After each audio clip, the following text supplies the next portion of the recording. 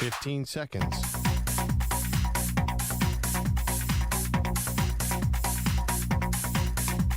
Break ends in 5 seconds.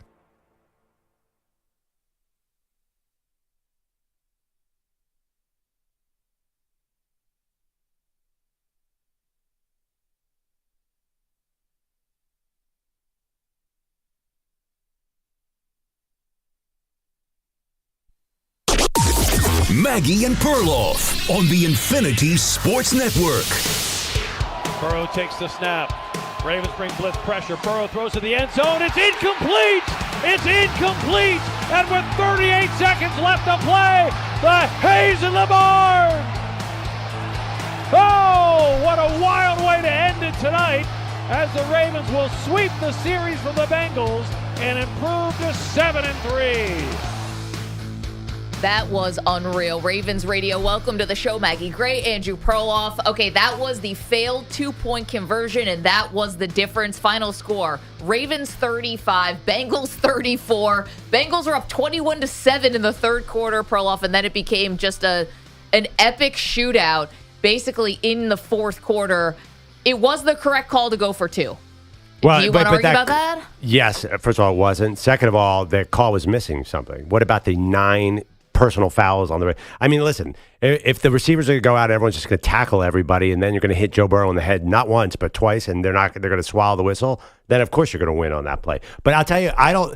You're right. There was a face mask that was missed. Yeah. There was a defensive holding that was missed on the two-point conversion. Two defensive holdings. Two defensive holdings that were missed on the two-point conversion that failed, and that ultimately ended the game because the Bengals attempted an onside kick. They didn't get it back, and that was it. Yeah, I mean, if Kirk Herbstreit is going to call out the officials, then there's no one on earth who's. So anyway, that was a disappointing ending. But you see, let's talk about the going for two. Okay. You watch the game. There's no way on earth the Bengals were going to hit that. You know why? Because they bombed on every other 4th and 2 throughout the game. Well, early they hit one, but they were not consistent in their short yardage situation. So I had no faith in them to get that play. And then you leave 30 seconds for Lamar Jackson. Jackson was definitely getting a field goal. The only way that you were going to actually have a chance in that game is if you did not put the pressure on the Ravens to score and they got to overtime. Because if they had gone up at that point by 1 point, then they lose the game on a Ravens field goal. Because they could not stop Lamar at all. They could not. Nobody could stop each other at the end of the game, but except for the Ravens on that 2-point conversion. But Justin Tucker is not the same guy. Okay. So I don't know. He missed an extra point earlier in the game that you thought was going to be a difference maker. And it always sort of is because you end up chasing. But I don't think that Justin Tucker, you can say without a doubt that they would have won the game on a Justin Tucker field goal. He can't hit one plus 50 yards anymore, basically. And I don't know if you can do that. That's your bet against Justin. Okay. Here's my thing, though. I want to be consistent about this because we just watched the Chiefs and the Tampa Bay Bucks. Now, a little bit different because the Bengals are obviously, they're a better team than the Bucks are. But you're on the road. You're in a hostile environment. You have not stopped the Ravens in about 35 minutes of real time. No. So why would you extend the game with them, right? Right. Like, why do you want to go to overtime? If I thought that Todd Bowles and the Bucks should have gone for 2 and they kicked the extra point and lost in overtime, I got to be consistent here, and I do believe that the Bengals did the right thing. Try to get out of there, win the game, and then have your defense at least just hold Lamar with 30 seconds left. I see what they were doing. From an analytics standpoint and a logic standpoint, you're dead on. But the reality of watching last night, you had, first of all, the Bucks would have missed their 2-point conversion as well. There is no doubt in my mind. But I just knew, I was positive they were going to miss that 2-point conversion because they were making some short yardage calls that were so mind-boggling throughout the game. They were saved by a lot of sloppy play by the Ravens. And penalties. Penalties by the Ravens on that final drive really kept it alive. I mean, legit penalties. And, of course, on that final play was the dirtiest play of the whole drive. And they got away with everything. Yeah. But I didn't have faith. The Bengals lost this game at so many different points before that ending. I'm frustrated. Full disclosure, I picked the Bengals to go to the Super Bowl, and I still think they're a Super Bowl caliber team that's going to end up like 7-10. But they just have mistakes. I mean, you knew up 21-7, as you mentioned, then Chase Brown fumbles. Of course he fumbles because that's the Bengals this year. They just find losing plays out of nowhere again and again and again and again. Well, that turned the tide on the game 100% because the Bengals appear to be in control. You kind of had both quarterbacks sort of get hurt in the game, nothing crazy. Lamar had hurt his hand. They were looking at the back of his hand. Joe Burrow got hit, I think, in the ribs or somewhere, and he was having trouble kind of reaching for his helmet. Like, both guys, and yet somehow they were coming up with, still coming up with explosive plays, exploiting each other's poor secondaries, and it just became this wild shootout. I'm curious if people are, upset about that 2-point conversion try, and you can call us at 855-212-4227. The Ravens keep winning these tight games when they make so many mistakes. Like last night, they had 11 penalties in the game. They should have been called for a penalty on the 2-point conversion. They didn't. They won this game. They're going to be in the driver's seat, I think, for the division because the Steelers' schedule is about to get way, way, way tougher. And then we got to talk about if the Bengals are making the playoffs. Yeah. Well, I think that's a wrong marker for the Ravens. This is absolutely Super Bowl win or bust. And that's a question. Not can they win the division, can they take out the Chiefs this year? And last night, you definitely have to worry about that defense. When Kyle Hamilton went out especially, then, man, they are really bad. And I asked our research team this morning, but apparently it doesn't exist. Yeah. Has a defense this bad won the Super Bowl? And it's going to be real tricky because we know this, there are a lot of common statistical metrics about you have to have a pretty good defense to win the Super Bowl. Yeah. Maybe the 19 Chiefs, maybe the Great Show on Turf Rams, but they're really bad, Maggie. It's interesting. But Marlon Humphrey came up with a big play. He got the fumble, and obviously Kyle Hamilton is one of the top 10 defenders in the NFL. He's unbelievable. I think he clones himself because one plays at the line, the next he's in the backfield. So there are players there, and also why did they trade for offense at the deadline and not trade for more defense? I know they did a couple little defensive things, but Deontay Johnson they did trade for. Who was terrible. Well, he was just kind of invisible last night. But no, he hurt them. I mean, he fell on one pattern and then he couldn't get out of bounds on another. He's bad. The leading receiver for the Ravens last night was Tylan Wallace, and that's because the Bengals couldn't push him out of bounds.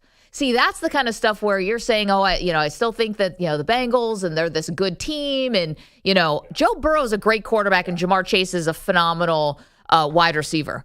Are they a good team, though? No. They're not. Okay, so let's get to the point here, which is they've got an all-time quarterback. They've got a great receiver. I understand that T. Higgins was out last night. Nothing's ever going to be perfect in the NFL. You're lucky if you have all your guys with you all the time. But they also do stuff that puts them in losing positions. This game, is going to come down to the slightest margins of error. And the fact that they let Tylan Wallace scamper down the sideline when three guys tried to push him out of bounds and couldn't just push him out of bounds. I'm not asking for you to stand in and, take a truck or something or do some wild defensive play. Push him out of bounds. He kind of went out of bounds. I don't think his heel was down. Yeah. I think that was right. Right. But you're right. They are not a good team. But that being said, you're going to look at it, I think the AFC title game is going to be the Ravens and the Chiefs. And look at how the Bengals played against both those teams. They lost 41-38 in overtime in the first game. They lost last night on a failed 2-point conversion. And they really were creative in the way they lost to the Chiefs. They're right there with the best teams in the AFC, and yet they're not making the playoffs. So that's unusual. But really why? Because, yes, you just pointed out that the Bengals are able to play good games against good teams. But they dug themselves in a hole early on. They're going to really rue the day that they lost to the New England Patriots in that opener. Because if you are now, which is what they are, vying for a wild card, now it's just going to come down to your record. The division record now is not going to be the thing because you're not winning the AFC North. So you got teams in front of you, like the Indianapolis Colts, like the Denver Broncos, the Chargers. I mean, you got teams right behind you like the Jets, EJ's Jets. This is not going to be easy. I think you have to. You might have to go undefeated the rest of the way because if you're 10-7, there's no guarantee of anything. Maybe you have room for one loss. You're right. The other thing too is Joe Burrow going to be? How many times did he get hit last night? Is he going to be able to last throughout the season? He hangs in the pocket because the last night was such a must-win game. At a certain point, he's probably taken too many hits, I would think. And how many? If Orlando Brown can't show up for this game, when's he going to show up? And he's usually very durable. T. Higgins isn't going to show up for this game. When's he going to show up? So they feel like a mash unit. That's the big problem, too. And to be honest, Burrow's not durable. He's awesome. He's tough. fantastic. Oh, he's tough, but he's not durable. Well, so you're asking he's going to be taking hits after hits after hits. They're going to accumulate. So you're saying that the Bengals may have to win out. Can I give you their schedule the rest of the way? Yeah. Chargers, at the Chargers, that's going to be a that's tough. Sunday night game. That's not easy. Then they're bye. They will not lose that week. Bet on it. Stunning analysis that you can get only here at Yeah. M&P. Then Pittsburgh. They should, if they're going to be a playoff team, they definitely should be Pittsburgh. At the Cowboys on a Monday night. I like that. At Tennessee. Good. Home Cleveland. I like that. Home Denver. Oh, good. At Pitt. To finish the season. Okay. Well, that's a team. The Steelers are a bit of an unknown, right? They just put in Russell Wilson. We'll see. That's not impossible. That's not impossible at all. That Chargers game is really tough, but not impossible. Are they a good team? Yeah, I think they are a good team. I understand what you're saying. There's just like little moments. The coaching is not great this year, but they had opportunities last night. There's one drive. They had 3rd and 3 about the 45-yard line, and they try a deep pass on 3rd and 3. Okay, you go over a shot. Then they try another deep pass on 4th and 3. Again, like Zach Taylor lost his mind several points last night. His strategy, like we're going to go for it on 4th down to keep it out of Lamar's hands, don't let them get rid of them, was smart. But they just, for some reason, they can't take advantage of these opportunities to close the door this year. You know what I thought the story was going to be about 3 quarters into this game? Lou Anarumo is back. I thought the Bengals defense and forcing the Ravens into all these punts, well, that's out the window. Well, listen, all these punts, early in the game. Yeah, I know, but they kind of it was the end of the first quarter and Lamar had one drive. It wasn't like the time of possession. That's winning football. That's a way to win. They got really lucky, I think, to have these massive drives to keep the ball out of Lamar's hands. Then it was just a matter of time. I think that is one of the stories. I said to EJ earlier this morning, have you noticed Lamar Jackson has completely mastered the game of football? It's so easy for him right now. And he was hurt. He clearly couldn't run like he usually did until the very end.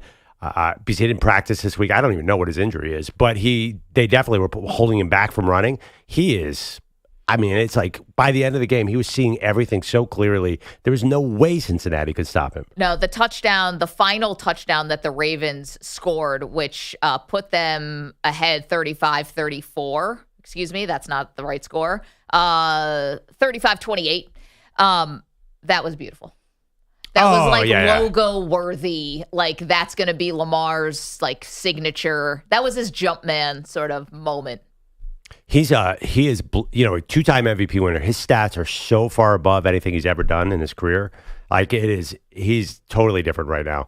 And also, last night you didn't really even see them. All of a sudden, Tywin Wallace not only had that big play on the sideline, had another big play. He has targets. You don't know where they're coming from. You can't really stop anybody. And we didn't even see Derrick Henry last night. He was okay. He was hasn't fine. Really been a factor in both of their games against the Bengals. And you had no Likely last night, too.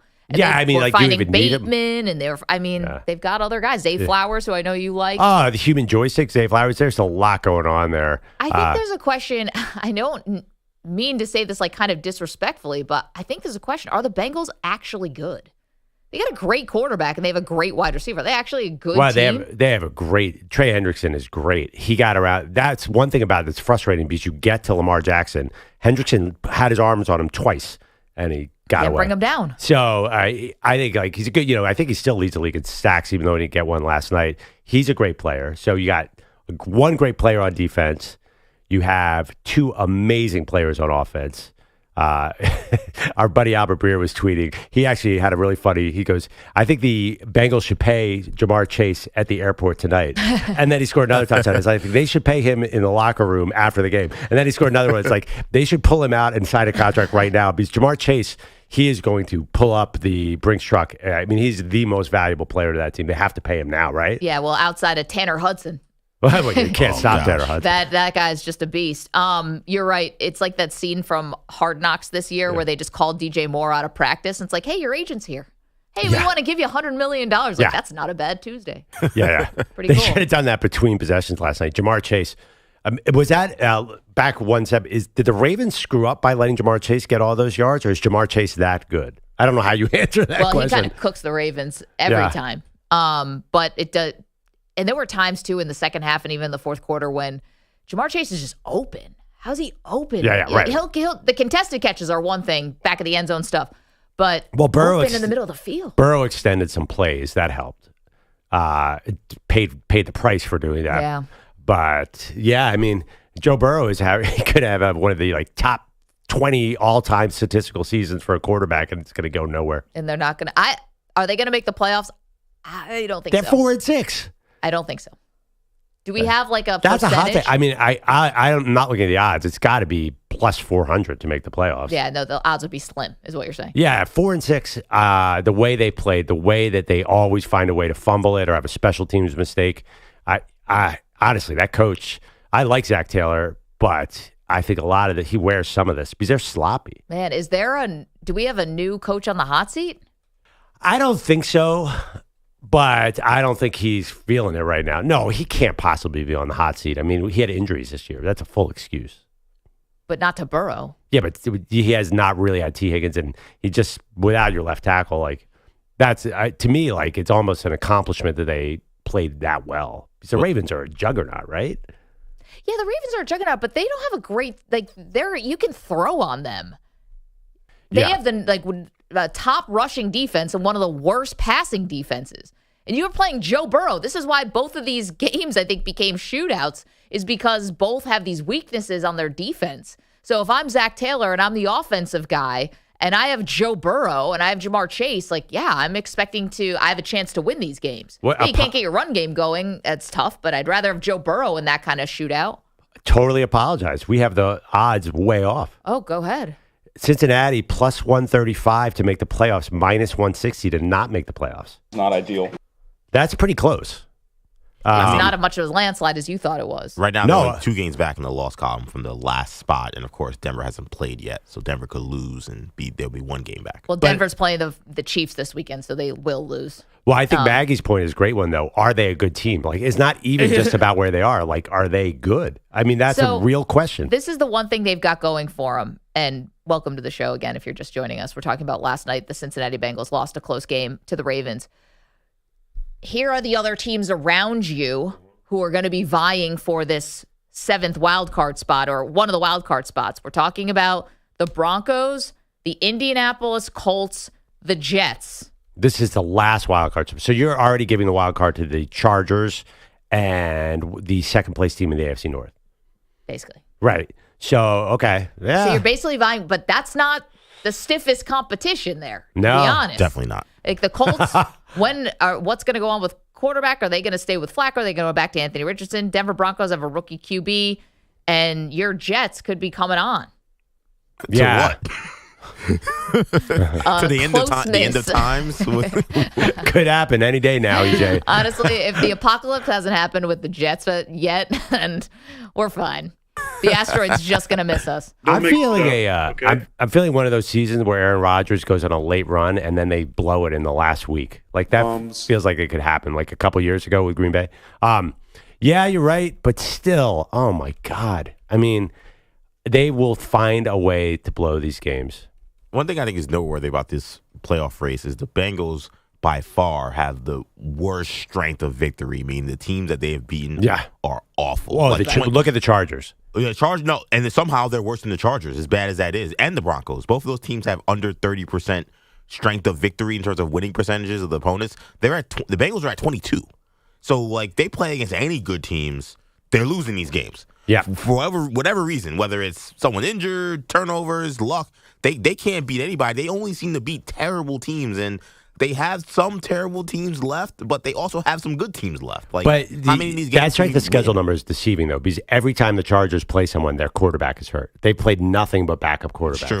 So, but they're probably a good team. Yeah, you're right. There's no doubt about it. They went over that a lot on the program last night. They beat the Panthers, the Giants, the Browns, and the Raiders. Those are their wins.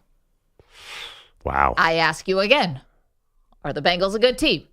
Now, we've seen them go down to the wire with the Ravens twice and with the Chiefs. So, it's deceiving. I think honestly, the announcers mushed them a little bit last night. Herbie was like, something happens to the Bengals in November. Look at Joe Burrow's eyes. And then they proceeded to make about 9 mistakes in a row after Herbie said that. I was like, dude, don't do that. Don't do that to the Bengals. I know you're upset. I kind of want to start a petition to remove the look in his eyes. Well, but then they must have gone 50 times to Burrow's eyes. I never realized he's a bit psycho. I like it in the most beneficial way. They all are. I'm Joe. Maybe the look in the eye thing. Because, at the same time, you're not really... Are you looking at Marlon Humphrey's eyes? Because I'm sure he looks crazy, too. Yeah, you're probably right. They probably all do. Lamar, on the other hand, doesn't look crazy because he doesn't seem to feel any pressure. He doesn't even seem to know he's in a good game. He's like, I don't care. It's a close game. I'm going to beat you. Like he is. That was a quarterback duel. That was such a great quarterback duel. Two of the best in the NFL, maybe the two best, possibly. Oh, my God. Well, no, Mahomes and Josh Allen. But they're all in that mix. That is really cool. And so did what? Just something about, I'm really impressed with like Lamar, these lob passes. Like how, I'm like, oh, he's throwing it away. And then it lands in someone's hands. Unreal. Because it's unbelievable. You think the play is dead and he finds something. 855-212-4227. All right, we just unloaded info dump right there on everything that happened in the game last night. Great game. Thank God. Finally a good Thursday night game. It was awesome. So you're welcome to weigh in. Are the Cincinnati Bengals a good team? Are they going to make the playoffs? And does Lamar have this third MVP wrapped up? 855-212-4227. You're in a 5-minute break.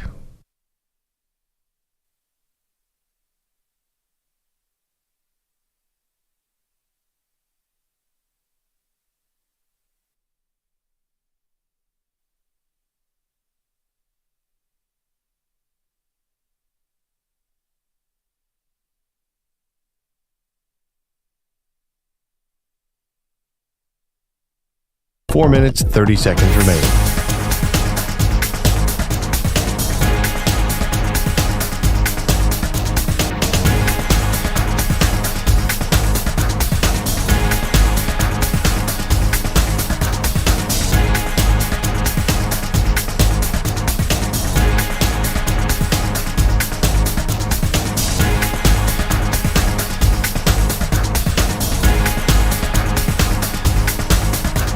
Four minutes remaining.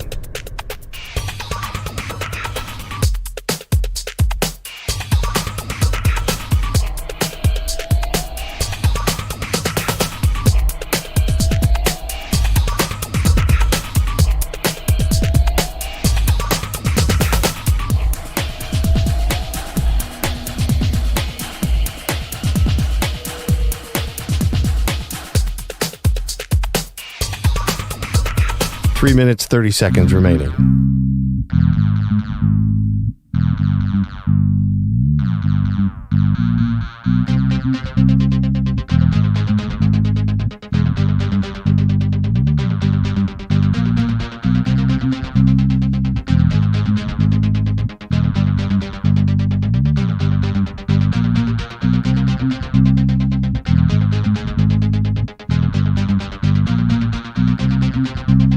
Three minutes remaining.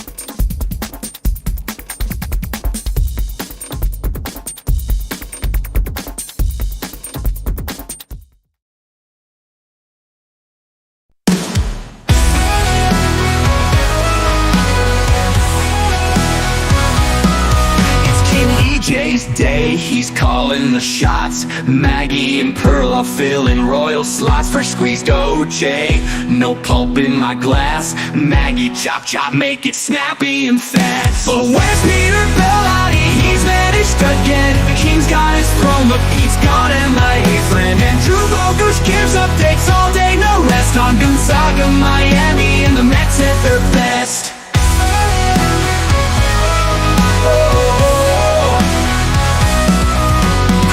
Squeezing oranges till his hands ache, and Maggie's fetching muffins, maybe a cake. And Drew Bogusch keep those updates on repeat, but Peter Bellotti's still missing his scene. Oh, where's Peter Bellotti? Ain't he on the team? King EJ's ruling, but Pete's lost in a dream, while Andrew Bogusch drowns in mixed news and stats. Peter Bellotti still missing his seat. Oh, where's Peter Bellotti? Ain't he on the team? King EJ's ruling, but Pete's lost in a dream. While Andrew Bogusch drowns in mixed news and stats. Peter Bellotti's Houdiniac leaves us flat.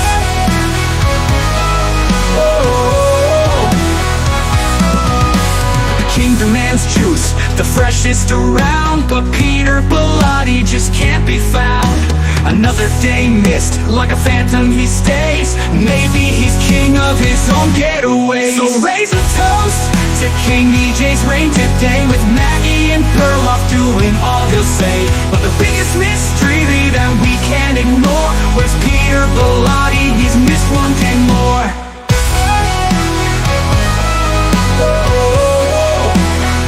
One day more.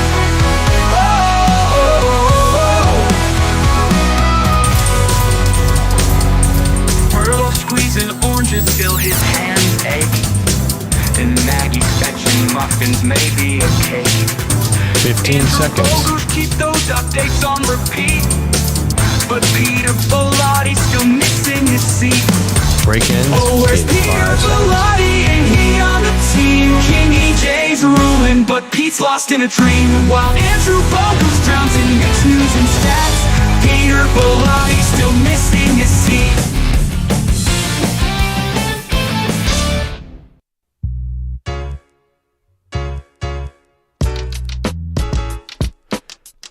Welcome back to Maggie and Perloff. I do not like what's going on right now one bit. For some reason, Andrew Bogusch is here in the studio early. Nico is in the studio. I don't like that. Hi, guys. Maggie's Hey, here. Manny is here. And EJ is here. What's going on, Mag? Well, we came to our senses yesterday and came to the realization that we had an outstanding bets to pay off. We thought, why not do it today? Now, before the baseball playoffs started, we did a home run sort of tally. Everyone got their teams, and whoever's guys hit the most home runs, they became king for a day. All hail King EJ. Yeah. He is king for the day. You get to give punishments to every single person who was on the show that day. Refs suck. Look. So Manny is in running the board today. Nico was actually running the board that fateful day. Well, how the turntables have.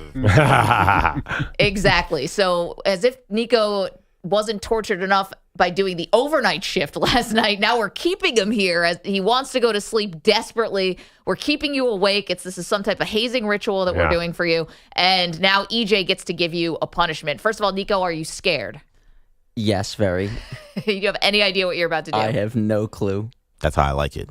I like a little fear. Oh So I don't What a like, tyrant this guy is. I don't like it being perceived as punishment. Okay, it is just declarations that are handed out, and it's not a punishment. It's just king declarations that are being done. It's all good. Yeah, it's an opportunity. Exactly. Yeah, I don't think he's looking at it that way. Thank you in advance, EJ. I'm So you're glad. saying you're not Wow. a tyrant? What a merciful, benevolent king you Yes, I'm a progressive All king. hail. And I'm so glad Maggie mentioned the word opportunity, because for the first time in a King of a Day, Nico will have an opportunity to get out of this. But Nico, the problem is you said you didn't know what GQ was, which was quite surprising to most. But GQ has been doing Sexiest Man of the Year since 1995, actually. And I know you're a youngster, but if you can give me who the first athlete to be named Man of the Year for GQ, you can get out of this. 95? Since 95. Now, it doesn't mean that Okay. it was in 95. Oh, gotcha. But Okay. since 95, the first athlete, and it's going to be a man because it's a male thing, obviously. If you can name that, you're done and you can go home. So you're saying since 95 there's been The first one. Nico, think about this. You know what was going on in the 90s. I don't even know who it is. I just have a guess. Who was the team of the 90s? I have a guess, too. my first thought was the Chicago Bulls. I think that's a good first thought. That's not where I'm going. Okay. I'm going totally different than both of you guys. I know who you're thinking. You're thinking gift package. I am. That doesn't come out sounding right. Gift Thank you. package. I don't even know what He that might not know means. that reference either. Lord. This is why you got yourself in this position, Nico. It was more of a gift basket. Sorry. If Right, I think right. if we're remembering the story correctly. Yeah. It was a rumor. It's Package all is an alleged. appropriate word in this That was situation. involved though. as well. Yeah. Yeah. Yeah. When I think of the 90s, the first thought was Chicago Bulls. Then I think of the Yankees. Your Buffalo Bills. Okay. It's so- not the Bills. It's not Not the Jim Bills. Kelly. Okay. Listen, Bruce Daryl Smith Talley. was a stunner. Yeah. Cornelius Bennett was a real looker, but Yeah. it's not him. We're going to go with Yankees. Wait, It's got to be Derek Jeter then. before you guess that, I'm going to guess it was more recent, and it was Travis Kelce. I'm sticking with Jordan.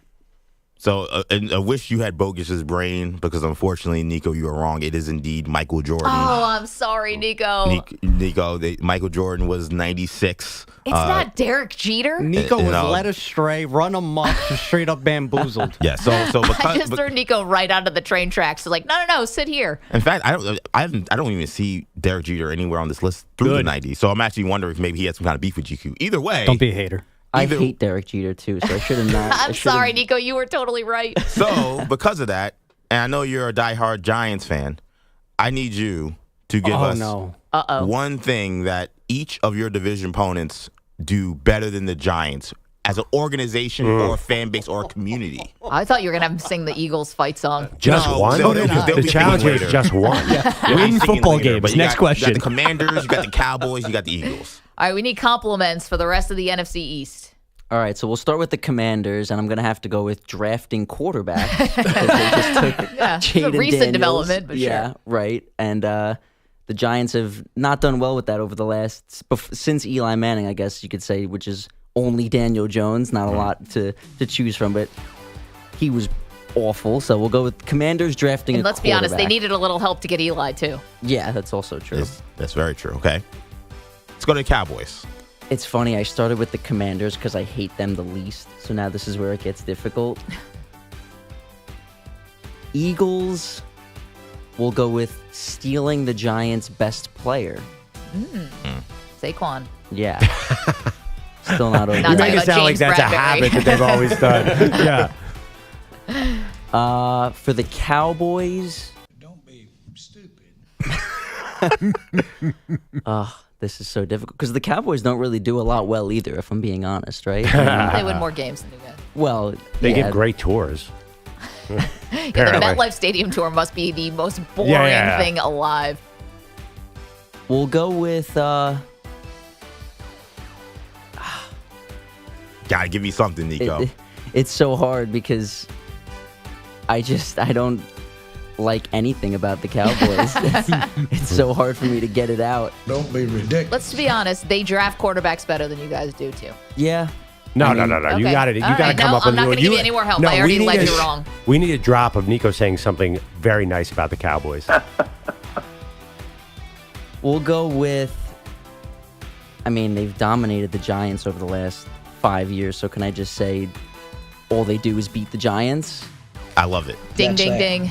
There we go. That hurt. I'm not going to lie. That really hurt.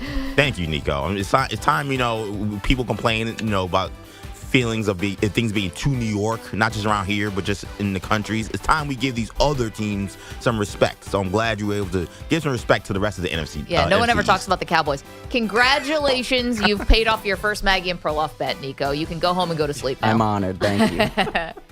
And sorry about that whole Derek Jeter thing. Yeah, Bogusch. remember who had your back, Nico. Listen to me. Who you were think fine. Michael Jordan is a sexy I don't see. guy? I don't see Jordan. Always. Oh yeah, he was the man. But I This picture of I Jordan, think he there's looks actually like an he looks out on fine. this. There's an out on this. What? In 1986, Mark Harmon was named the sexiest man alive. Now, anyone who knows deep history of Mark Harmon, the actor from Summer School, he was a quarterback at UCLA. He was a star football player. So maybe, Nico, you can argue about this. No one here knows who Mark Harmon is. I know who Mark Harmon is. Yeah. Remember on I've cable, seen Summer School. If you were old enough to have cable television, Summer School was on. This is a great, silly movie. Mark Harmon's pretty good. He was a baller, like Burt Reynolds. Like he was a really good football player. But I don't see Michael Jordan listed. I'm looking at I'm a literally different looking list. at GQ's Men of the Year cover stars. Oh, And- GQ. I'm in People. No wonder. Yeah, I had to. Get your sexiest man alive Yeah, straight, I'm Perloff. sorry. I'm Jeez. sorry. Oh my God. I know it's early, but no excuses. GQ. Do they? Oh, they do Man of the Year. We just inserted sexiest. That's about right for our show. Bogusch, why don't you get to the headlines? Nico, you can go. Good job, I don't want buddy. to keep you here any It was longer. a pleasure. Well, Nico, you can go. But before Bogusch does his headline, Yes. Ruh-roh. there's one thing for Bogusch now. Wait, you want to pay off 2 in the same hour? Yes, and it won't even take any time because I don't know about you, Bogusch. It feels a little chilly. I think maybe you need a little something to keep you warm. So give me a second. You can start your update. Oh, I thought. Okay, fine. Headlines are sponsored by. I'm not saying anything out loud to give you any ideas. This is going to be painful for you. Headlines are sponsored by Prize Picks. Football season's here, and Prize Picks is the best place to get real money sports action. Oh, yeah. Download Prize Picks. Yes. Oh, boy. That's a New York Knicks warm-up jacket. Bogusch hates the Knicks. That's a beauty. I hate Knicks fans more than the Knicks. Fair. Okay. I hate Manny for being really specific. Just wearing a Jalen Brunson jersey just cause. Sports team. Where was I? Football season's here. Prize Picks is the best place to get real money sports action. Download Prize Picks, use code MANDP, and get a $50 credit instantly when you play $5. Must be present in certain states where it's lawful to wager. Visit prizepicks.com for restrictions and details. You look a little you look a little green, like something is. You look revolted. Itchy. Yeah. The Ravens and Bengals do not disappoint in overtime thriller last month. A 1-pointer last night decided on a failed 2-point conversion. Imagine the highlight package that Chris Berman could do this morning. Joe Burrow, Jamar Chase, Lamar Jackson, Burrow, Chase, and the Bengals built a 21-7 third-quarter lead in Baltimore on Thursday Night Football. Zay Flowers. Whoop! But then running back Chase Brown fumbled. Zay, you better buy your wife some flowers. You sound like Chris Berman in the nursing I kind of home. sound like Paulie from an iron lung. Yeah, just like with the walker, he's like muttering to himself, "Oh, you wouldn't have believed it, Zay Flowers." Like, that's not Berman. Rashad, man, is that guy open? Isaiah likely not playing tonight. They'd be like, "All right, Mr. Berman, back over here for your applesauce." So it was 21-7 Bengals in the third quarter. Chase Brown fumbled. The Ravens then found the end zone on their next 4 possessions to take the lead. Chase's third TD catch of the night had Cincy within 1 with 38 seconds to go, but Going for 2. Snap. Burrow in the pocket. Burrow, soft toss. It is incomplete.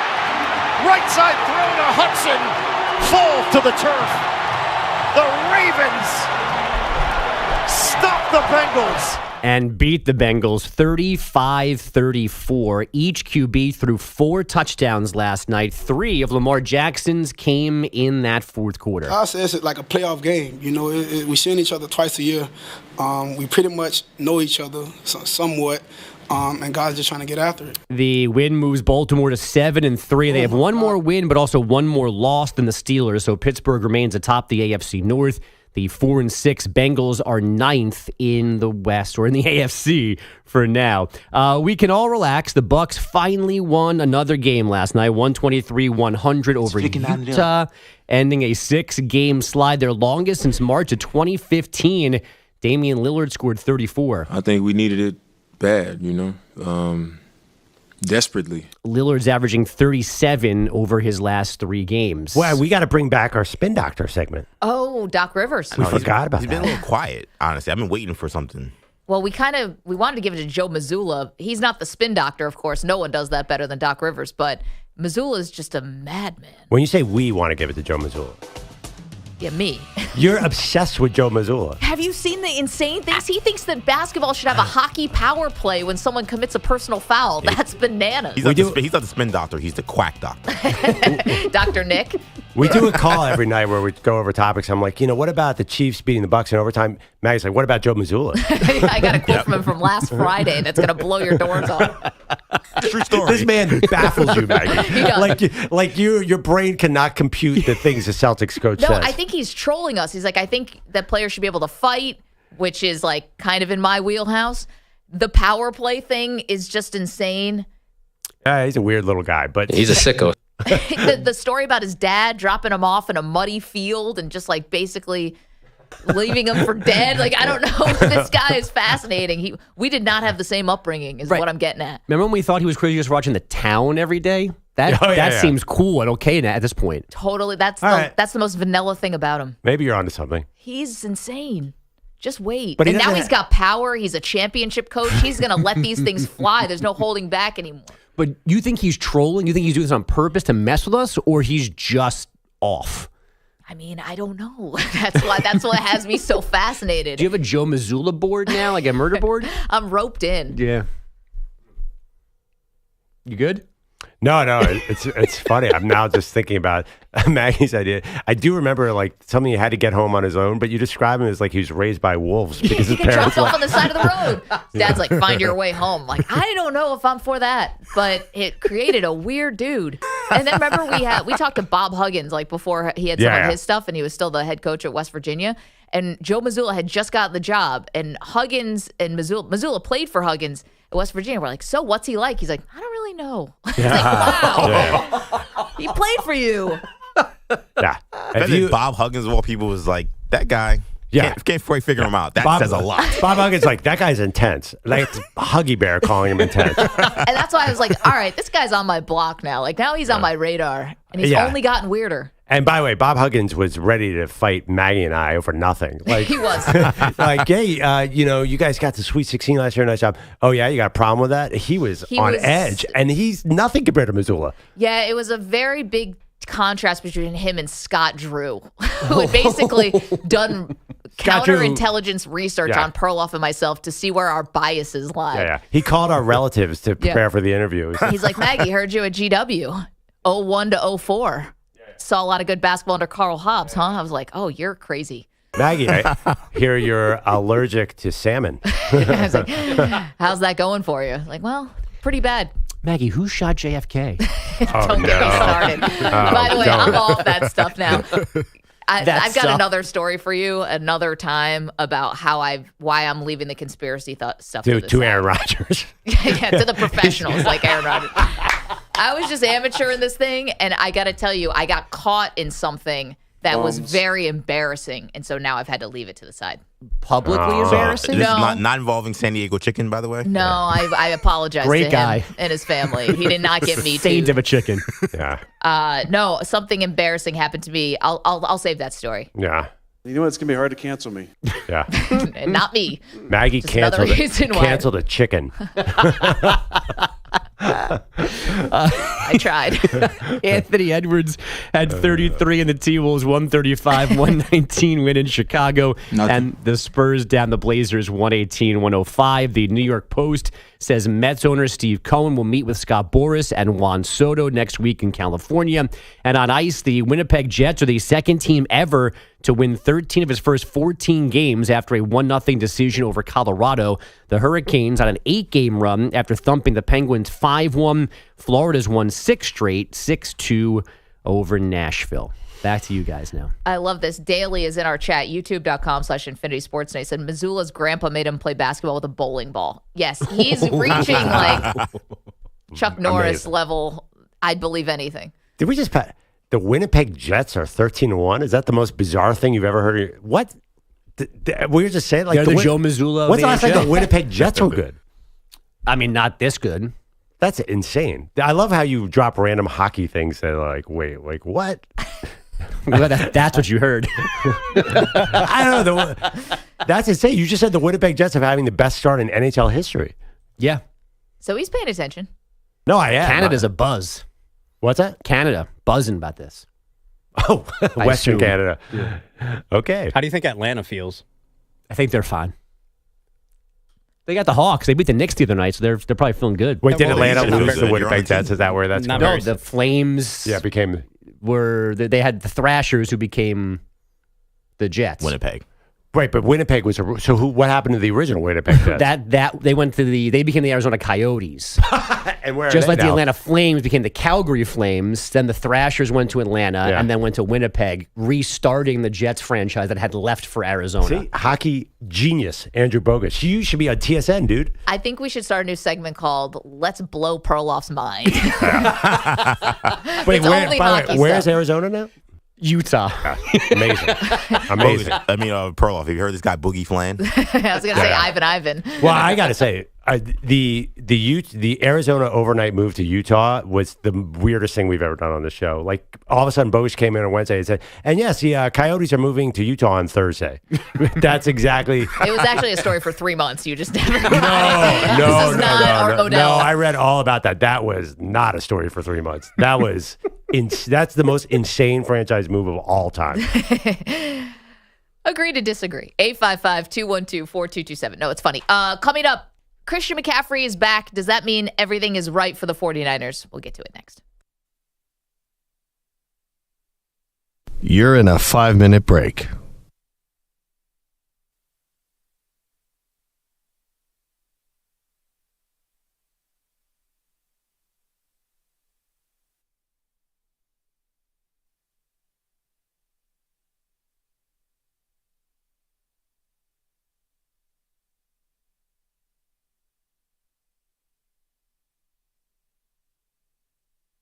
Four minutes, 30 seconds remaining.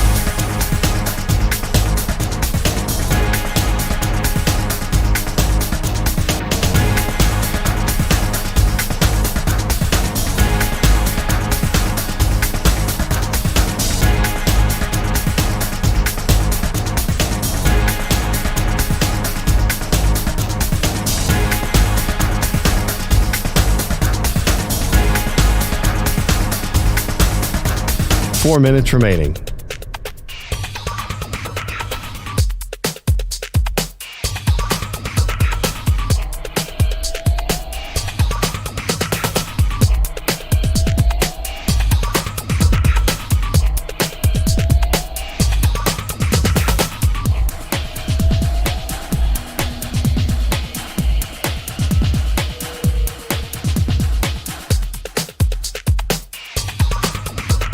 Three minutes, 30 seconds remaining.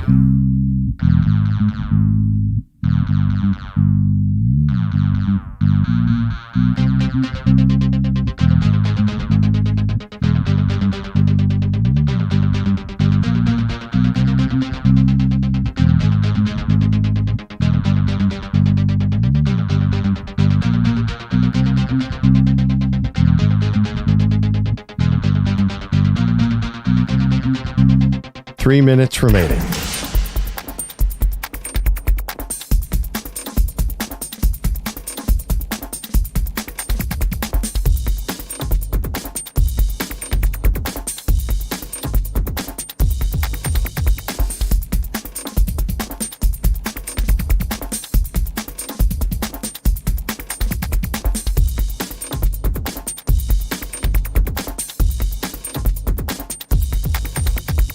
Two minutes, 30 seconds remaining.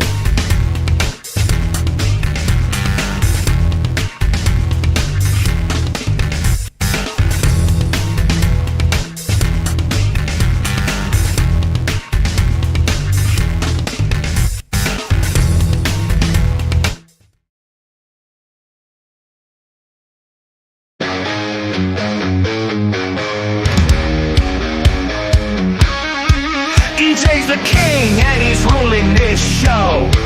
Maggie and Perloff gotta go with the flow. Fresh squeezed OJ, get it in my hand.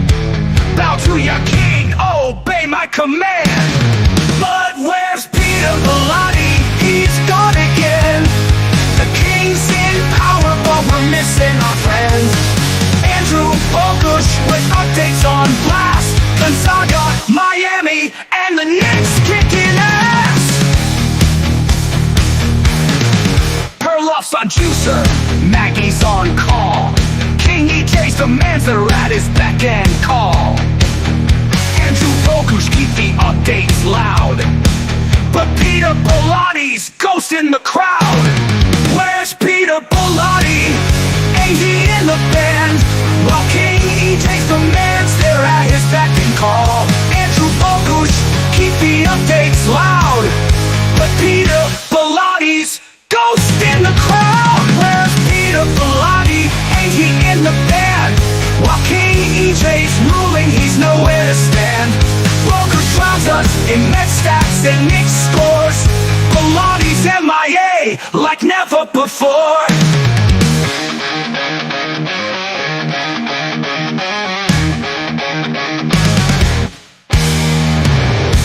Bologna, Houdini in disguise. We're sick of his acts, his permanent goodbyes. When King EJ reigns, beats out the door, gone in the wind like a phantom encore. Where's Peter Bellotti? Yeah, who knows where? EJ's got his kingdom, but Pete's never there. With Maggie and Perloff, Bogusch on loop, we're rockin' without him. Bellotti's a stew!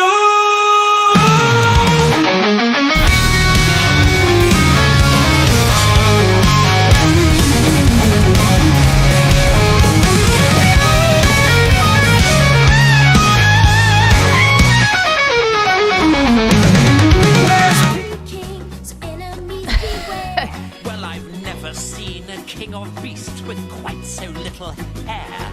EJ is king for a day. He won the baseball postseason home run bet because he had the foresight to take Giancarlo Stanton. Good on you. And Fernando Tatis and Shohei Ohtani. And to be honest, we were all doomed. This is definitely the cartoon version of Lion King, right? Oh, yes. The real version. If you have kids, you know both the real version. I'm sure you know this too, Maggie. The real life version of the Lions. Yep.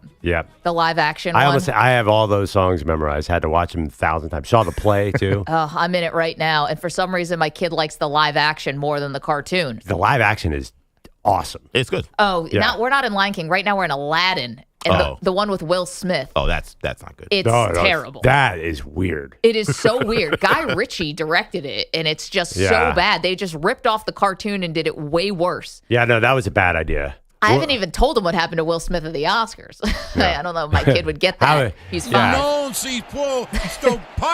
You see, Will Smith and his wife had this podcast at a red table, and then, and Chris Rock made a joke about it, and then Will Smith got up there and smacked the bleep out of him. Yeah, that would be hard to explain. That's a 6-year-old. Yeah, we got distracted. Sorry. Yeah.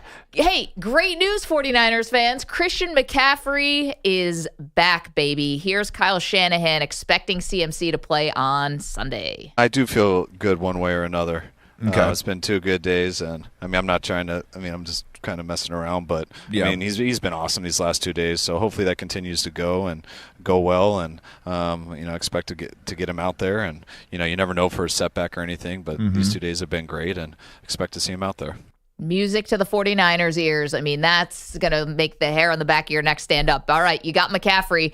You got a shot here, Perloff. They have to go cross-country, which can be a little bit tough, to go face the Tampa Bay Bucks, who are coming off of a short week. They lost in overtime to the Chiefs, yes? What's the spread on this game? I thought it was 5. Only God knows. I mean, I don't understand. Like, the Niners should roll here because they had the bye. Everybody gets healthy, and the Bucks still don't have, like, who are the Bucks? I can't believe the Bucks receiving core. Like, how are they going to compete with now having Christian McCaffrey and the Niners offense almost fully formed?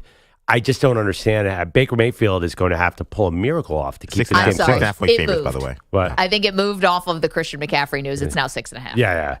I believe it was 5 earlier in the week. I thought it was even less than that at a certain point. Oh, maybe it opened at 4 or something. But no, it's this feels like the Niners. I heard somebody say last year off this situation, off the bye, they just completely housed somebody. It feels like they're ready to explode offensively. Yeah, but again, it's a cross-country trip, and how is McCaffrey going to be on some kind of pitch count? Is he going to be, full go? Why, pulling back here, why did the Niners pay him this year if he wasn't going to come out till week 9? Thank you. Well, I asked this question multiple times. Wait. No, you asked it when they paid him? But yes. How'd you know he wasn't coming out till week 9 or 10? No, I didn't know that. I just didn't first of all, none of us really knew that he was maybe holding out in some of the off-season workout stuff. How do you hold out knowing you're so injured that you're not going to play half the season? That I feel like this is not, the injury aspect of it is not being talked about enough. Well, by the way, they gave him he was already one of the highest paid running backs in the league. I know he does more than just running back. But they just gave him a raise. Meanwhile, you had Ayuk out here was begging for a contract, and Trent Williams was begging for a contract, and they made them wait all offseason. And McCaffrey got done really quickly. Granted, it was less money than Ayuk, but still. Yeah, and Ayuk probably was not a great idea anyway. They probably should have he's out not, for the year. Probably not paid that guy. But I just think it was like interesting. Like we actually talked to, who is it? Chris Rose, at NFL Network, told us that he did a random interview with McCaffrey and was wearing a walking boot and nobody was talking about his injury. It is crazy that he didn't come back till week 9. I don't think anybody saw that coming. Well, and let's see how it looks. Yeah, great point. So that's to me why that's a stay away for me in terms of betting. We're going to get to our picks a little bit later on the show. But I'm curious with the 49er fans, does this now fix the season? And by the way, nobody else has really distinguished themselves in the NFC West. This thing is totally winnable. Who's getting hurt this week is the second question. Who's going? I mean, come on. What is going on with that team? How many plays in a row can Debo do? Coming up next, the college football coaching carousel. Just got a little bit of an update. Tell you next.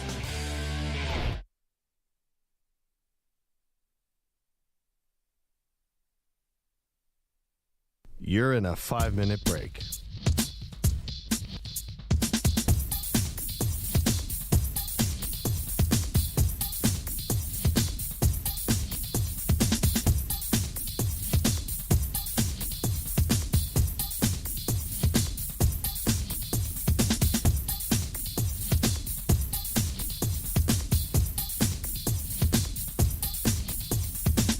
Four minutes, 30 seconds remaining.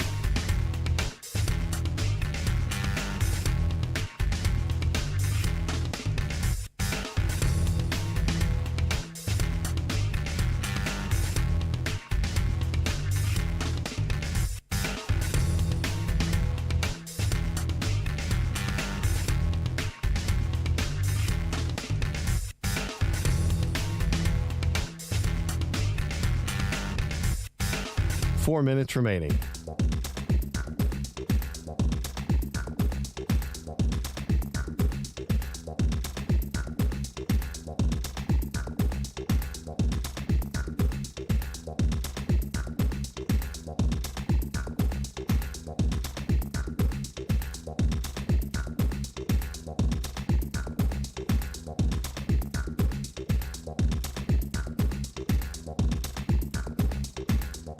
Three minutes, 30 seconds remaining.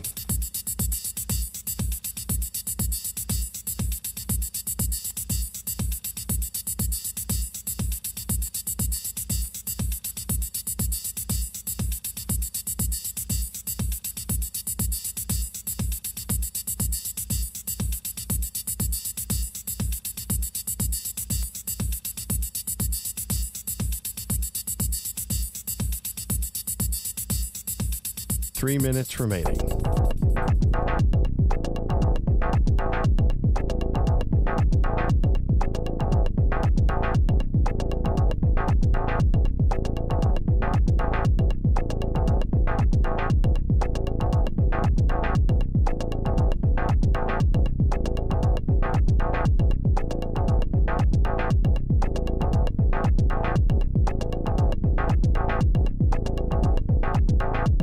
Two minutes, 30 seconds remaining.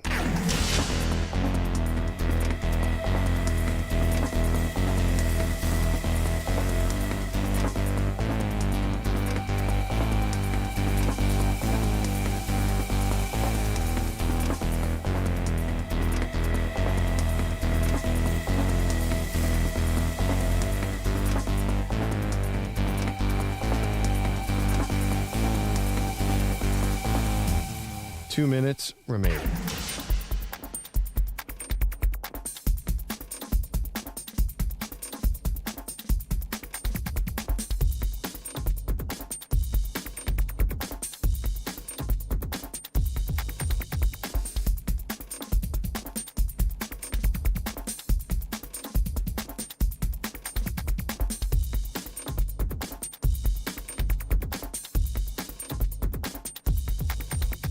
One minute, 30 seconds remaining.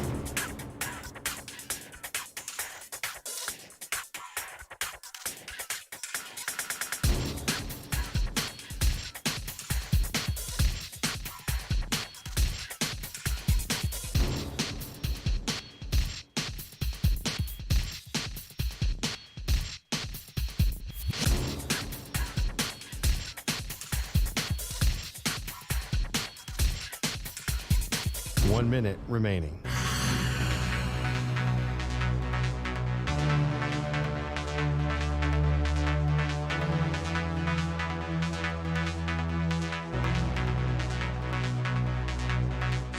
45 seconds remaining.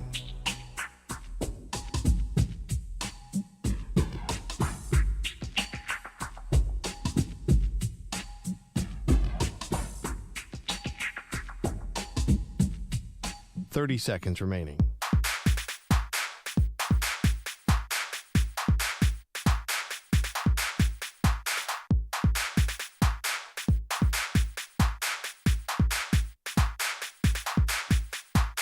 Seconds.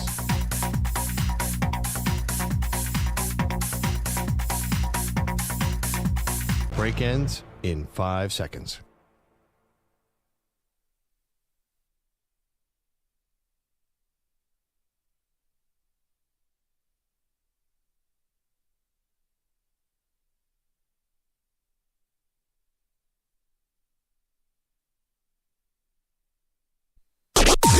Maggie and Perloff on the Infinity Sports Network.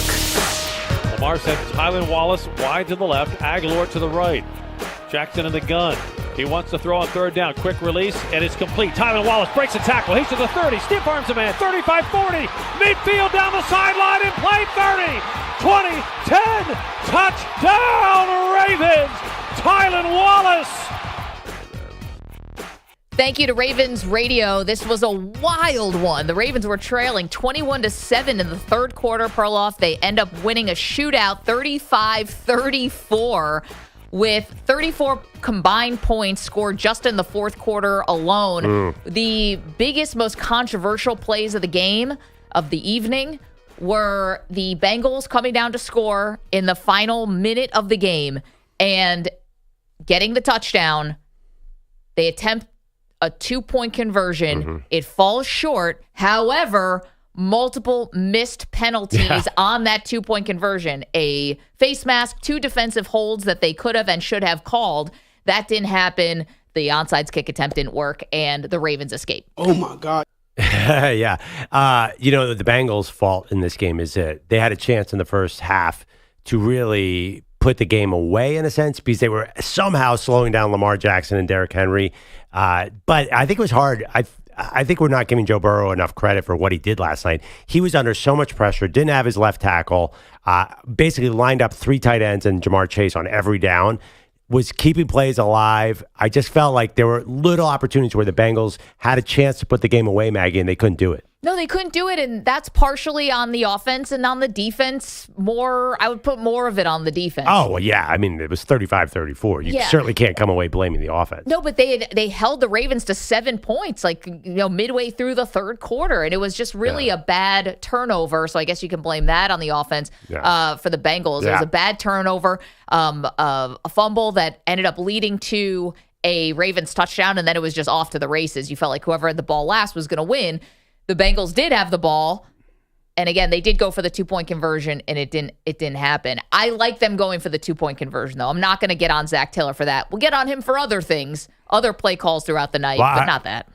His fourth down and short calls were hot garbage all night long. Yep. I mean, really, I think he was bailed out on one penalty. Just generally bailed just out on 2 because of penalty. Just get a first down, dude. You don't have to throw it 50 yards. And I blame Burrow, too, because Burrow made some reads on fourth down that were just stupid. Can I give you a real big example of one? So you're in the game, you're up 21-20, and that's only because Justin Tucker had missed an extra point, which is very rare. You're at a 3rd and 3. You go deep incomplete to Jamar Chase. Then a 3rd and 2. Then you're at 4th and 2. And again, another deep pass, this time to Jermaine Burton. You got to get 2 yards. Why are you going for everything? And I think because the Bengals had actually been bailed out a little bit with some calls on 4th downs, especially their opening drive where they get bailed out on, I thought, a questionable holding call that set them up basically 1st and goal at the 2. I think they thought they were getting the flag there, and they were not. Instead, just try to get 2 yards. Don't go for everything on a 4th and 2. Yeah. And then what happens? 7 plays later, the Ravens score, and now they're up 28-21. Yep. And now you're playing catch-up. Story of the year for the Bengals. Missed opportunities, ill-timed mistakes. I guess that comes on the coach. It certainly doesn't come on Joe Burrow. That guy's done everything he can. I think they're going to miss the playoffs and be one of those teams like, oh, man, this was a missed opportunity because they're going to be one of the best non-playoff teams we've seen in a long time. Usually when you have a quarterback who's playing as well as Joe Burrow, you make the postseason. Yeah, absolutely. And he's somewhat healthy. I mean, he and Lamar both got a little banged up in the game last night, but without his left tackle, we talked about is he tough, but he's not durable, like the difference there. Well, he'll gut it out if he can, but he's also missed a lot of time with injuries. You don't have your left tackle. You're in some third and long situations. It's tough. Right, and the Ravens had any pass rush all season long. All of a sudden it got going last night. You know what hurt the Ravens? What's that? When Kyle Hamilton went out. I mean, he is a one-man show on on defense, their safety, here's a good question for you. We talked about this, EJ and I, before the show. Kirk Herbstreit and Al Michaels compared him to Troy Polamalu as a do-it-all safety who is the key. When your safety is your Defensive Player of the Year candidate, it says something about your defense. I don't know if it reminds me of Troy Polamalu. You and I have seen Troy Polamalu live. He's like a Tasmanian devil. Kyle Hamilton seems a more refined player than Troy Polamalu in a way. Yeah, I guess so. They're not the same size either, right? Well, Troy Polamalu was big. Was he 6'4"? No, but he was not tiny. I guess when I think about Troy Polamalu, the images for me is just him around the line of scrimmage is where he ended up being just doing a lot of damage close to the line of scrimmage. Also in coverage, it's both. I don't think of Kyle Hamilton as someone who's ever around the line of scrimmage. Oh, well, last night he made a huge play. He snuck up and stopped a run. He lines up everywhere. Yeah. I think he's more Ed Reed in the sense that you don't know where he's going to be at any given point. I think it's funny. I think of Polamalu as a hitter. You're right. He's only 5'10". And I think of Ed Reed as a hitter. Oh, really? Ed Reed is a hitter. I mean, Polamalu is brutal, but yeah, I think of Ed Reed as being, I think Ed Reed would be the greatest safety of all time. But but he's more of a cover guy. I don't think I think he's the all-time leader safety in interceptions. He was just a ball hawk.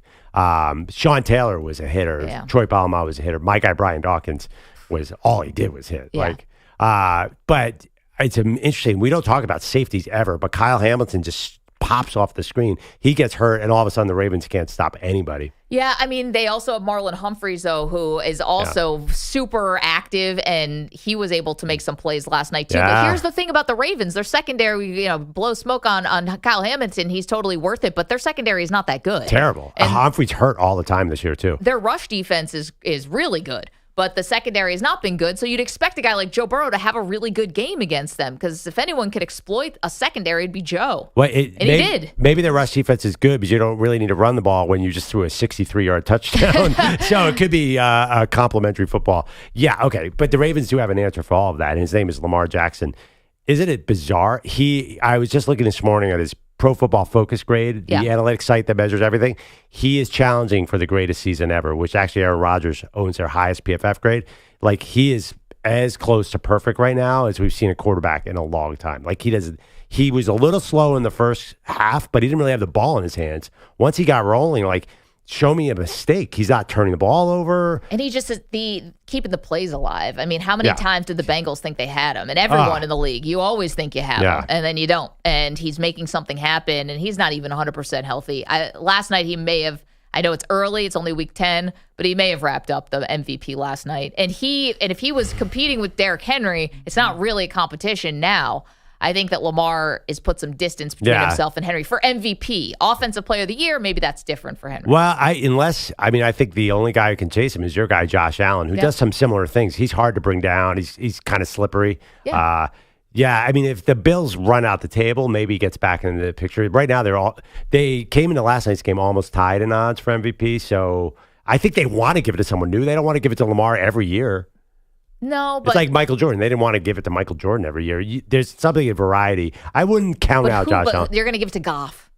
You're really going to give it to Jared Goff. I mean, Josh Allen. No, it's going to be Allen. But they still have to play the 49ers. They still have to play the Chiefs, and they still have to play the Lions. But there's a narrative. It's a lot of tough games coming up for the Bills. There's a narrative where the Bills have no receivers, and Allen saved them. So if the Bills go on a crazy run, I'm telling you, if I'm a voter, the Ravens blew out the Bills. But that was a long time ago. No, I don't think so. I think Allen's the only one who has a chance. Because the other one who would have a chance, if Burrow had won last night, he would have had a great chance. But unfortunately, you can't give MVP to a guy who's not in the playoffs. So I think that there's a couple interesting things coming off this game. One, will the Bengals make the playoffs? 2, are the Bengals a good team, which we've been wrestling with this morning, and we've got that poll up for you on X. They've got a great quarterback. They've got a great receiver. But are they a great team? Because they find ways to lose games. I think they are a great team. I think they're a really good team. See, you picture that team last night if you had instead of throwing to, what was the guy's name? Garth Hudson or some Tanner Hudson. Imagine Garth if all Hudson? those. Where'd you come up with that? He's the keyboardist in the band. Oh, sorry. Yeah, he's a famous musician. Anyway, Tanner Hudson. What by if the you way, had snuck under center to do a quarterback That sneak, was awesome. which told you a little, I think, about Burrow and where they want to protect him. All those targets were T. Higgins? Can you imagine like the difference between like T. Higgins after the catch is not an easy tackle. Do you think if T. Higgins had a contract, he would have played last night? I don't know. A quad injury sounds like an NBA load management injury. No, Tendinitis. I mean, it can't be that. It can't be the contract. No, I mean, everyone had to be all hands on deck last night, although Orlando Brown wasn't there and T. Higgins wasn't there. So, yeah, I'm not going to question their injuries. I'm just saying we're talking about this being a potentially disappointing, very disappointing season for the Bengals. Right. And how much do they all have to own it and wear it? Yeah, because if you are going to re-sign T. Higgins, then it was stupid to play this game with him to put him on the franchise tag. Well, I'm just saying, if you ask, are they a great team? You have to add them in and judge them by the end of the season, assuming everybody can be there healthy. That could be a great team. I think that would be a really great team. If they made the playoffs and Higgins was on the field, they're really, really dangerous. I don't think they are a really great team. I think they've got a really great quarterback, and we're used to if you have a really great quarterback, you have a great team. But I think this is one of those where you got to actually parse it out a little bit more because I think if you're a really great team, you're not getting smoked by your Eagles at home. Don't know what happened there. Honestly, don't. Well, I don't think they're really great against the run, and that was a problem. Okay. I get that. I hear you, and I get that they're in these games against the Chiefs and against the Ravens. First of all, division games, so you probably should be in these games. And I get you're going to play really hard and play well against the Chiefs because Lou Anarumo just has some kind of secret elixir that can stop Patrick Mahomes and no one else has it. But they still lost that game, and I don't know if I trust them. That I agree with, but I still think.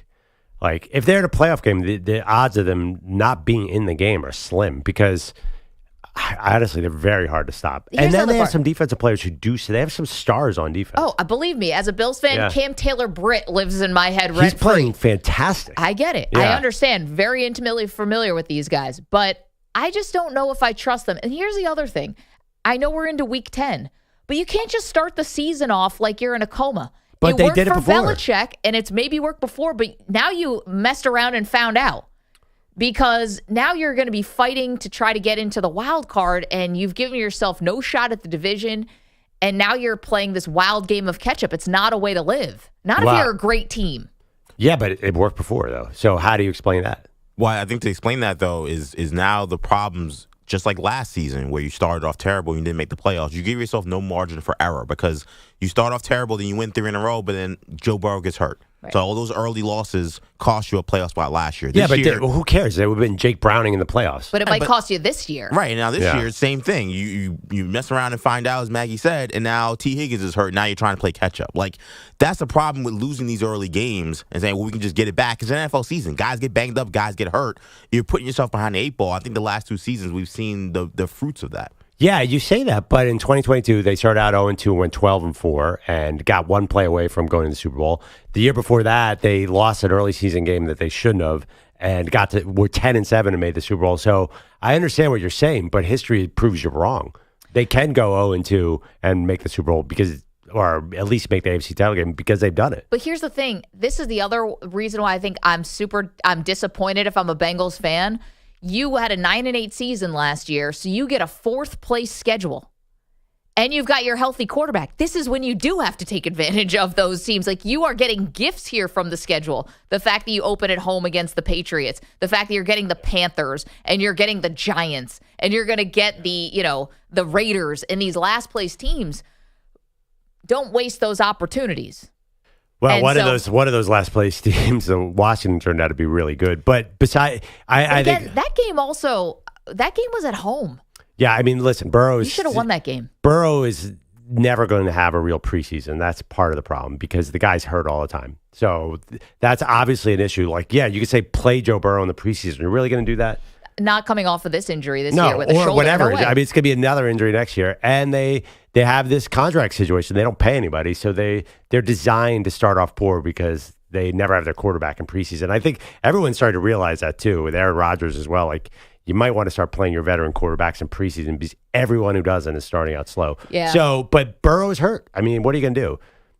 Well, not now. He got banged up a little bit last night, but he was banged up a little bit.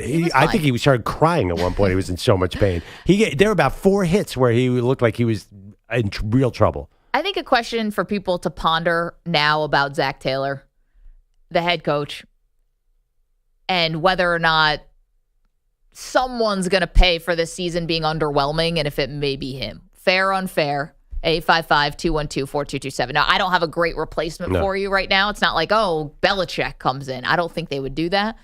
But you're telling me a guy who's taking the Cincinnati Bengals of all franchises to a Super Bowl and an AFC title game within the last 5 years is going to get fired? Well, they're going to say, listen, we got basically the same team outside of Jesse Bates, I guess, and he's awesome. But we basically have the same team. So why? I'm not saying that. I'm sorry. I missed it. Was T. Higgins out there? How is this the same team? Okay, but here's the thing, Perloff. If it's your one wide receiver, when, by the way, he's not even your number one wide receiver, that can't sink the season. And Joe Mixon, I'm sorry, I didn't see him catching any screen passes last night. They don't have the same team. They have a skeleton crew out there. Listen, Joe Mixon he was hurt last year, right? Is he coming off an injury? Well, he's hurt now. Well, he just came back from an ankle injury. But I mean, like, listen, they and don't. by the way, so your second receiver and your running back, that can't sink your season when you have Joe Burrow and Jamar Chase. It can't. Second receiver. I mean, don't talk about T. Higgins is about to get $30 million a year and deserve it because that guy is the man. They are designed to be this high octane wide receiver dominant team. And they're not really out there right now. I know, but I don't think people want to hear that excuse when it comes to the Bengals.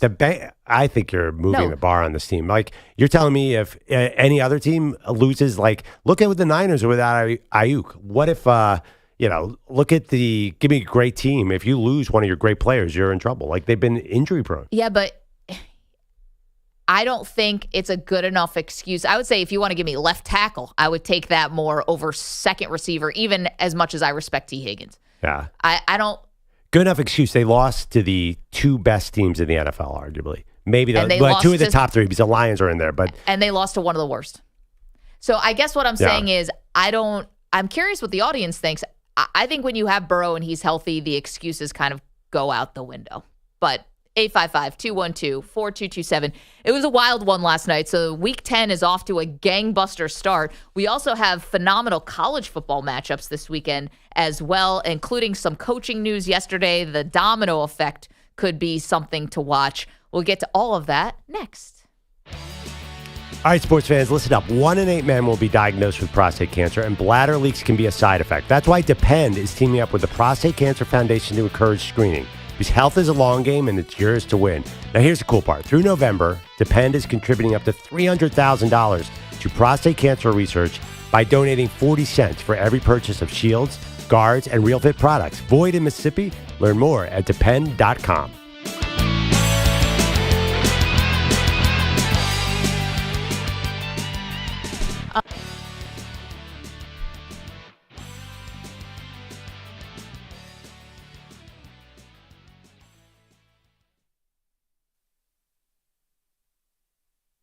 You're in a 4.5-minute break.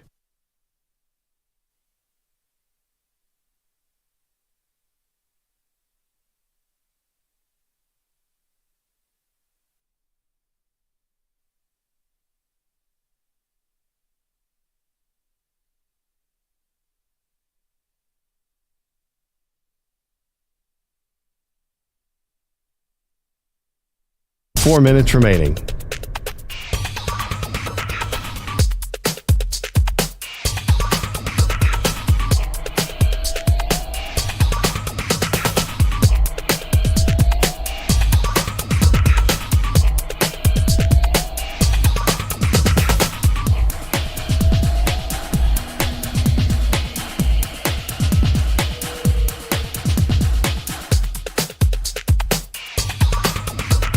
3 minutes, 30 seconds remaining.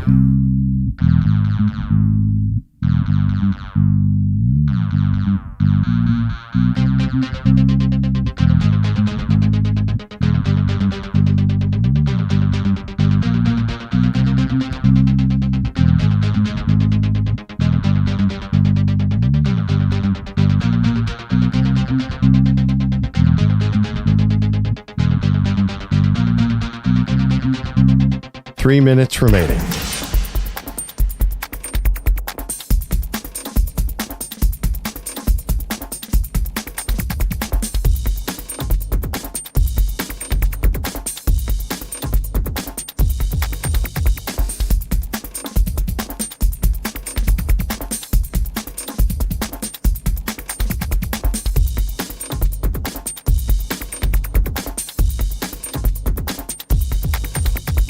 Two minutes, 30 seconds remaining.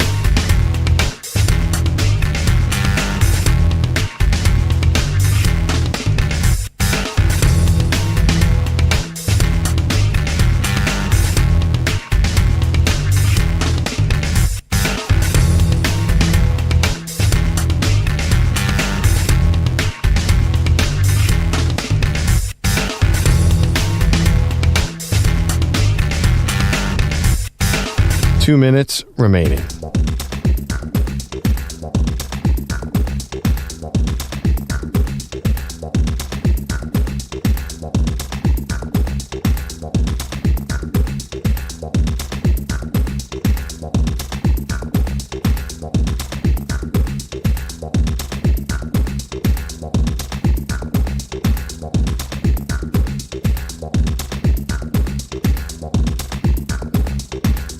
One minute, 30 seconds remaining.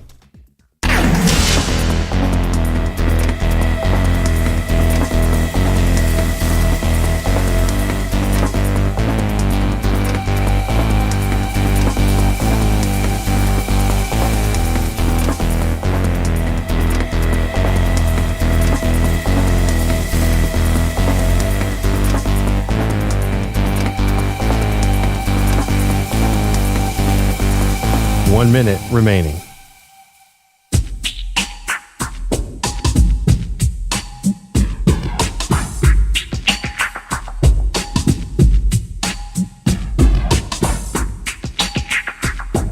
.45 seconds remaining.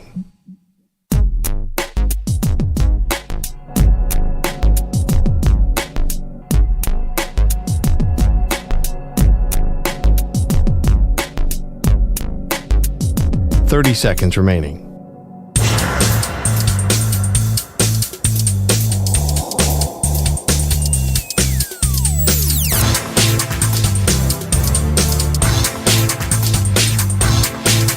.15 seconds.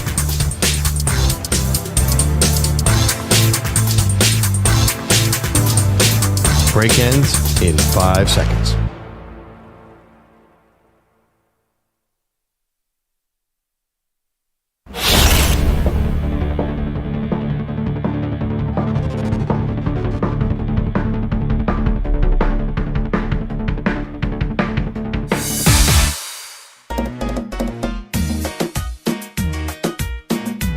Welcome back, Maggie and Perloff. My Super Bowl picks in trouble, Maggie. 4-6 Cincinnati Bengals, still dangerous as ever. Can't play any defense to save their life, which I like. At least they're super fun when they get involved in the game. Last night was a great Thursday night game. Al Michaels, his energy was a little better. Yeah, listen, I give Kirk Herbstreit a pass. Unfortunately, his dog just passed away. So he's obviously grieving last night. Well, I mean, my take with Herbie is Taiwan Wallace with a big touchdown. I remember when I interviewed him as sophomore at Oklahoma State. Yeah. It's always about the college stuff. It seems like his fastball is college stuff. Obviously, because he's the number one college football analyst in the country. Why he's doing NFL, no one's figured out yet. But yeah, lost his dog. That was sad. Yeah. We are asking you about the Bengals, and are you giving them excuses for why they are hanging on for dear life in terms of making the playoffs? D is in Portland. D, good morning. Good morning, Maggie, Perloff. I agree with Maggie. Perloff, you're wrong. Cincinnati Bengals, they live off the Super Bowl reputation, and I get it. They have a great quarterback, but you keep saying how they don't have T. Higgins and, their left tackle, I think, or right tackle. Left tackle. Yeah. Eagles made the Super Bowl, and we keep losing players. Smith, A.J. Brown, Lane Johnson, we keep winning. But no. They win when Lane Johnson and A.J. Brown come back. They don't win when they're not there. They haven't won a single game their whole life without Lane Johnson. Devontae Smith was out like couple games, I think 2 weeks ago, and we won that. So it's like Cincinnati, I think, in my opinion, they're overrated, and they keep living off that Super Bowl. At one point, it's like you're either gonna start fast and win games at the beginning or not. But we got to stop talking about they're gonna make the Super Bowl. They are what they are. Like, it is what it is. Good show as always. Thank you, guys. Appreciate you. It's just funny, I guess, and every team is different because guys play different roles. I guess because I've gotten so used to watching the NFL my whole life, there are sometimes I'm forgiving injuries and sometimes I'm saying you've got to be able to overcome them. Last year with the Cincinnati Bengals having to start Jake Browning, no one ever thought, wow, this team's wildly underachieving. No, because you lost your quarterback. And I think when you have a healthy quarterback and you have your best weapon and you can fill in with other guys. I know they lost their running back, but they did make a trade for Herbert. We're going to see. It's a little harder for me to make excuses, I guess. When your number 2 target is Tanner Hudson, where did Tanner Hudson go to college? Who is Tanner? It seems like Wisconsin, but I don't know. Who is Tanner Hudson? I think they found this guy off the street and lined him up every play. Apparently, he's a world champion, by the way. He was on the 2020 Bucks. I learned that last night on the practice squad or something. And by the way, you're awesome. I love an Eagles fan out west, but the Eagles are terrible without Lane Johnson. Their record is awful when their star tackle doesn't play. Tanner Hudson went to Arkansas and Memphis and Southern Arkansas. That was way off. There you go. Charlie is in Vancouver, Washington. Hey, Charlie. Hey, first I want to, just hack on Perloff just a little bit, and then I want to give you guys the best elevator movie pitch in sports history. Great. Perloff, how many guys on the Bengals defense are hurt right now? Not enough. Is Reggie White hurt? Is LT hurt? Because if they're not, dude, when's the last time a really, really good team didn't have a defense except for your high school basketball team? I got some video of that, and it was like watching Indiana women's basketball, where in the 70s you had to have 3 people on one side of the court and 2 on the other. Perloff would just hang on the other side of the basket, waiting for the ball on the offensive end. I couldn't believe it. It was awesome. Charlie, I know that video does exist because it would have been me on the bench is what your video would have been. But wait, to be fair, though, the Ravens defense is just as bad. So are you going to say that they're a great team? I would say historically, don't you think the Ravens defense is a lot better, and maybe they're just slumping just a little bit? The league's maybe starting to figure out a little bit. I think they'll make, especially with Harbaugh as a coach, I think they'll make adjustments. Well, maybe. I think the similar question is the Ravens defense so bad that's going to cost them the Super Bowl? Because I agree, the Bengals defense is terrible. No, if it ends up being like Ravens-Lions in the Super Bowl. It'd be awesome. Yeah, that'd be Wait, great. what's the movie pitch?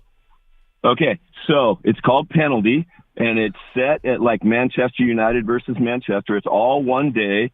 And the scene is you're walking out of the tunnel with the referees and the players. You know how they do that with the little kids? One of the little kids hands the referee a note.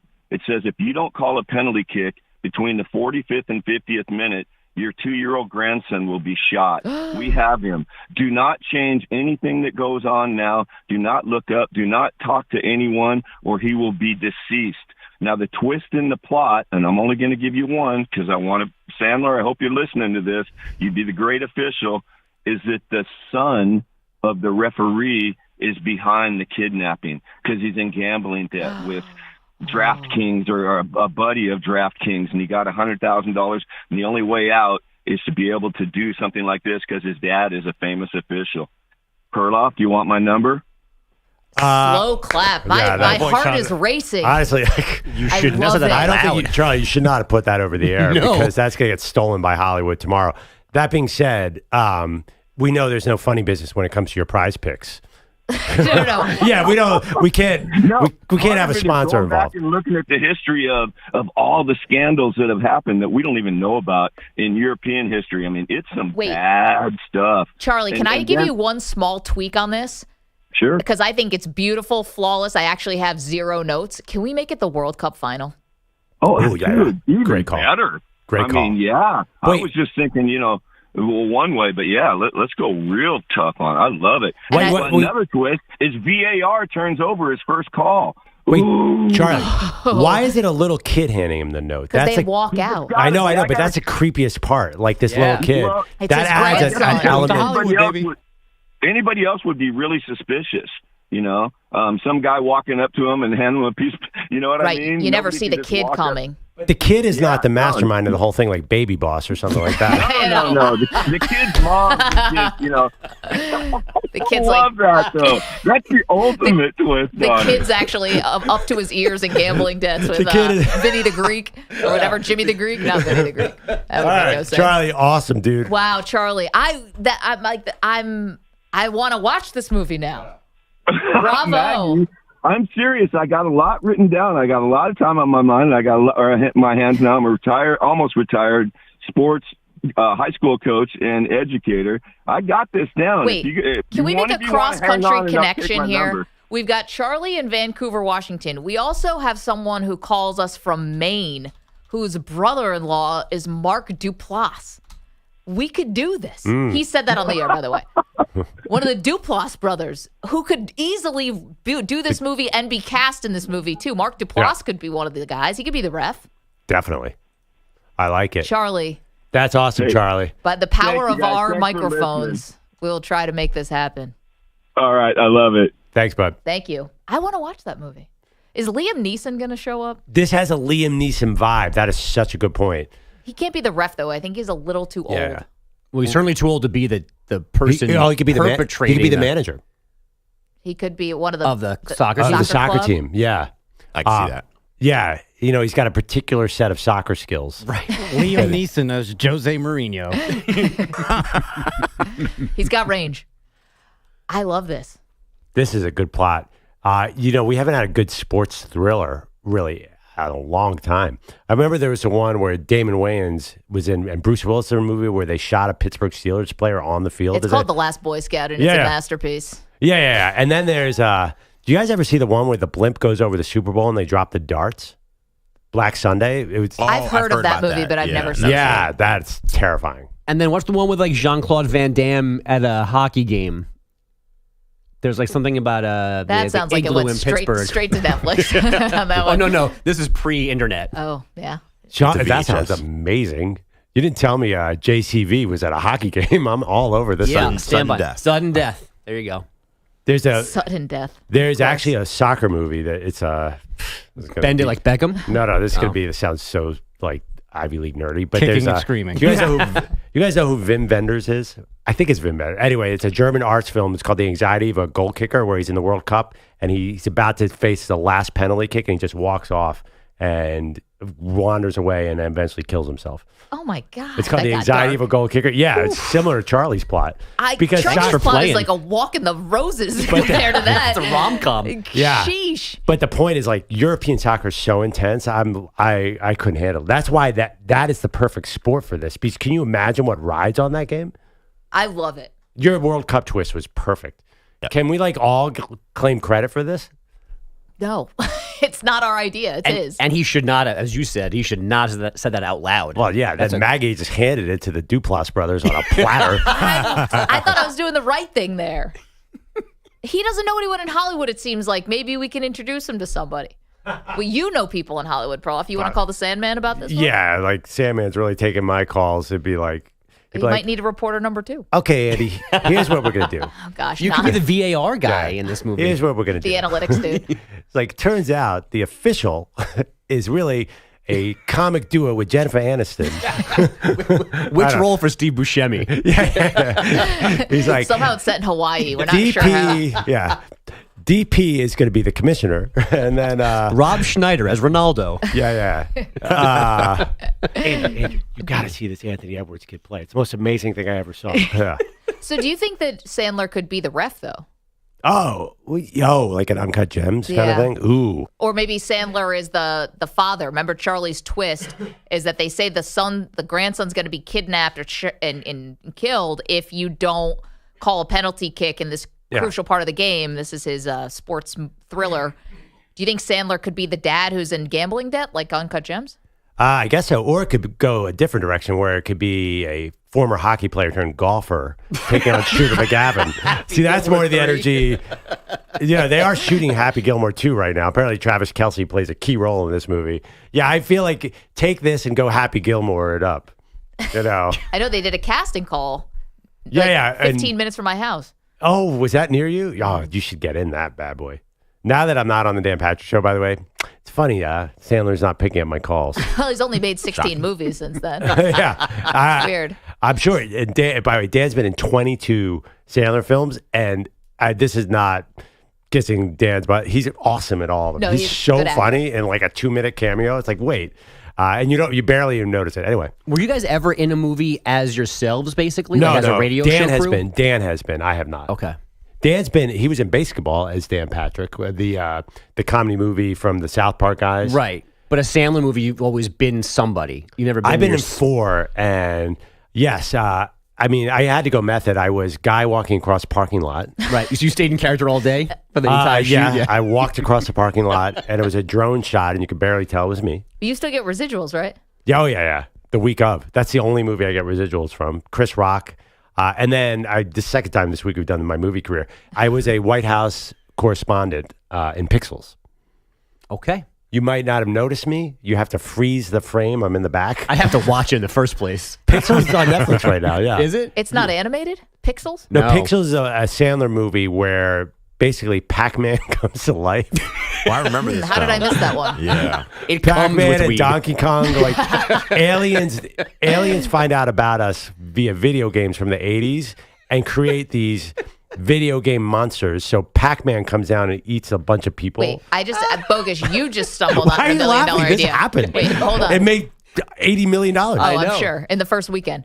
You just stumbled on a great idea. Do you guys remember when we were kids, not Manny so much or EJ, but when we were kids, they would give out 3D glasses sometimes for certain movies. That still happens. One time for the Super Bowl. Oh, yeah, I guess Avatar, you got Yeah, it. anyway. This was like a big thing, especially for the Super Bowl halftime show once when we were kids. They gave out 3D glasses. You could buy them at the store if you bought like a Pepsi and Doritos or something. I don't remember that.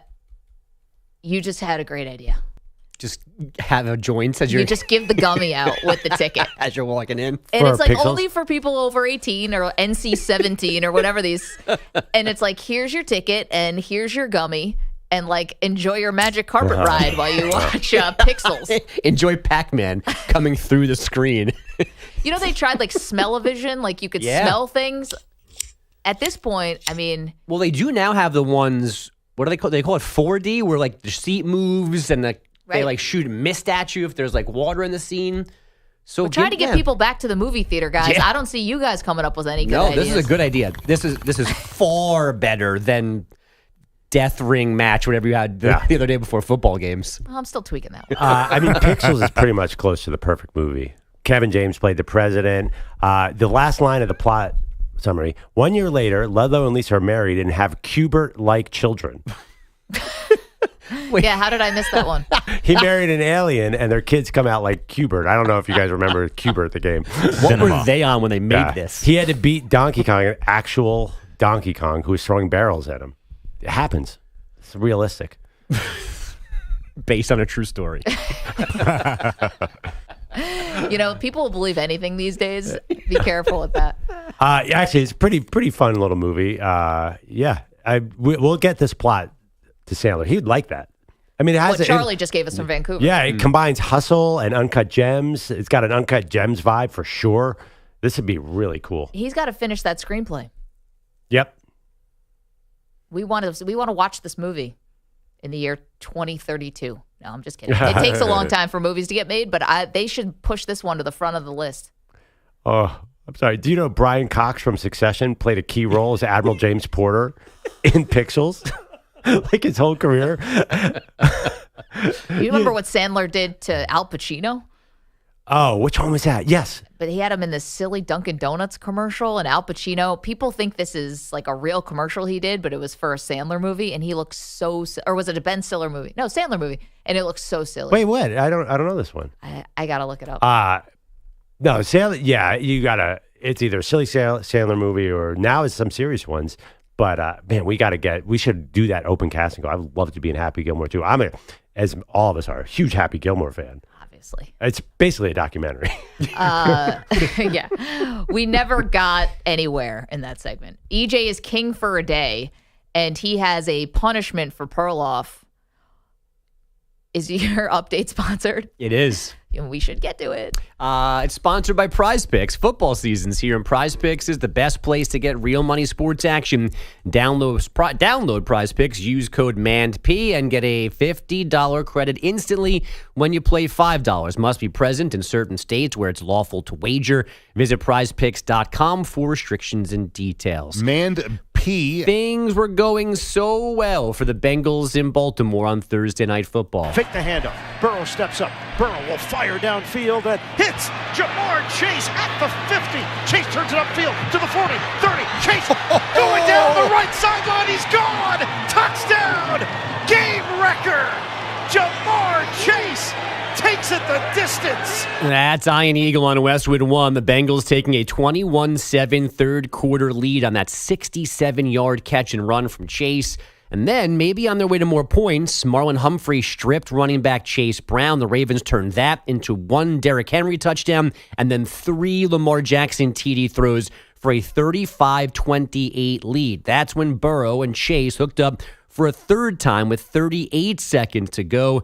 They went for the go-ahead 2-point conversion, didn't get it, and lost 35-34. Burrow 428 yards, 4 touchdowns, but lost number 6. Yeah, it's tough pill to swallow. But we've had our opportunities.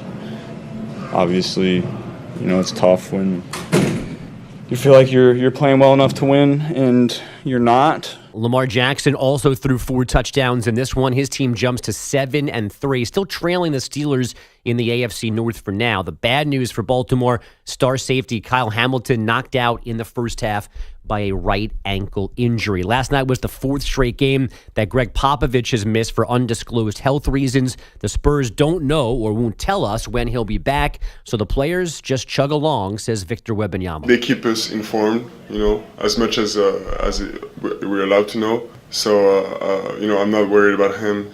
I know he's gonna come back soon. But no, I don't. We're not talking to him directly that much. Wemby, 12 points, 8 rebounds, 4 steals, 3 blocks, and a 118-105 home win over the Blazers. Victor Wembanyama. The Bucks snapped their 6-game skid, 123-100 over the Jazz. Giannis posting 31 and 16 boards. And the T-Wolves left Chicago with a 135-119 W. Anthony Edwards, 33 points, 8 rebounds, 6 assists. And from the NHL, the New Jersey Devils, who used to be the Colorado Rockies, who were once the Kansas City Scouts, beat the Canadiens last night 5-3. The Hurricanes, formerly the Hartford Whalers, took care of the Penguins 5-1 for an 8-game win streak. And the Dallas Stars, who began as the Minnesota North Stars, down Chicago 3-1. Maggie, back to you. Bogusch, thank you so much. Coming up, EJ is going to make Perloff pay in a show bet that's getting paid off next. EJ is king for a day. Also, Billy Napier and the domino effect of him staying at Florida. All that and more next. You're in a 5-minute break.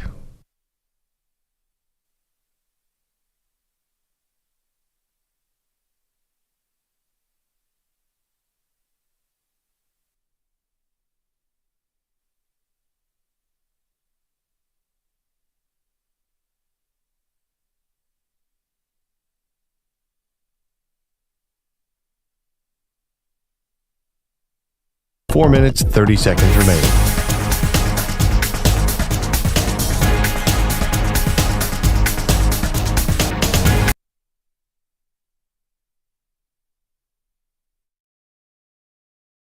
So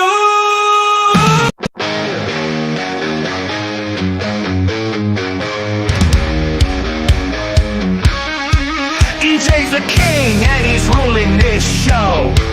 Maggie and Perloff gotta go with the flow.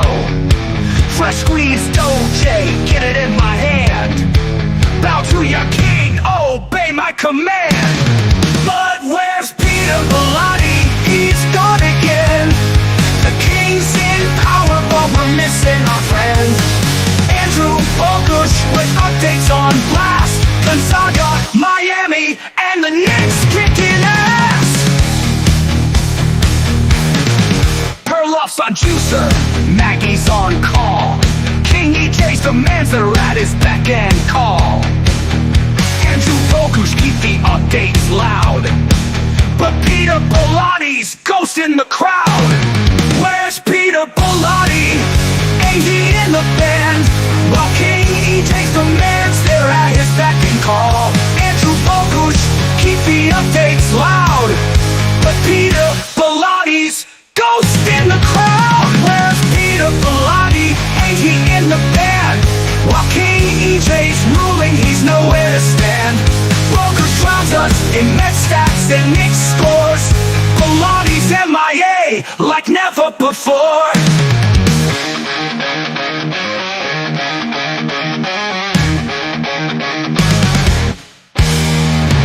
Peter Bellotti, Houdini in disguise. We're sick of his act, his permanent goodbyes.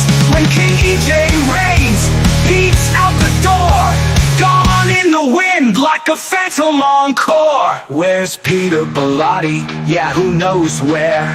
EJ's got his kingdom, but Pete's never there. With Maggie and Perloff, Bogusch on loop, we're rockin' without him. Bellotti's a stew!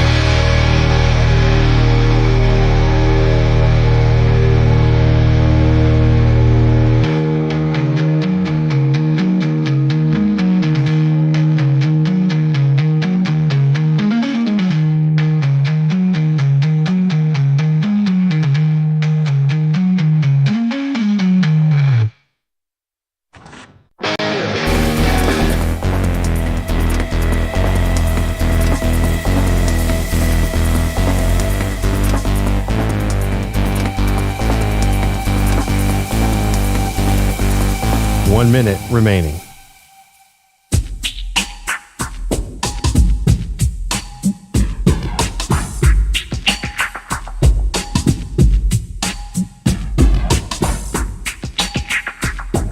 "45 seconds remaining.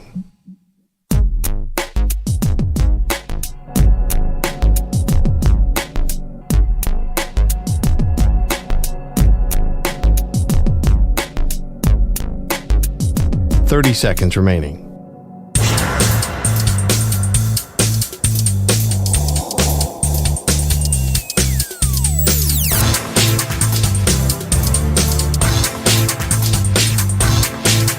"15 seconds.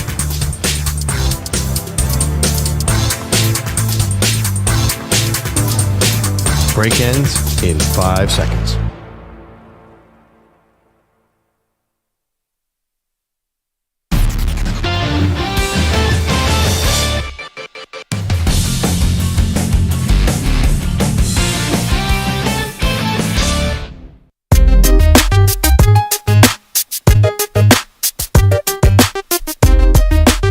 Welcome back, Maggie Gray and Perloff. This was a little surprising yesterday, Pearl, but maybe a smart move. Mm-hmm. The University of Florida gave a vote of confidence to Billy Napier.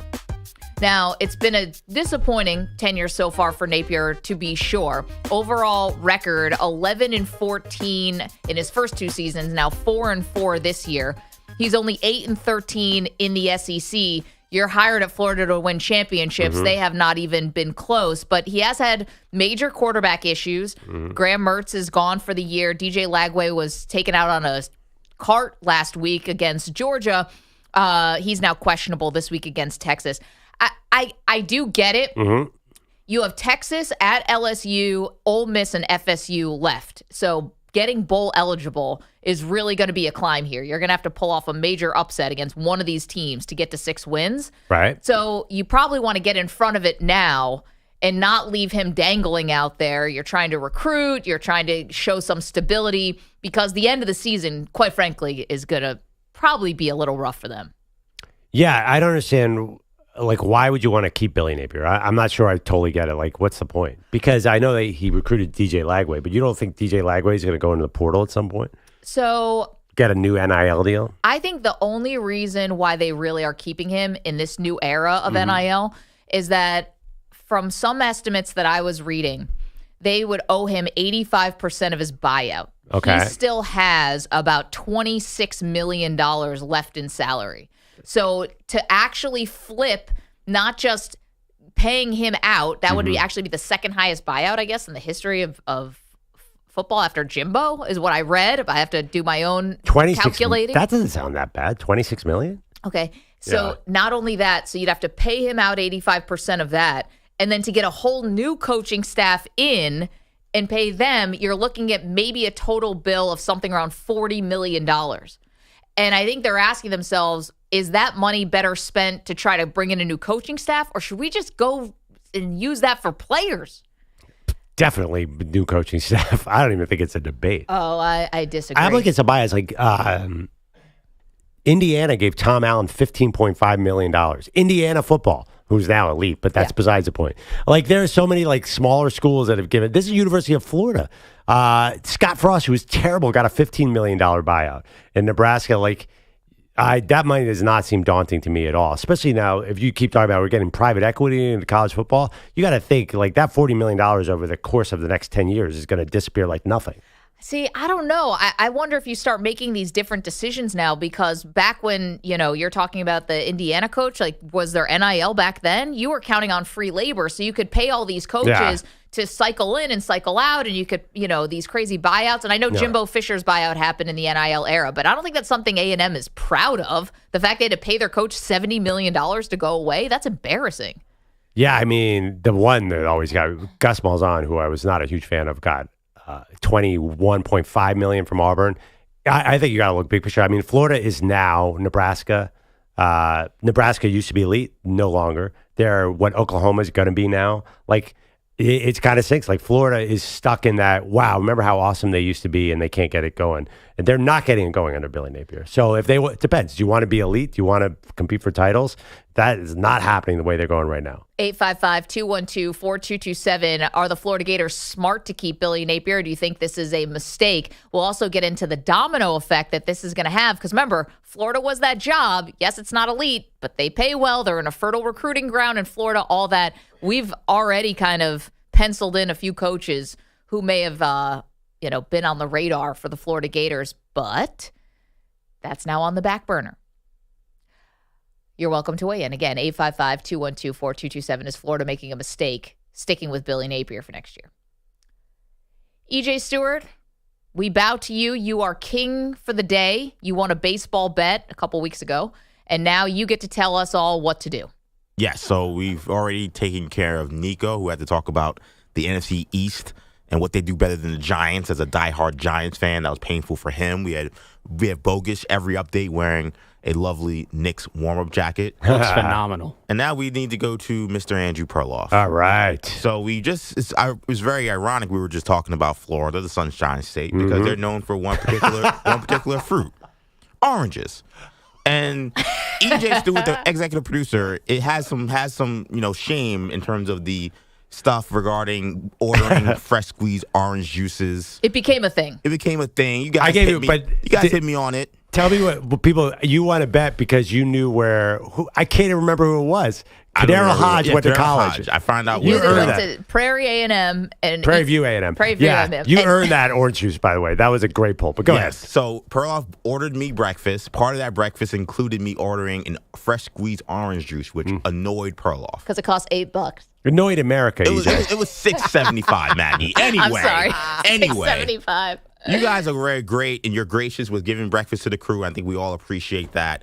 And I think this one will be a little bit of a different breakfast. I hope everybody, you don't look quite hydrated. I think everyone maybe should enjoy the fruits of fresh squeezed orange juice. So for Perloff, you'll be ordering the whole team fresh squeezed orange juice.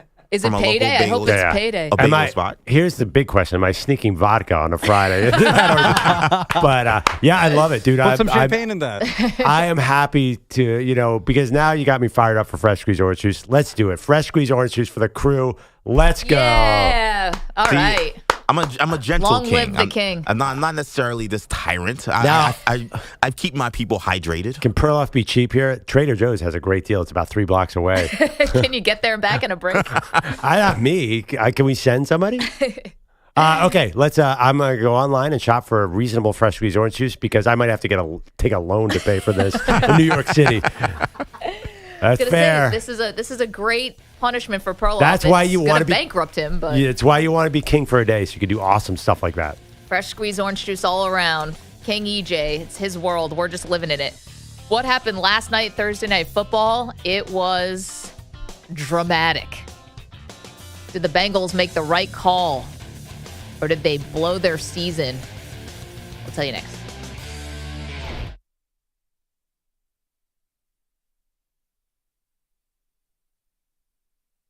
You're in a 5-minute break.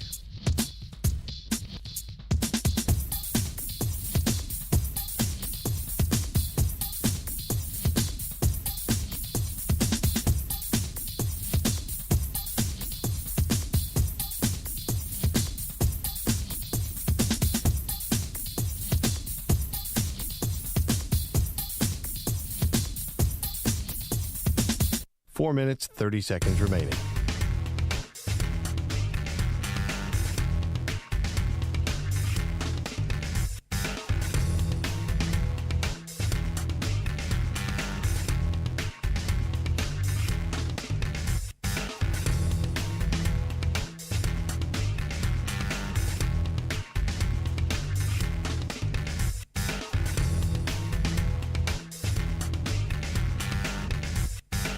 Four minutes remaining.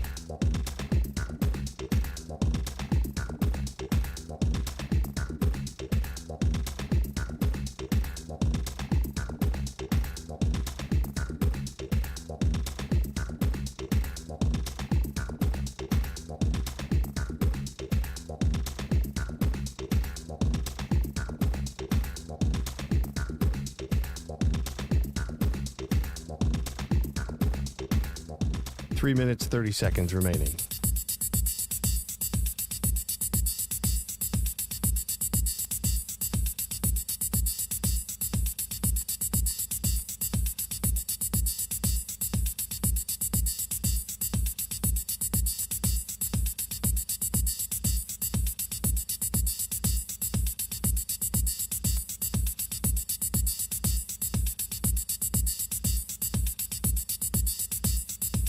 Three minutes remaining.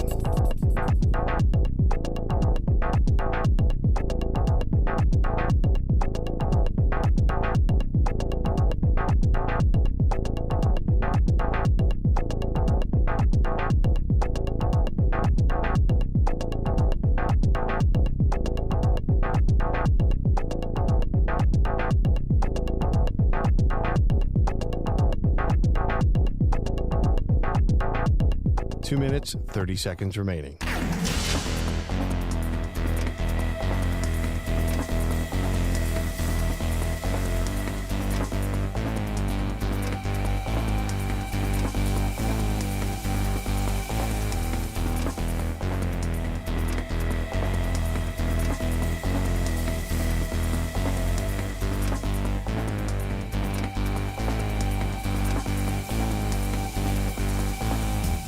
Two minutes remaining.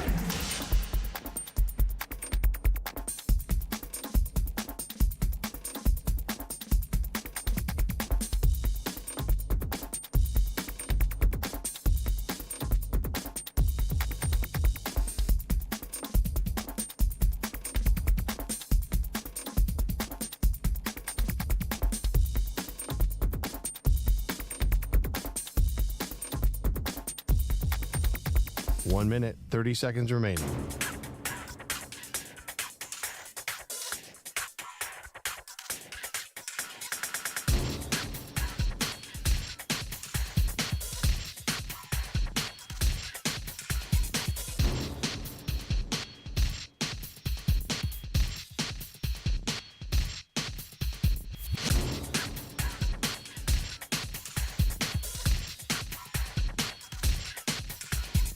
1 minute remaining.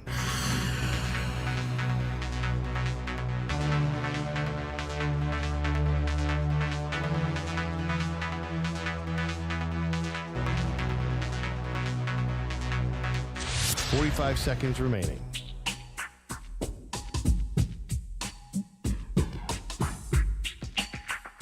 Andrew Bogusch, keep the updates loud. But Peter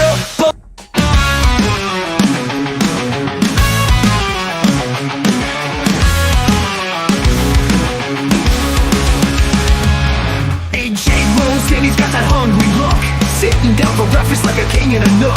Give me that croissant and make it fucking nice. And don't forget that fresh squeezed OJ is my bite. He's just ordering big, what a fucking sight. $30 on breakfast, man, it's out of sight. And you Perloff sweat can't escape this shit. Lost the bet, now he's paying, it's a hell of a fit. 2 eggs on the side and don't skip on the cheese. I want it all fresh, make me weak in the knees. And that fresh squeezed OJ, I want a fucking glass. Boy, high and mighty, let's make it a fit. AJ's ordering big, what a fucking sight. $30 on breakfast, man, it's out of sight. And your Perloff sword can't escape this shit. Lost the bet, now he's paying, it's a hell of a fit. 2 eggs on the side and don't skip on the cheese. Left side, touchdown, Rashad Bateman. A little flip from Jackson to put the Ravens in front. It ended up holding, and the Ravens win the football game. Welcome to the show, Maggie Gray, Andrew Perloff. Despite the fact, Perloff, that the Bengals did score on the next possession, they decided to go for 2. It did not work despite what looked like multiple penalties on that 2-point conversion. And the Ravens have now swept the season series against the Bengals. All right, let's do sliding doors here. Say they do make that 2-point conversion. Was it 27 seconds left or 30 seconds for the Ravens? In my mind, there is 0 chance they stop the Baltimore Ravens from scoring a field goal unless Justin Tucker continues his sort of off-balance season and misses a game winner. Lamar was definitely he had 2 timeouts. He was definitely getting him to field goal range. So I don't even know what difference it would have made if they had hit the 2-pointer. You're right. They had scored touchdowns on 1, 2, 3, 4 consecutive plays.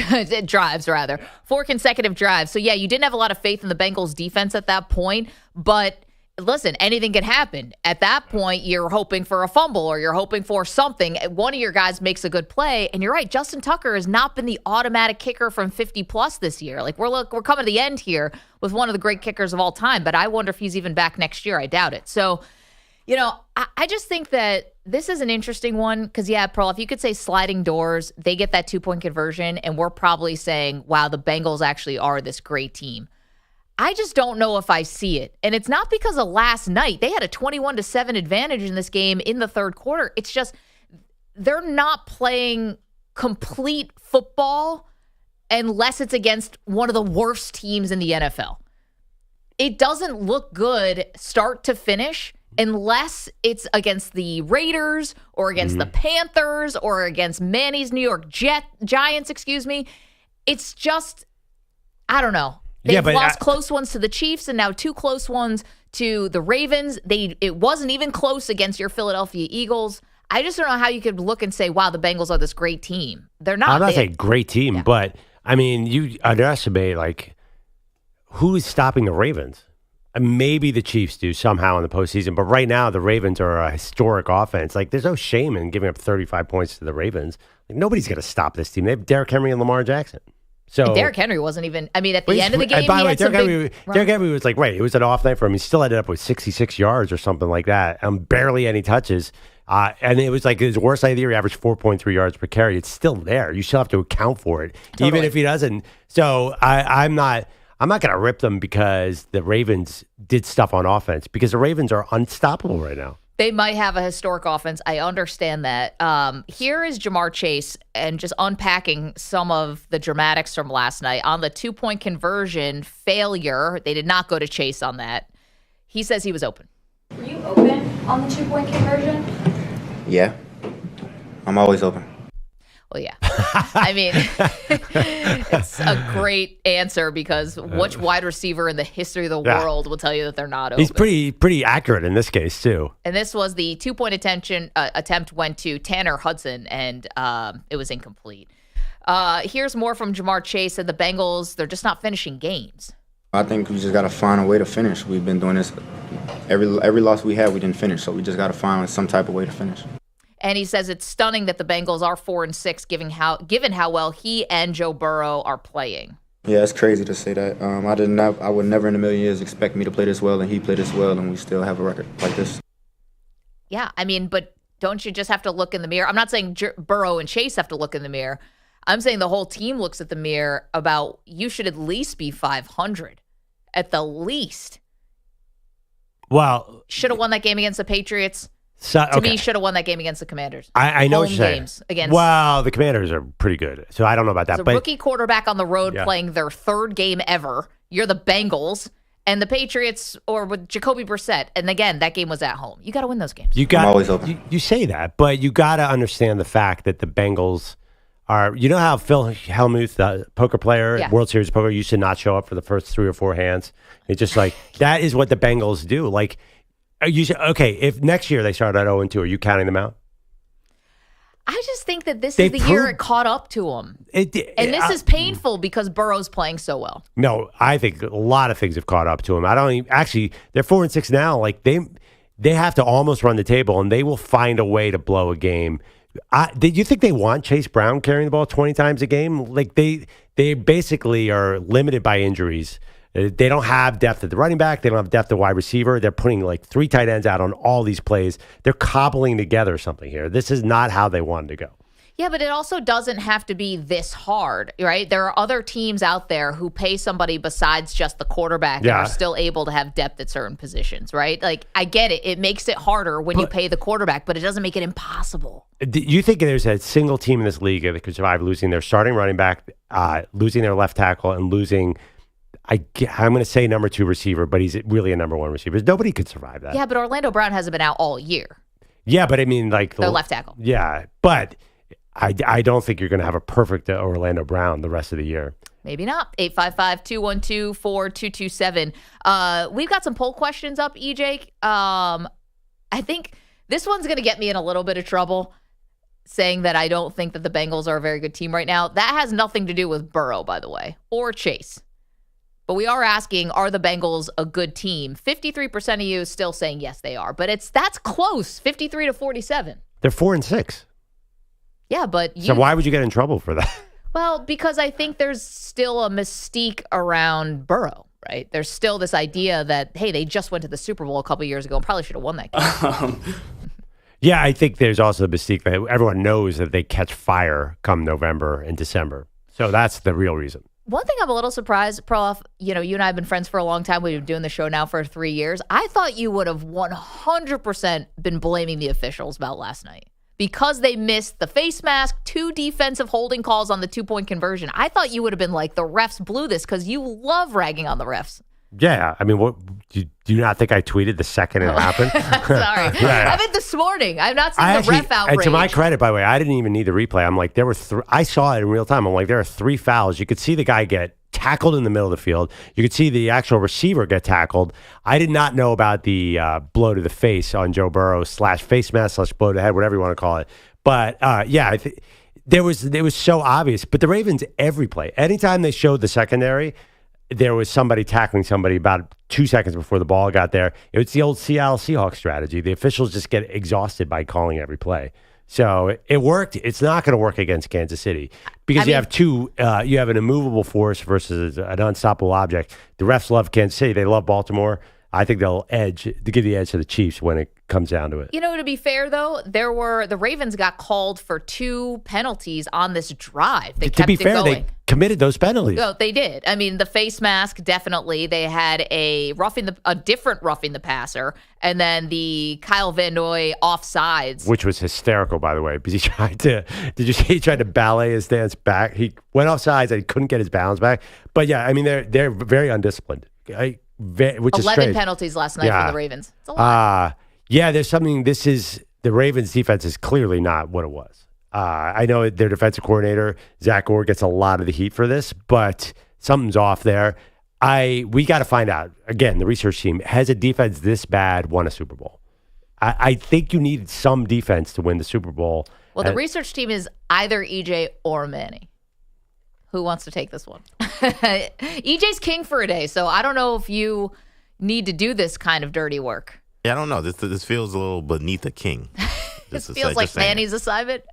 Now, to be fair, Manny was not here the day we made the bet that EJ won, which was a baseball bet about home runs, that, Manny didn't have anything to do with this.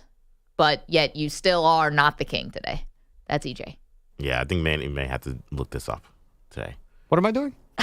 Hey, Manny, welcome to the show.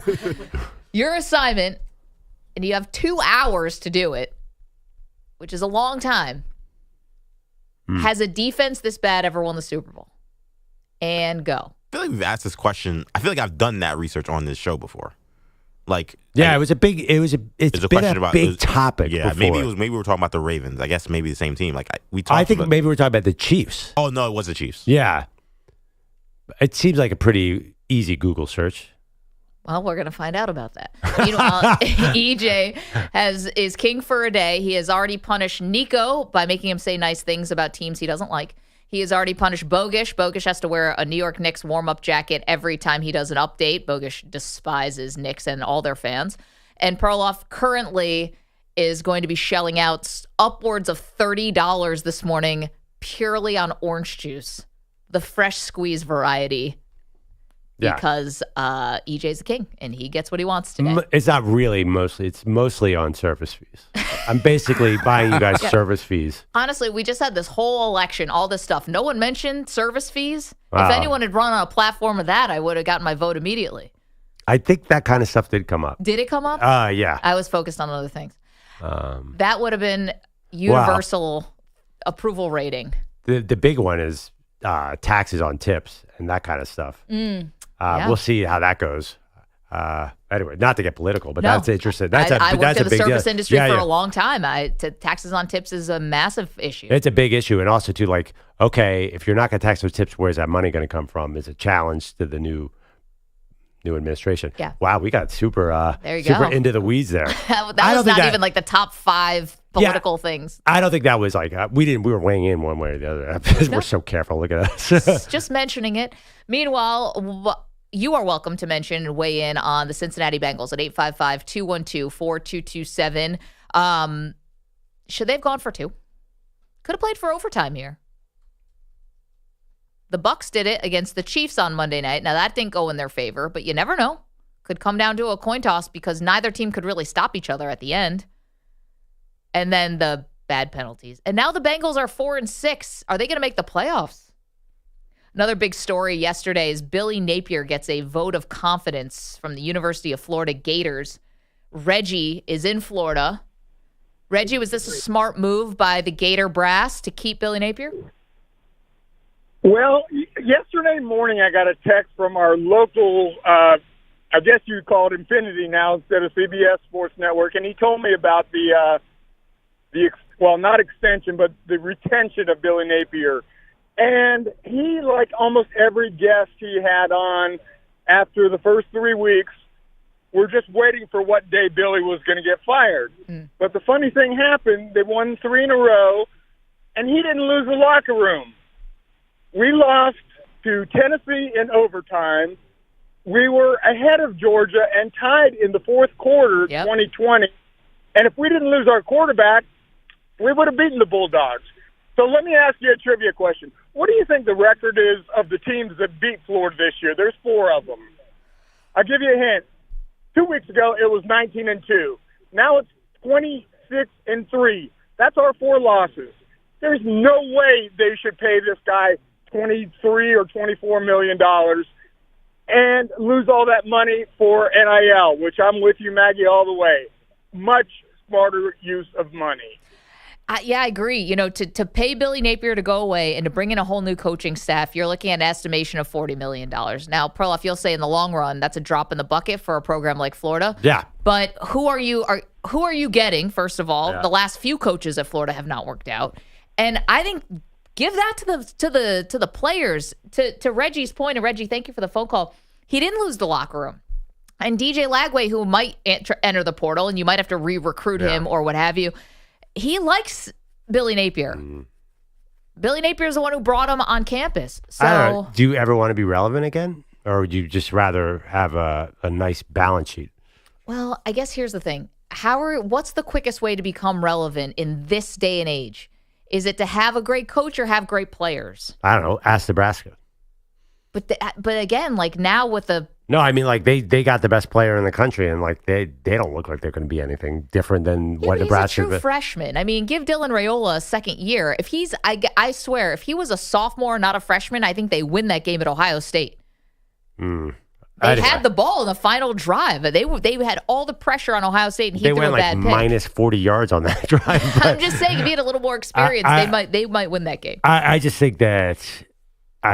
They remind me so much of Nebraska because when I was younger, Nebraska was like they were unstoppable. Then Florida became unstoppable, and it sometimes takes years and years and years to get back. And Billy Napier is not getting back. He might have a one-off year like Norvell did at Florida State, but that program does not scare me at all. Wait, can I bring up 2 points though? Yeah. One, it is in theory and in practice, with no disrespect to Nebraska, but Florida is one of the most fertile recruiting grounds ever. If you are gonna come back and turn yourself around, I would think it'd be easier with the proximity to talent in Florida. I don't know. Nebraska's right there in the middle. In the 90s, nobody in the history of the sport recruited more talent. They had California, they had Florida, they had Texas. I know, but to your point, like that's not happening anymore. Well, why is it not happening now? I mean, Florida's right there. Then how come their players haven't been good in about 6 years? Oh, I think I a lot of reasons, right? Yeah, I mean they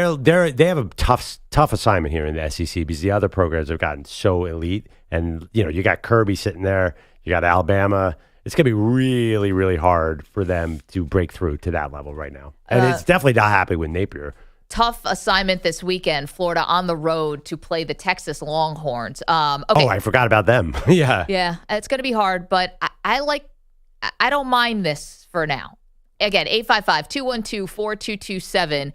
Yes, Billy Napier's gone 8-13 against the SEC. I realize that. Coming up next, every Friday he joins us and he helps us make money. And we like that about him. Nick Kostos from You Better You Bet is up next. You're in a 5-minute break.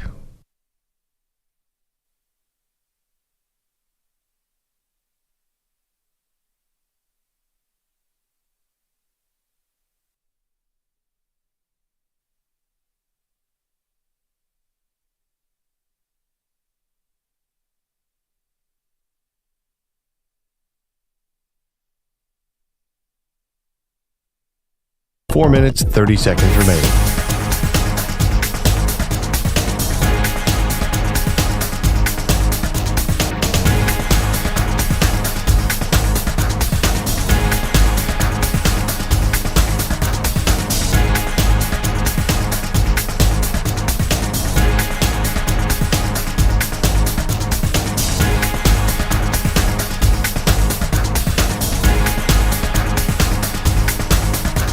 Four minutes remaining.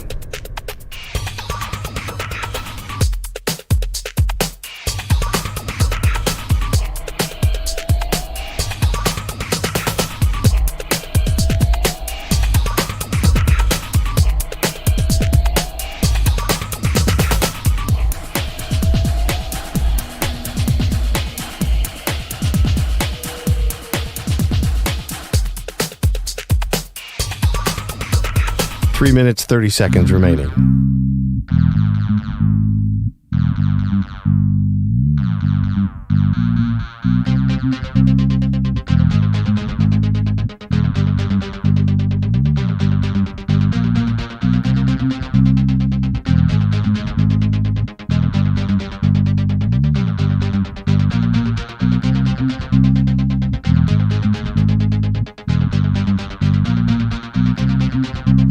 Three minutes remaining.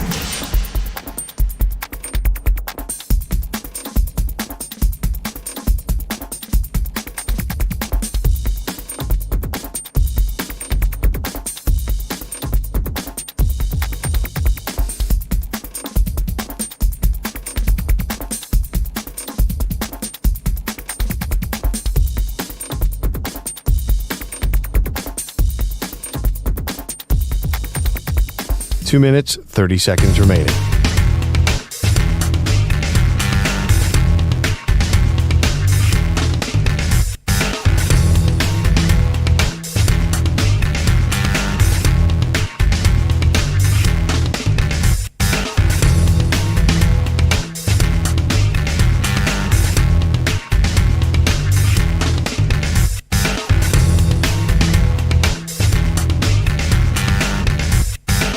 Two minutes remaining.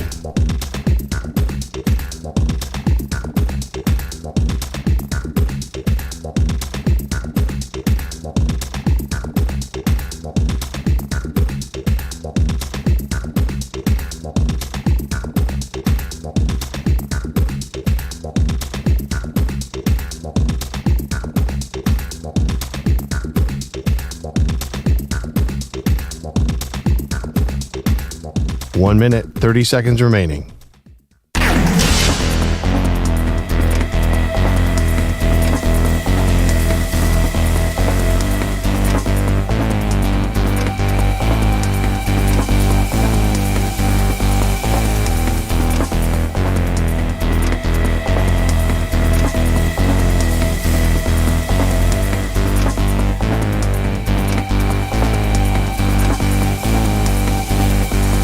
One minute remaining.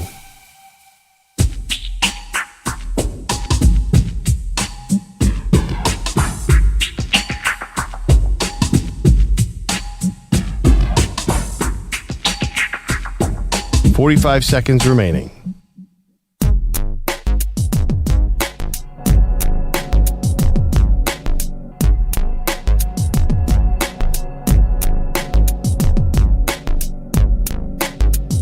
$30 seconds remaining.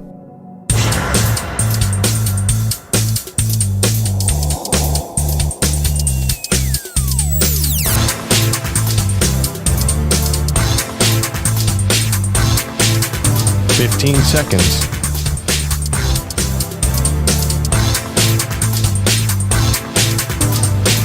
Break ends in 5 seconds.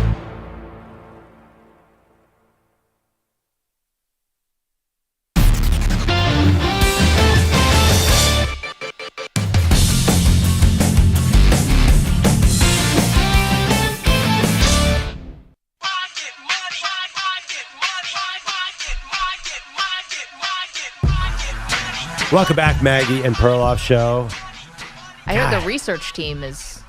Yeah. Question is, who's the worst team worst defense ever to win a Super Bowl? There's a few metrics you can go by.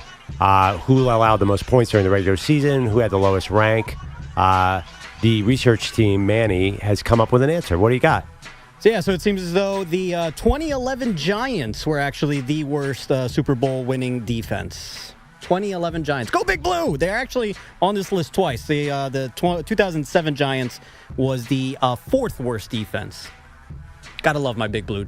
Which is unreal because the defense is the reason, besides the helmet catch and whatever, but the defense is the reason they won that Super Bowl. The defense was killing Tom Brady in that Super Bowl. Our next guest remembers it very well. Yeah.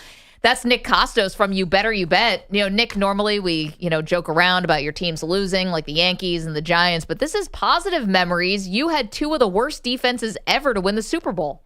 Yeah, well, stats are for losers, clearly, because I watched those games, and the Giants' defense was great in both those playoff runs and in both Super Bowls, most notably Super Bowl 42, where, Bill Belichick's the greatest coach ever, and prior to that, the greatest defensive coordinator ever with the New York Football Giants. That is the most arrogantly coached football game ever. Super Bowl 42, where Belichick refused to block with more than 5 up front with the spread offense that they had innovated right in 2007 with Josh McDaniels as the offensive coordinator, and Justin Tuck and Osi Umenyiora and Michael Strahan and the rest of the Giants absolutely destroyed and bulldozed Tom Brady in that game. My personal favorite was Jay Alford sacking Brady on the final drive of the game, spearing Brady, and Brady having to call a timeout from his back. True story.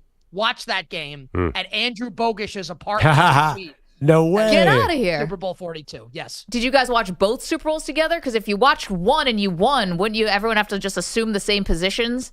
Well, I was working at NFL radio. I was at Super Bowl 46 in Indianapolis, which was really great. I watched the Giants beat the Patriots the second time. But I remember at halftime, Giants were down 7-3 of Super Bowl 42. They outplayed the Patriots the whole game. They were losing, and I'm thinking they're going to lose. I went outside, laid down on the ground in Queens outside Bogusch's apartment, and smoked a cigarette, literally like laying down, looking up into the night sky. You laid down on a New York City street? Yeah, like I'm a crazy, as I get older, not really, but yeah, I'm an insane, psychotic Desperate times. sports fan. Do you remember that time that you guys actually punted to Deshaun Jackson? I do. Yeah, 2010? Yeah, I was there for that one. That was fun. Yeah, it's fine. I have 4 Super Bowls. You have 1. Eat it. Yeah. And how are you guys doing now? I hate big game in Germany.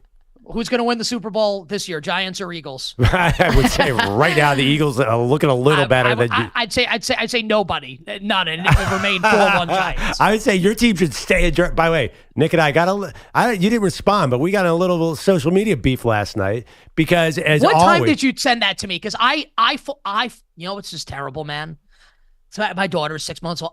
I fall asleep during these primetime games. So wake up and I'm like, and I have to rewind and see what gets really bad.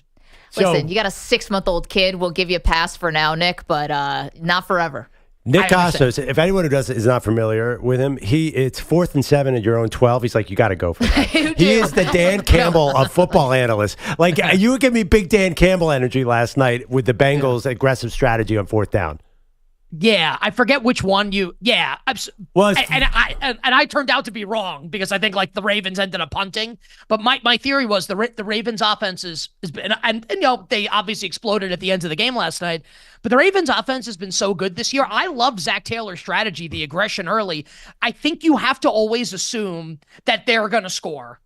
And if they're going to score, then you need to try and score. So if it's 4th and 2 at your own 40, I think you should go for it. Because the thought is if you punt, they're going to score anyway, whether it's a short field or not. Now, I turned out to be wrong with that specific example. And I have to admit, I'm not an NFL coach. And maybe if I were, I would think a little differently. And maybe I am a little too aggressive at points with what I want teams to do. But I think that his aggressive approach last night was right on. And it's the same thing with Todd Bowles on Monday night. You go for 2. You want to be aggressive and try and win the game there. So I definitely do err on the side of aggression. Bowles did not. It ended up being a fatal flaw. No doubt. Hey, Nick, Maggie and I were debating. Do you think Zach Taylor could be in trouble in Cincinnati? I think he probably should be. I don't know if he will be. Because I don't think this is going to spiral out of control. The Bengals are still really good. Burrow's playing at an MVP level. He's not going to win. They're 4-6. They're 4 games back of Baltimore, 3 in the loss column, and then Baltimore with the head-to-head sweep. It's they can't win the division, but it's possible they could. Why can't they go 10-7 or 11? Why can't they win out? I'm not saying they're going to, but they have that kind of upside to make the playoffs. In which case, he's not going to be fired. I mean, he should be. I feel like I could coach Joe Burrow and Jamar Chase to be a pretty good offense. The problem with the Bengals, and we've seen this for most of the Taylor Burrow regime, they have these slow starts. They have to dig themselves out of these holes. It happens constantly. And look, all the losses on the schedule are all forgivable. It's forgivable to lose to the Eagles. You should win at least one of these games against Baltimore, but the Ravens are not a bad team. The Commanders lost in Week 3 on Monday Night Football felt bad at the time, but doesn't feel as bad now. The unforgivable loss is Week 1 at home against Jacoby Brissett and the Patriots. And a better coach than Zach Taylor, you probably win that game, and then they're 5-5 at worst. Instead of 4-6. Nick, I agree with you on a lot of those points, but I won't agree with you on the Commanders thing. You've got Lou Anarumo, who somehow can cook up the best things to stop Patrick Mahomes, but you have a rookie quarterback playing their 3rd game coming into your place. You can't let Jaden Daniels win that game. But anyway, let's get to the weekend. Sorry about that. Let's get to the weekend because we got to make some money for ourselves and for our audience. Nick Kostos is with us from You Better You Bet. College slate, awesome this weekend. Headlined by Alabama at LSU. Alabama on the road. This one is basically an elimination game. They are favored by 2.5 is what I'm seeing right now. Total 58.5. How are you betting this game? Yeah, this is what we call in wrestling parlance. This is a loser leaves town match. Loser's done will not make the college football playoff. I'm seeing this, and look, depending on what sportsbook you're looking at, we're hanging out in between 2.5 and 3. I'm seeing at BetMGM right now. Bama's a full 3-point road favorite. Okay. At 3, Maggie, I want to take the points with LSU. I actually think we're going to see Garrett Nussmeier outplay Jalen Milroe in this game. And look, and Kalen DeBoer is obviously a really good coach. 3 on the road, though, in Death Valley on a Saturday night. At 3, not 2.5, at +3, that's a bet for me coming up on Saturday with LSU. Hey, Nick, the Miami Hurricanes have gone over, I think, every game. Hey, Perloff. Hey, Nick, how you doing? So the Hurricanes keep going over. So, and you're really good at this. So they put the spread up in the Georgia Tech, total in the Georgia Tech game up to 64. Is there a certain number that's just too high in Miami, Georgia Tech, like 64? I'm just picturing myself watching that. That's a hard number to get to. Yeah, well, and the thing with totals like this in college and the NFL is you get college is a little different, but in the NFL you have a high total, you get 1 red zone interception and you just lose. 1 settle for field goal and or you have an avalanche of points at the end of the game last night with the Ravens and the Bengals, and then they hit a very nice 69 and it doesn't make a difference. So I'm looking at Georgia Tech's a point scored this year. So against decent competition, 19 against Louisville, 13 against Notre Dame. Yeah, I guess my issue with this game I think if you like the over in the game, I think you should just bet Miami. That would be my advice for Miami and Georgia Tech, because Miami is going to score. I think so. Cam Ward and Travis Hunter are equal odds right now to win the Heisman. They're co-favorites +200. I think Cam Ward's not a lot more likely, but is more likely to win. We know Miami's going to score. I don't know if Georgia Tech can do its part to get the game over the total. I think if you like the over, it's a tacit admission that you think Miami's going to score a ton, and I would just lay Miami. It's not one of my favorite bets, but I would bet Miami. What's your favorite college bet this week? Is it a Georgia Ole Miss? Is it Colorado Texas Tech? Is it Michigan and Indiana? Yeah. Can I give you an off the beaten path game? Not a sexy game, but not as sexy. Pitt this week is hosting Virginia. Pitt is a 7.5-point home favorite. So Pitt is coming off the loss last week. They got trucked by SMU. Next week, Pitt's got to face Clemson, and Pitt's still in the top 25, and Pitt's still, I'm still harboring hopes of a potential college football playoff berth. We'll see. So this is what we call a sandwich spot, because, the bread and the sandwich is SMU and Clemson, and the meat is Virginia. I'll take Virginia. I'll take the Cavaliers plus the 7.5 at Pitt coming up tomorrow. I give you a couple other quick ones. Washington. It's not 14 anymore. That's the bet I want. That's what I bet. Washington plus 14 at Penn State. It's hard to imagine Penn State getting off the mat. I'm not saying Penn State's going to lose, but the way that game went down last week against Ohio State, when I felt like a clown betting James Franklin in a big game, that was absolutely brutal. I'll take Washington, but Maggie, I would like to get 14 in that game tomorrow at Penn State. Well, speaking of, Lane Kiffin is not the same as James Franklin, but a little bit do you trust him in a big game when he's got to win and you got Georgia? I like Georgia. You like Georgia and the 2.5? Yeah, and this is maybe just bias on my part because I bet him to win the Heisman Trophy, and I've been talking about him all season. I actually think this is just, I don't know, just some guy that watches sports. I'm not a quarterback evaluator. I think Carson Beck's going to be a good NFL quarterback. Wow. And he definitely, yeah, sounds kind of dumb, right? He definitely throws too many picks. He makes too many nutty decisions. But when the chips are down and he's got to perform and play well, he generally does. I think we get a great Carson Beck performance in this game. I do like Georgia laying the 2.5 tomorrow night at Ole Miss. Nick, I was just kidding. I do like Carson Beck as a pro too. They love height. I feel like he's been married to the Giants forever. I don't think it's going to happen now. Are you messing with me or no? No, I mean, Carson Beck, if you look at a preseason Where have you mock heard draft, that? What's that? Where have you? Who's pre? Oh no, I'm saying you look at any mock draft, the Giants and Carson Beck. Everyone's like, oh, he's definitely the next Giants quarterback. Before he kind of struggled this year. I don't like him anymore. Wait, yeah. Nick, you will hate Carson Beck if he's your quarterback. Because by the way, you get one fingernail. I hate him now. You get one fingernail pressure on this guy, and he's throwing right to the other team. He is a perfect combination. I already hate him. Just he's hearing a combination that, of Eli Manning and Daniel Jones. He's definitely going to be a Giant. I mean, he's same height. Say that, he wears but khakis. That's so dumb though, because look, no, I'll let you get away with a lot. Eli's going to the Hall of Fame. Yeah. No, but you're a team that draft. I'm just saying, like, if you look at, I'm not actually joking. You look at any preseason mock draft, everyone's like, oh, of course the Giants are taking Carson back. Now they'd have to take him in the second round, but I thought you just said you like Carson back. Well, now, if I know he's going to be Giants quarterback, I like him less. This is just like, I'm conditioned now to think my team's always going to lose, unfortunately. Let's go to the NFL. What's your thoughts, and this will answer the question on the game. Are you pro or anti-Cooper Rush? Cowboys quarterback. I know who he is. Yes. Price really matters here. Like if it's Cooper Rush and it's a pick 'em against the Eagles, I'd bet Philadelphia. But Cooper Rush getting 7.5. I like Dallas a little bit at the price, at more than a touchdown. I don't love Dallas in the game. The problem with Dallas, and Micah Parsons is expected back, right? Which obviously really helps.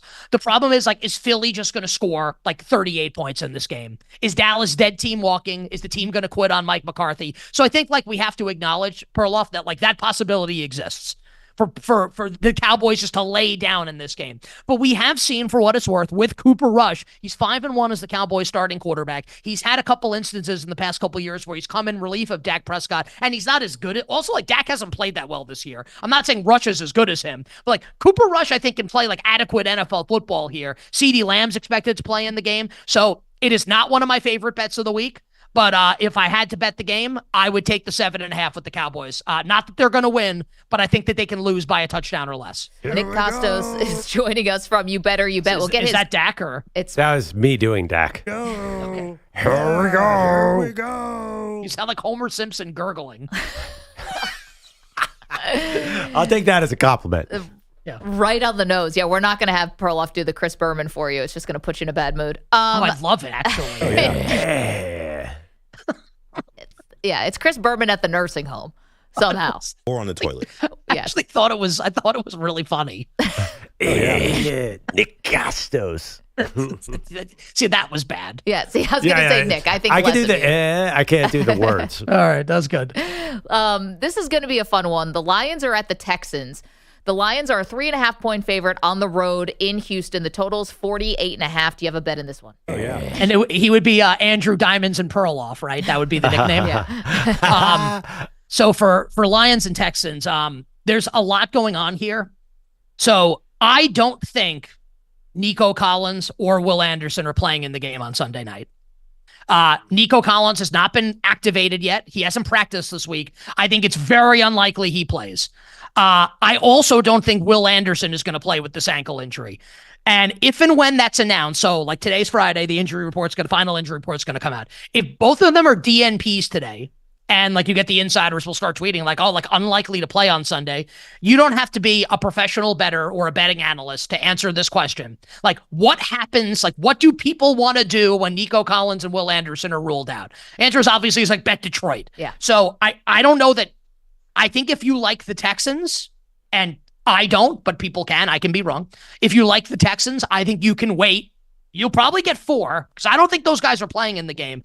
And I think if you like Detroit, I actually think you might want to get ahead of it and bet it now, ahead of this news. If you gave me $100, I bet Lions -3 earlier in the week, which is not to pat myself on the back, just offering this context. If you gave me $100 now and said bet the game, I would lay 3.5 with Detroit. They'll never see it coming. All right, this is a game that is awesome, and I never would have expected to be awesome. Steelers and Commanders. Maggie took a veiled shot at Jaden Daniels before, which we will not stand for on this show. Well, listen, if he can score 21 points, he's probably going to beat the Pittsburgh Steelers. No, I don't know. That was kind of a veiled shot, by the way. He's a rookie quarterback on the road. The Bengals should have beaten awesome. him. Oh, I know. Yeah, he's CJ awesome. Stroud 2.0. How do you see this? And they played the Chiefs 1,000 times already. Commanders, 2.5-point favorites, hosting the Steelers. Yeah, so this is a big split action game where you talk to a bunch of people, and if you respect or maybe you don't respect them, whatever. It feels like there's not a consensus on this game with Washington and Pittsburgh. So I'm going to give a really lame betting answer followed by my opinion. The lame betting answer is price matters. We're hovering around the key number of 3. So if you want to bet this game and you like Washington, please lay 2.5, not 3. And if you like Pittsburgh, take 3, not 2.5, to give yourself the best chance of winning. Now, my opinion, the bet that I would rather make, and I will offer, I will say this, right? A lot of people people are on all different sides here. So this is not like I have other bets that I'm more confident in this weekend. I would rather take the 3 with Pittsburgh coming off the bye than lay the 2.5 with Washington. I actually think weirdly, if he plays, Mike Williams matters a lot, like in the run game and in the red zone and catching moon balls from Russell Wilson. So Steelers +3 would be my preferred bet. I will probably have a small bet on that. It is not one of my favorite bets of the week, but Steelers would be my preferred side. But again, if you like Pittsburgh, bet +3. If you like Washington, lay -2.5. Okay, Nick. So give us first, we'll take your favorite bet of the week, and then we'll also take your upset pick of the week, which we do every Friday. So first, give us your best one. Okay, so, oh man. Your favorite. Yeah. Okay, so my favorite, we were, a couple days ago, we were at WTF status with the Jets and Cardinals, which of course stands for wrong team favored. The Cardinals were favored at home against the Jets, and that was way incorrect. And I'll just offer a quick parallel to last week. So Arizona hosts Chicago last week. They win the game. The result of the game is immaterial. Arizona was going to close like maybe an underdog, and they closed a 2.5-point favorite. But if Chicago had its defensive players like Sweat, Gordon, Brisker, if they had played in the game, I think the Bears would have closed a favorite, -1, let's say, right? Or a game would have closed to pick them. Arizona was a 1.5-point home favorite against the Jets. I don't care about one-loss records. You can't tell me, whether Bears fan, Jets fans, whatever, like the Bears are not as good as the Jets. Like, I'm sorry, like they're not. So now we're in a range where the point spread is more correct. I actually think it's not correct enough. Now, Jets -3 would never last. People would bet Arizona +3 and grab the number. So I'm not saying that's the right number. What I would do, though, I would bet the Jets all the way up to -2.5. So I think the Jets would be my favorite play this week, the Jets to win and cover in Arizona. Okay, let's get your upset pick of the week. Well, do I still get to do this after I gave you Denver last week? That was pretty bad. We weren't going to bring it up. You've given us so many winners, Nick. Yeah, that's true. Okay, upset pick of the week this week. Miami doesn't count on Monday night, right? That's like they're +1. They're a 1-point road underdog, so I won't give you Miami. Well, you like Miami in that game. Well, I bet Miami +2.5. Now it's 1. The Rams I also teasing Miami was just the absolute nuts earlier this week. Like Miami and Kansas City feels really good. Upset pick this week. How about sorry, Maggie. How about the Indianapolis Colts to win at home against the Buffalo Bills? Joe Flacco was atrocious, obviously, on Sunday night against me. Anthony Richardson's like, I could do that. A terrible game. Bills' defense is structured and is called differently, obviously, than what Brian Flores does. And I think this is a game where Joe Flacco can have more success throwing the football against this Bills defense. Indianapolis is a really tough place to play. I will take the Colts +170 as the upset special this week. Give me the Colts to beat the Buffalo Bills, Maggie. I'm sorry to do that to your beloved Bills. That's okay. You didn't mention the fact that guess who the Bills have next week? Oh, yeah. Well, they'll definitely lose next week. Well, Kansas City coming to Buffalo. That'll be the upset special next week if the Bills are favored. Yeah, we'll take Kansas City. You can mark that down right now. They beat KC in the regular season. That's okay, great. Yeah, awesome. Cool. Yeah, no, they'll win that game and lose in the playoffs. Nick, you know how this works. No, they won't. No, they'll definitely lose and they'll lose. Yes, they will lose both. They may lose both. I hope they're not looking ahead, and then they have the bye week, and they come out of the bye, San Francisco, at LA, at Detroit. This is going to be an interesting season. They're really good. I think like they're one of the 3 teams in the AFC, like no matter what happens over the next couple weeks, along with Baltimore and Kansas City. But Maggie, I mean, the problem is just like Josh Allen I think he will win a Super Bowl. It's never going to be with Sean McDermott.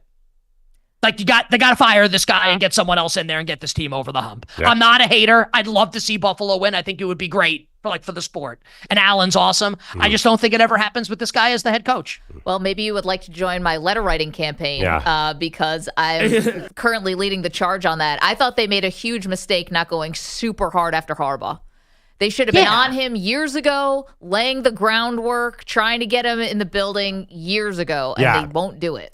They should have fired him after the DeMar Hamlin fake punt call in the playoff game last year. Should have been canned on the spot. It was immediately. Terrible position to put a legend and hero like DeMar Hamlin in. Yeah, by the way, I'm sure Harbaugh, we'll skate past that. Last year he had Western New York and LA Chargers. I'm sure that was a fair fight. Listen. No, but like he likes that stuff. Did you see Thank you. when the Chargers beat I don't know if anyone saw that. I just like this stuff. Chargers beat the Browns on Sunday, right? He goes up to the post-game press conference, and before anyone asks a question, he uninterrupted goes into like a 3-minute soliloquy about how great the state of Ohio is. And how much he loves Ohio.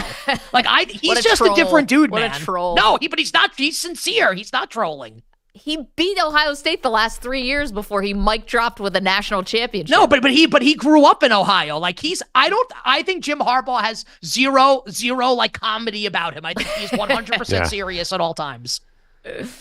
Nick, thank you so much. Nick Kostos, You Better You Bet. Listen to him every afternoon, BetQL, and on so many of these Infinity Sports Network stations. Nick, thank you. So do you like so Andrew Diamonds and Perloff, Maggie Shades of Gray would probably be what Maggie it is? 50 Shades of Gray. Nick. Well, I don't know if I mean, you said that, not me. I would just go with Shades of Gray. Nick cost us some money on the Broncos pick last week. That's a good one. That's a really good one. I like that a lot. Wishing everybody, that's excellent. And honestly, look, the Berman grunt was really good too. Wishing everybody You did give us the Browns 2 weeks ago, so you're still good. Oh, well, thanks for the life raft, buddy. Wishing everyone Minimal Sweats winning bets the absolute very best of luck. Nick Kostos is the best. Okay, when we come back, Andrew Bogusch, who watched the Super Bowl with Nick Kostos on a couch many, many years ago, will join us to give us some headlines. It's Maggie and Perloff. You're in a 5-minute break.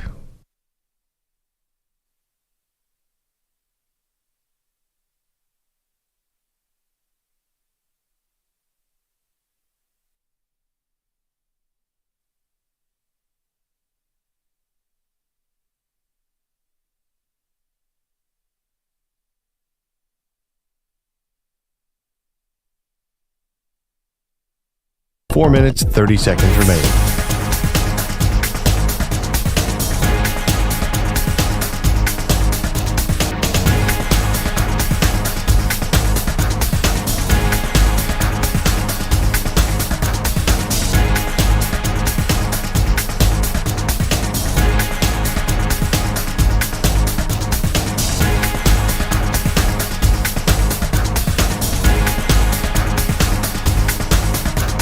Four minutes remaining.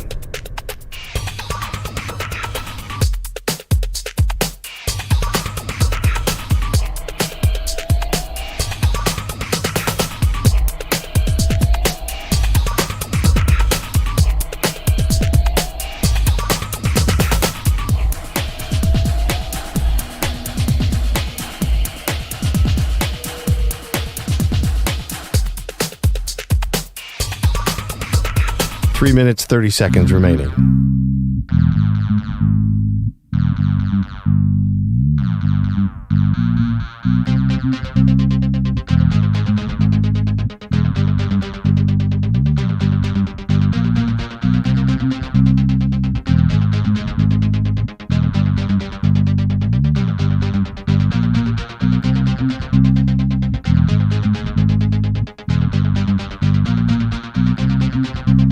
Three minutes remaining.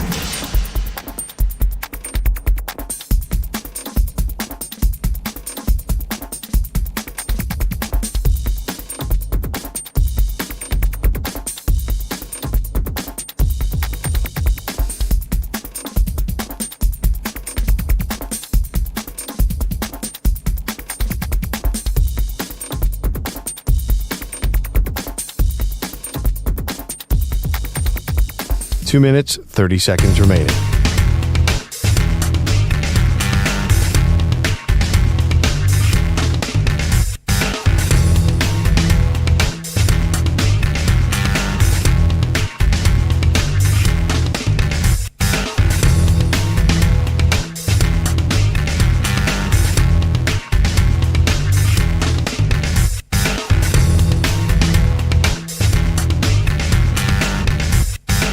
Two minutes remaining.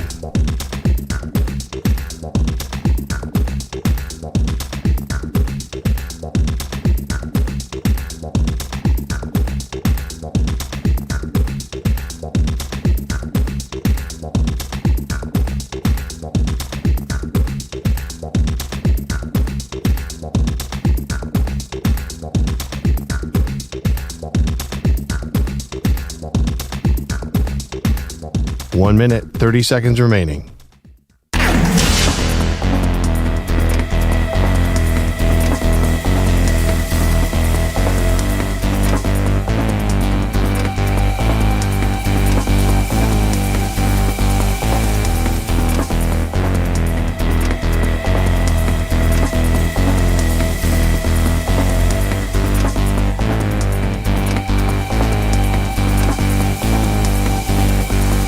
One minute remaining.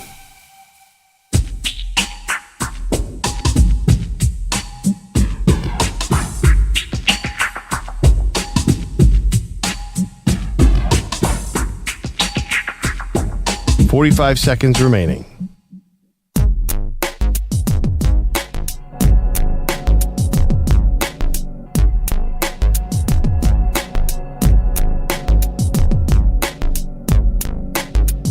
$30 seconds remaining.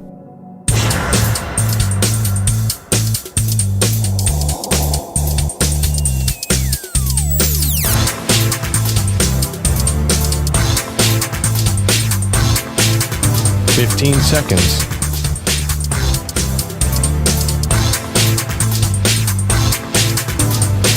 Break ends in 5 seconds.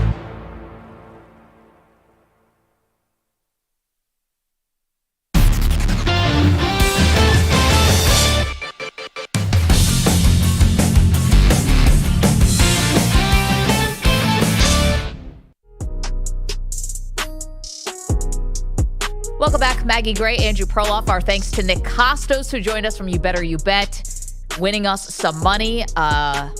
EJ is king for a day, which means he's making all of us do silly things. There was a whole situation about some fresh squeezed orange juice a couple weeks ago. So now EJ has decreed that Perloff buy everybody in the show fresh squeezed orange juice. These are so cool, too. They're Cascading off his nose. they're kind of bottled fresh squeezed oranges, but this is fresh squeezed even though it's in a can. This is the new trend. I was just telling the guys there's a coffee place in my neighborhood that instead of putting your coffee in a cup, they can can it on. Oh, my God. On site? At the counter, yeah. Cold coffee. Cold coffee. Well, thank Iced you, coffee Perloff. comes in a can. All right, let's get some ASMR here. Yeah, EJ or Manny, come over here and get them while they're cold. Thank you, EJ, by the way. EJ's king for a day, but this is really for all of us. And this is delicious. Orange juice is the best. Is there vodka anywhere? No? Yes? No? Hang on a second. It is Friday. Is this fresh squeezed? It's got, I can see the pulp in it. It's definitely not straight from the All right. box. Well, thank you, Perloff. Carton. Appreciate you. Appreciate it. Thank EJ Well, for I mean, you picking bought Fernando it. Tatis and Giancarlo Stanton. When all the rest of us picked Adley Rushman and Jose Ramirez. That was just me. Bogusch has headlines for us. Try to outsmart yourself with Jose Ramirez, Mag. Yeah, that was the Gunnar Henderson wasn't getting it done. Oh, well. Headlines are sponsored by PXG. Staying long and straight on the golf course is easier than ever with PXG clubs. Take your game to a whole new level and save $10 per club at pxg.com/football and use code football. You suck, Bogusch. The Ravens punted 5 times total in their first 9 games. They punted 5 times last night, managing just 7 points into the third quarter. They trailed the Bengals 21-7 when everything changed when Cincy running back Chase Brown fumbled. Baltimore then could not stop scoring. 2 receivers to the left, 2 to the right. Hill to the left of Jackson. Shotgun. Jackson looking to his left. Jackson floating. End zone. Caught. Left side. Touchdown. Rashad Bateman. A little flip from Jackson to put the Ravens in front. Iron Eagle on Westwood 1. That was Lamar's 3rd touchdown pass of the 4th quarter. Baltimore's 4th straight trip into the end zone. They led 35-28, but they gave up a 3rd Joe Burrow, Jamar Chase TD, but the Bengals missed the go-ahead 2-point conversion with 38 seconds to go. The onside kick didn't work either, so John Harbaugh's team escaped 35-34. We're very grateful for that win, and we're very grateful for our guys, man, the way our guys play, how they fight, how they don't give up. Just what he said, there's still time on the clock. You keep fighting. Found a way right down to the end, even the defense getting the stop on the 2-point play, and that's what it took. It took a stop. at the end to win the game, and our defense did that. The Ravens get to 7-3 with the season sweep of the Bengals, who are now 4-6. Nobody's sturdier than Anthony Davis, so I'm sure this will be fine.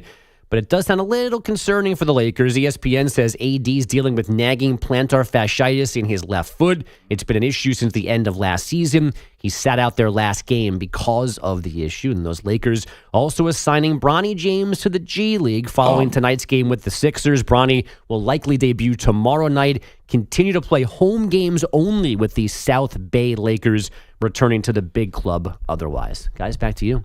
Nothing to see here in the Bronny department. Well, business as usual. I don't understand a couple things about this.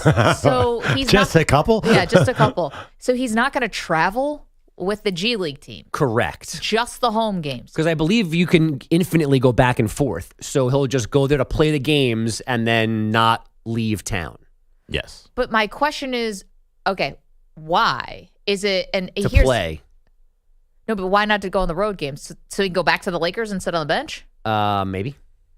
My only thought on this, and it might be coming from a good place, which is if they are really worried about his heart condition, they want him playing in smaller arenas that may not be outfitted or equipped with devices. I don't know. That would be the only thing, because why wouldn't you want him to be getting any kind of experience, like whether it's home with the G League team or on the road, play. Sitting on the bench for the Lakers does nothing for him. But it gets him the photo ops, though, in the shoot-arounds with LeBron. No, this is just LeBron wants a buddy. Are those bus trips? I think the mom has something to do with this. I think she's running the show. Savannah? I think Savannah decided, because obviously the James family runs the Lakers. There's no doubt about that.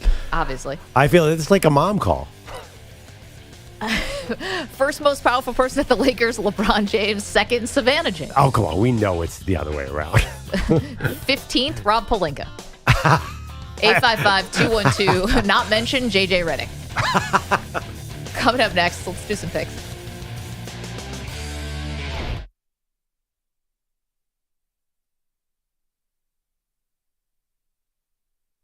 You're in a 5-minute break.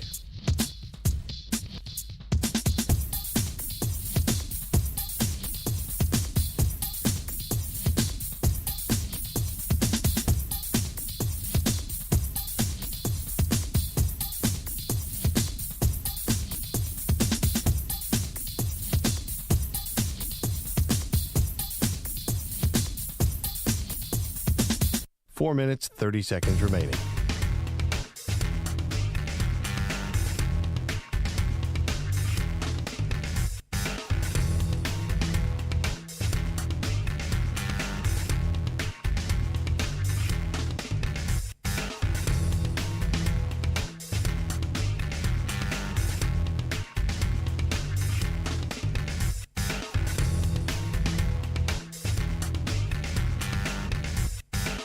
Four minutes remaining.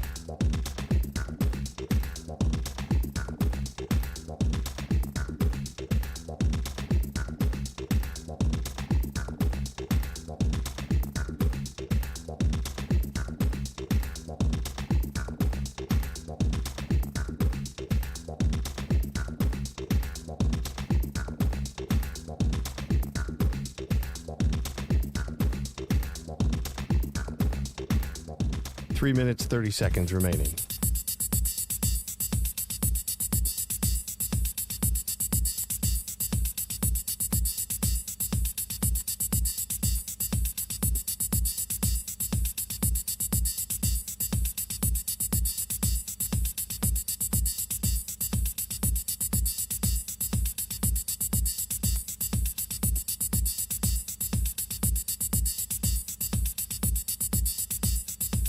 Three minutes remaining.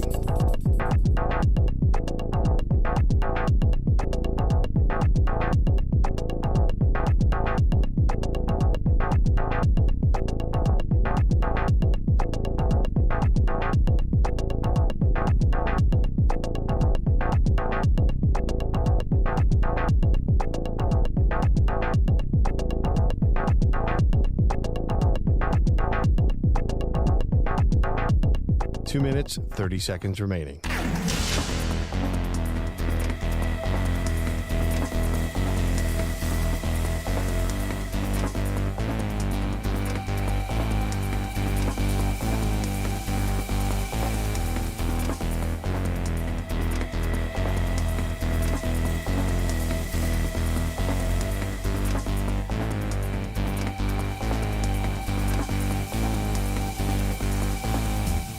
2 minutes remaining.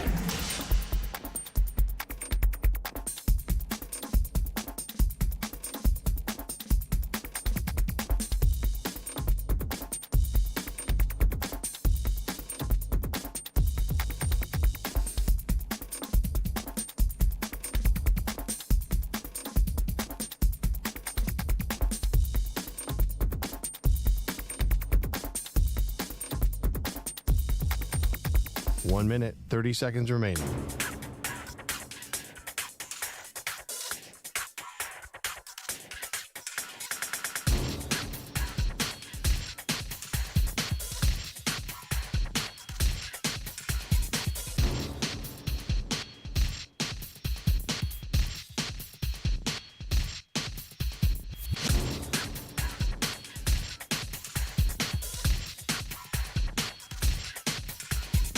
One minute remaining.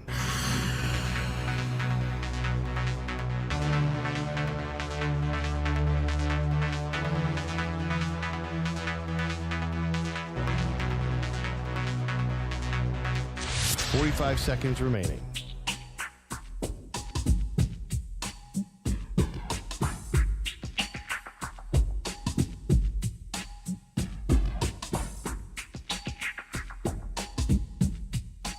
Seconds remaining.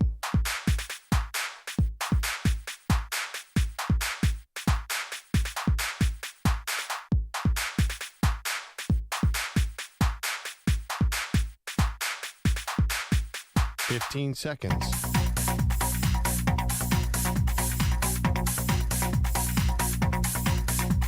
Break ends in 5 seconds.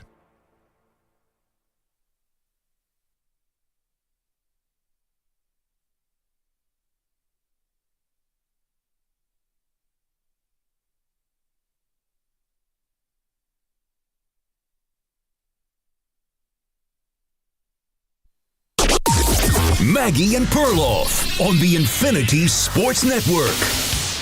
Burrow takes the snap. Ravens bring blitz pressure. Burrow throws to the end zone. It's incomplete! It's incomplete! And with 38 seconds left to play, the Hayes in the barn! Oh, what a wild way to end it tonight as the Ravens will sweep the series from the Bengals and improve to 7-3.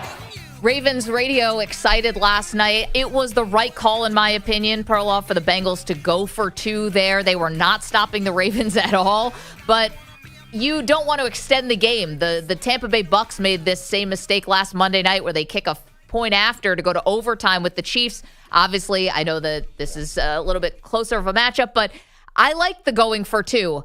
And it's not the Bengals' fault that there were 3 different penalties that happened against them on that 2-point conversion, and for some reason the referees were not able to call any of them. Well, my counter is they looked very out of sorts in 2 4th and 3 plays. Like, they not only did they not convert, they missed the receiver by a good 10 yards on both of those plays, and there were a lot of plays down around the goal line where they looked messy. I had a very bad vibe because I was rooting for I'm going to be open. I was rooting for the Bengals last night. I love the Ravens too. But they're my Super Bowl pick, and they kind of needed this win, Mag. They needed this win.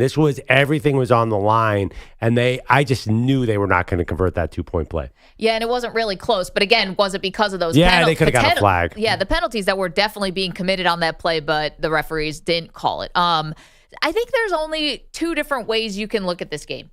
You walk away from last night, I think you say one of 2 different things. One, you look and say, wow, the Bengals, they might not make the playoffs this year. And that would probably go down as a major, gigantic disappointment because Joe Burrow's healthy. And you don't always get a healthy Joe Burrow. So it feels a little bit like a waste of a year if they don't make the playoffs. Or I think you walk away and say Lamar Jackson's winning a 3rd MVP. Well, I'll just counter on the Joe Burrow thing. Like, you know how the Cowboys said they were going to be all in, or the Rams actually went all in? Like the Bengals did. There was no all-in energy this year. Like, they let T. Higgins float out there all offseason. They let Jamar Chase float out there all offseason. They let Trey Hendrickson float out there.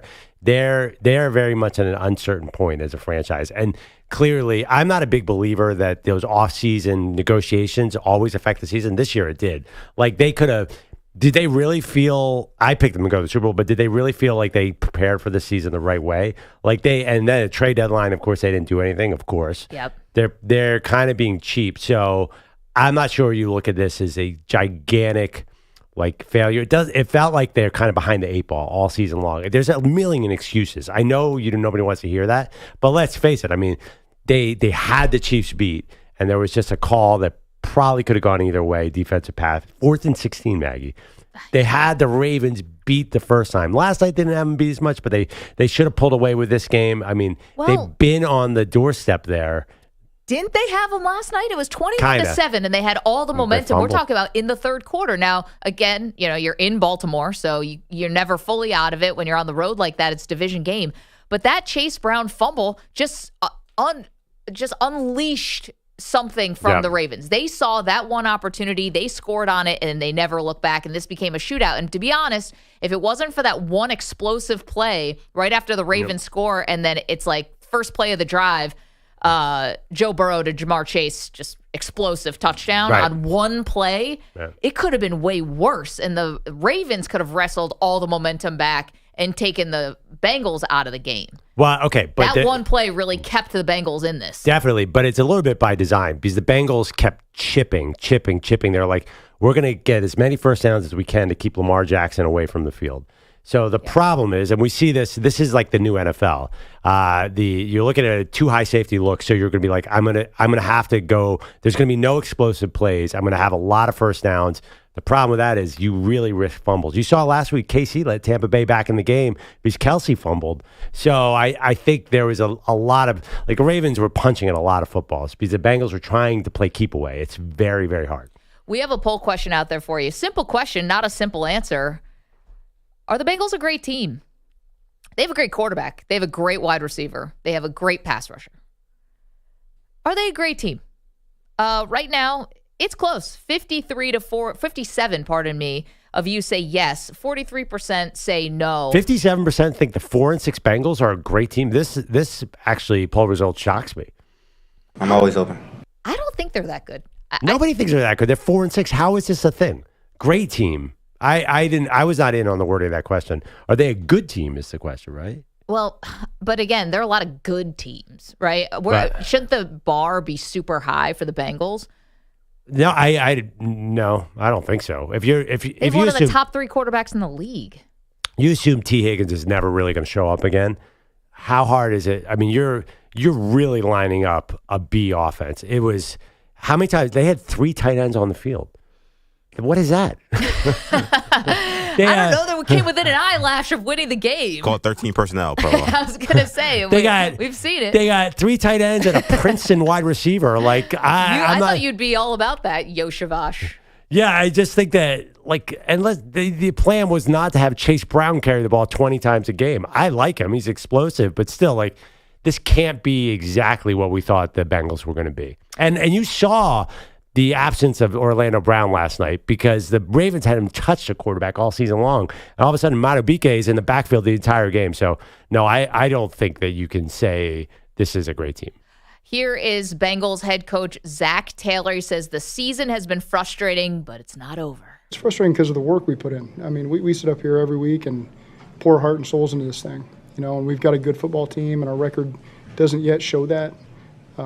There's still time. I mean, this team's going to hang in there. We're going to be there at the end, And so, again, this is a tough one because you're right there and you feel like you kind of let one slip away. But at the same time, still believe in these guys. They believe in each other. And there's a lot of football left to play. Define be there at the end. Because I don't think they're going to be there at the end. And I don't know how anyone could look at the rest of the Bengals schedule and be like, oh, they're going to win out. They've done things to beat themselves this season. It hasn't just been... so the close losses are actually against really good teams, against the Chiefs, against the Ravens twice. The Ravens and Chiefs might be playing in the AFC Championship again. It's just, how'd you let yourself to get blown out by your Eagles? That's the only outlier. To me, that's the one that didn't make any sense. Lost to the Commanders. That makes sense. I mean, the Commanders are awesome. Okay. Yeah. I mean, the Commanders are good, and they are exciting. But the third game of the season, we didn't know what the Commanders were then. They were a 6.5 point underdog in that game or something, as I recall. Commanders are by every metric, one of the best advanced stats team in the leagues right now. So that one, there's no shame in. The Bengals defense stinks. What do you not understand about this? Well, I mean, they're terrible. then there can't be a good team if their defense is terrible and stinks. That's why they're 4-6. Good team or great team, then they should lose this poll no matter how it's worded. I mean, honestly, I could coach against the Bengals. Just put 3 guys on Jamar Chase and then just double team Trey Hendrickson, then chip him after he gets through the double team. Like, they're just way too top heavy a roster. I'm so glad you were playing that drop, Manny. I'm always open. That's Jamar Chase, and he was asked if he was open on the 2-point conversion, and he said, I'm always open. I'm always open. Do these losses and close losses start to snowball? Now, you got Burrow, all-time leader, great locker room, all that stuff. He's the dude, right? But we had heard before the season for reliable sources that the vibes were off. Now you're sitting there 4-6.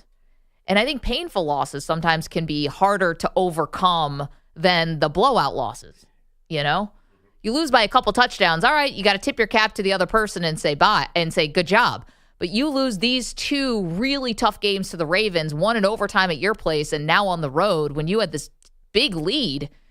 I think that creates more angst and animosity amongst a team, and I'm curious how they rebound from that. Well, I mean, the history of them is they've been terrible in September, awesome in November, December, and I think you saw the best effort of the season from them last night. They were shorthanded, and they somehow stopped the Ravens' probably top 5 offensive all time last night. Didn't do anything in the first half. I think Cincinnati, that's like Zach Taylor, judge them for the last 8 weeks of the season, and last night, you did see it. Obviously, they looked like a very good team last night.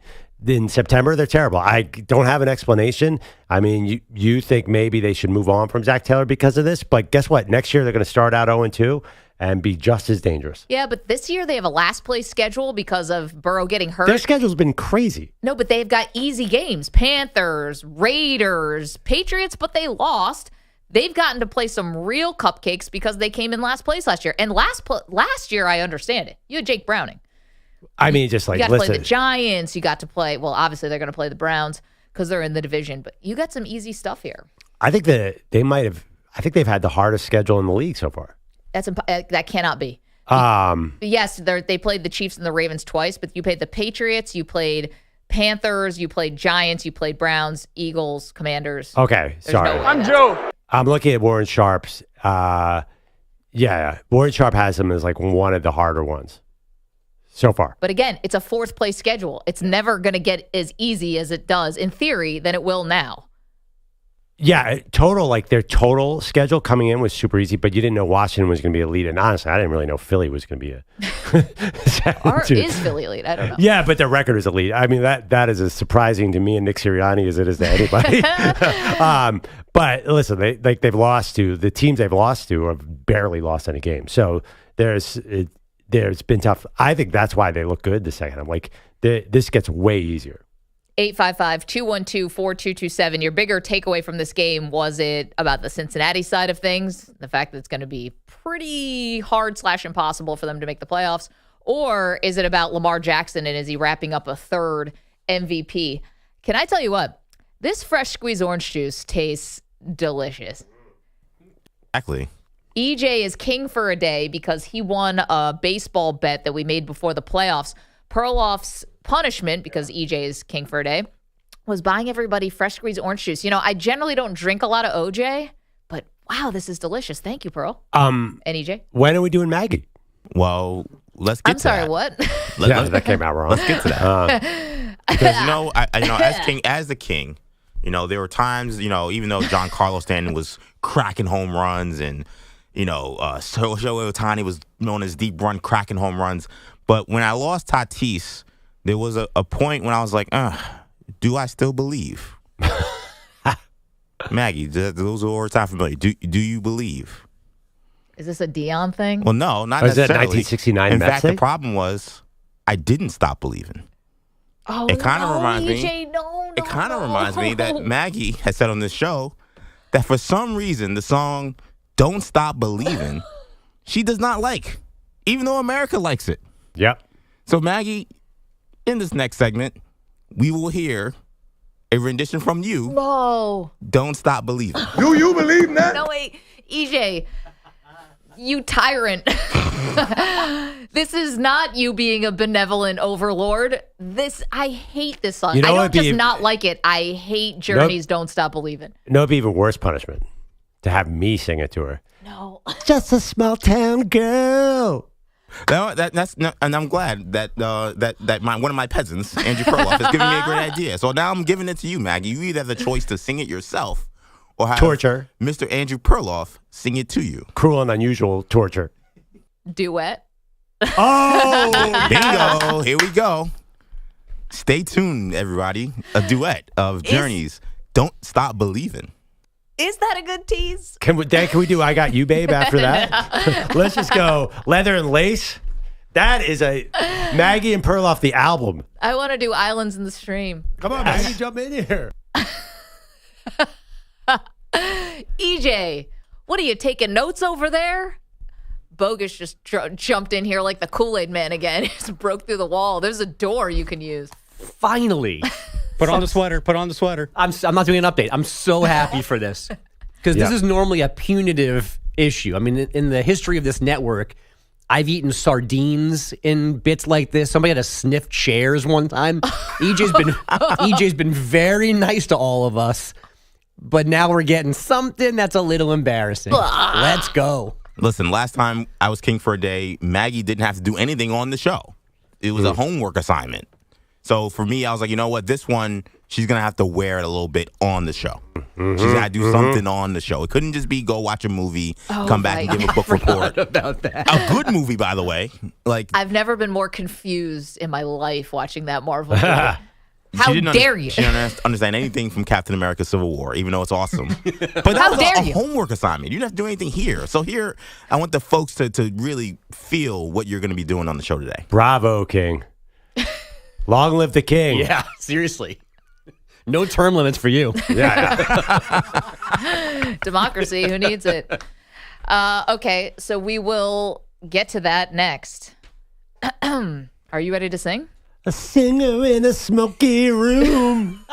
This is going to be awesome. What's it smell like? It smells like whoop perfume. I'd rather sniff a chair. It smells like wine and cheap perfume.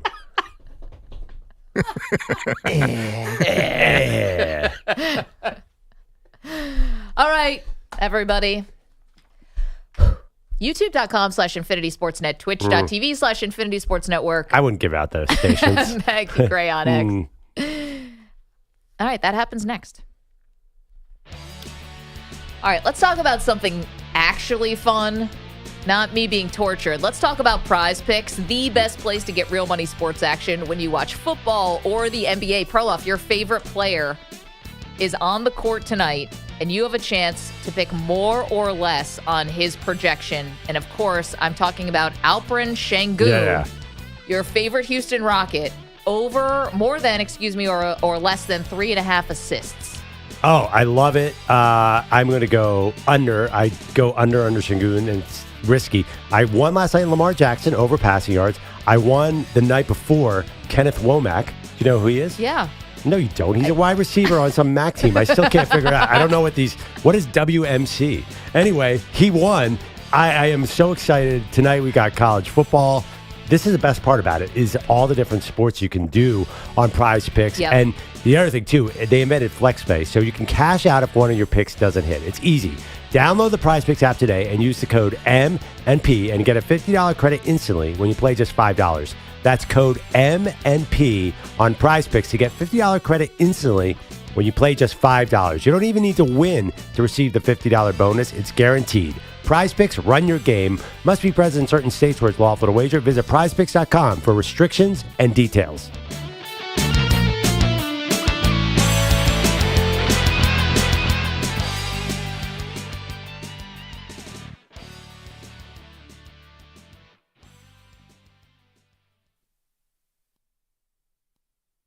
You're in a 4-minute break.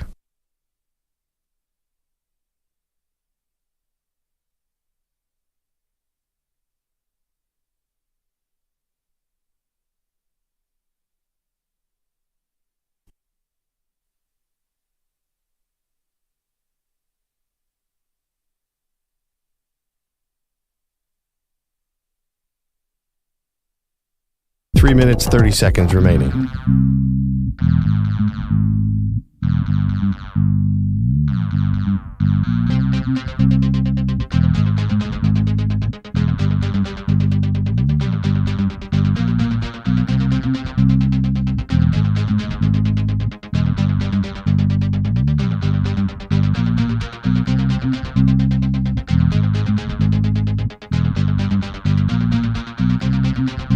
3 minutes remaining.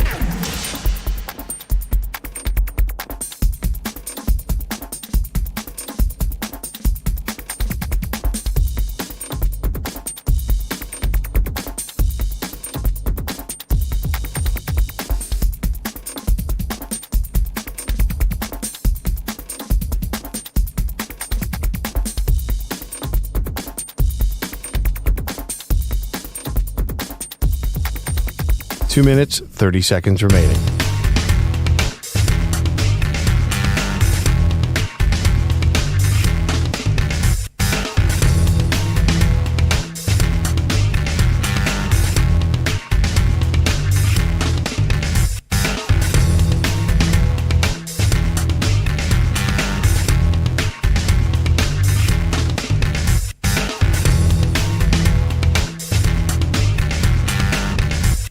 Two minutes remaining.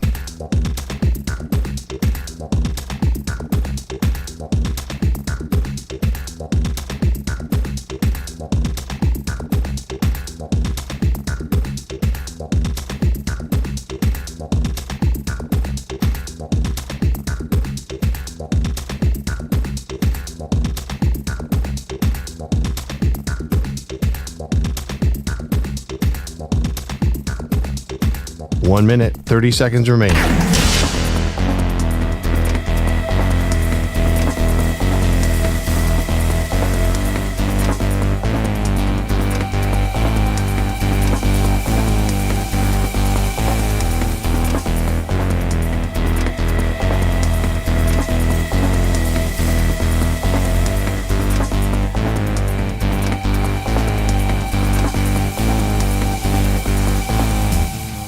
One minute remaining.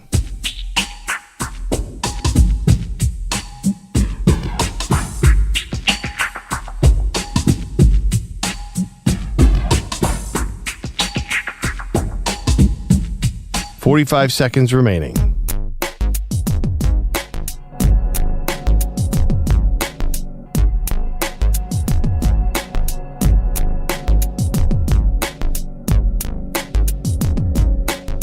"30 seconds remaining.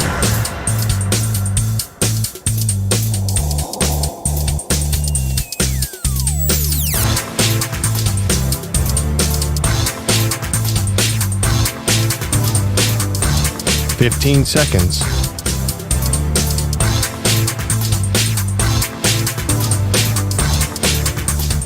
Break ends in 5 seconds.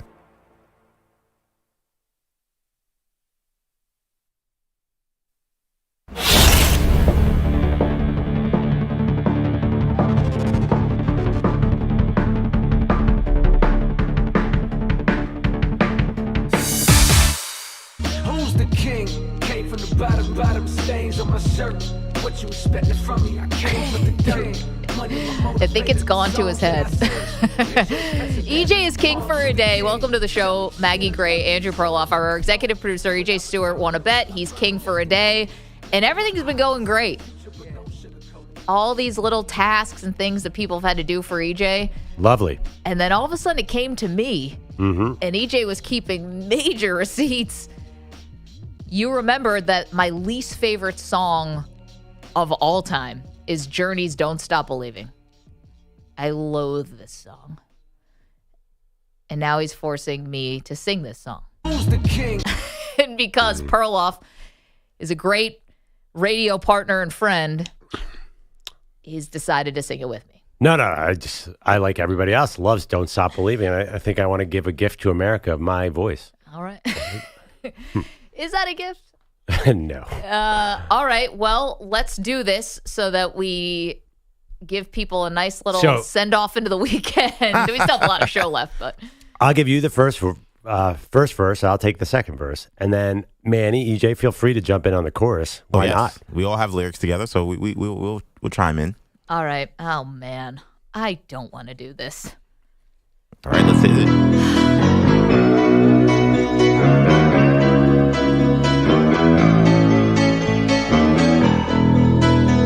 Just a small town girl living in the lonely world. She took the midnight train going anywhere. Just a city boy, born and raised in South Detroit. It took the midnight train going anywhere. Go, Bogusch. A singer. Go, Bogusch, go. A smell of wine and cheap perfume. Everyone. For a smile they can share the night. It goes on and on and on and on. Strangers waiting up and down the boulevard. The shadows search. You just never even heard the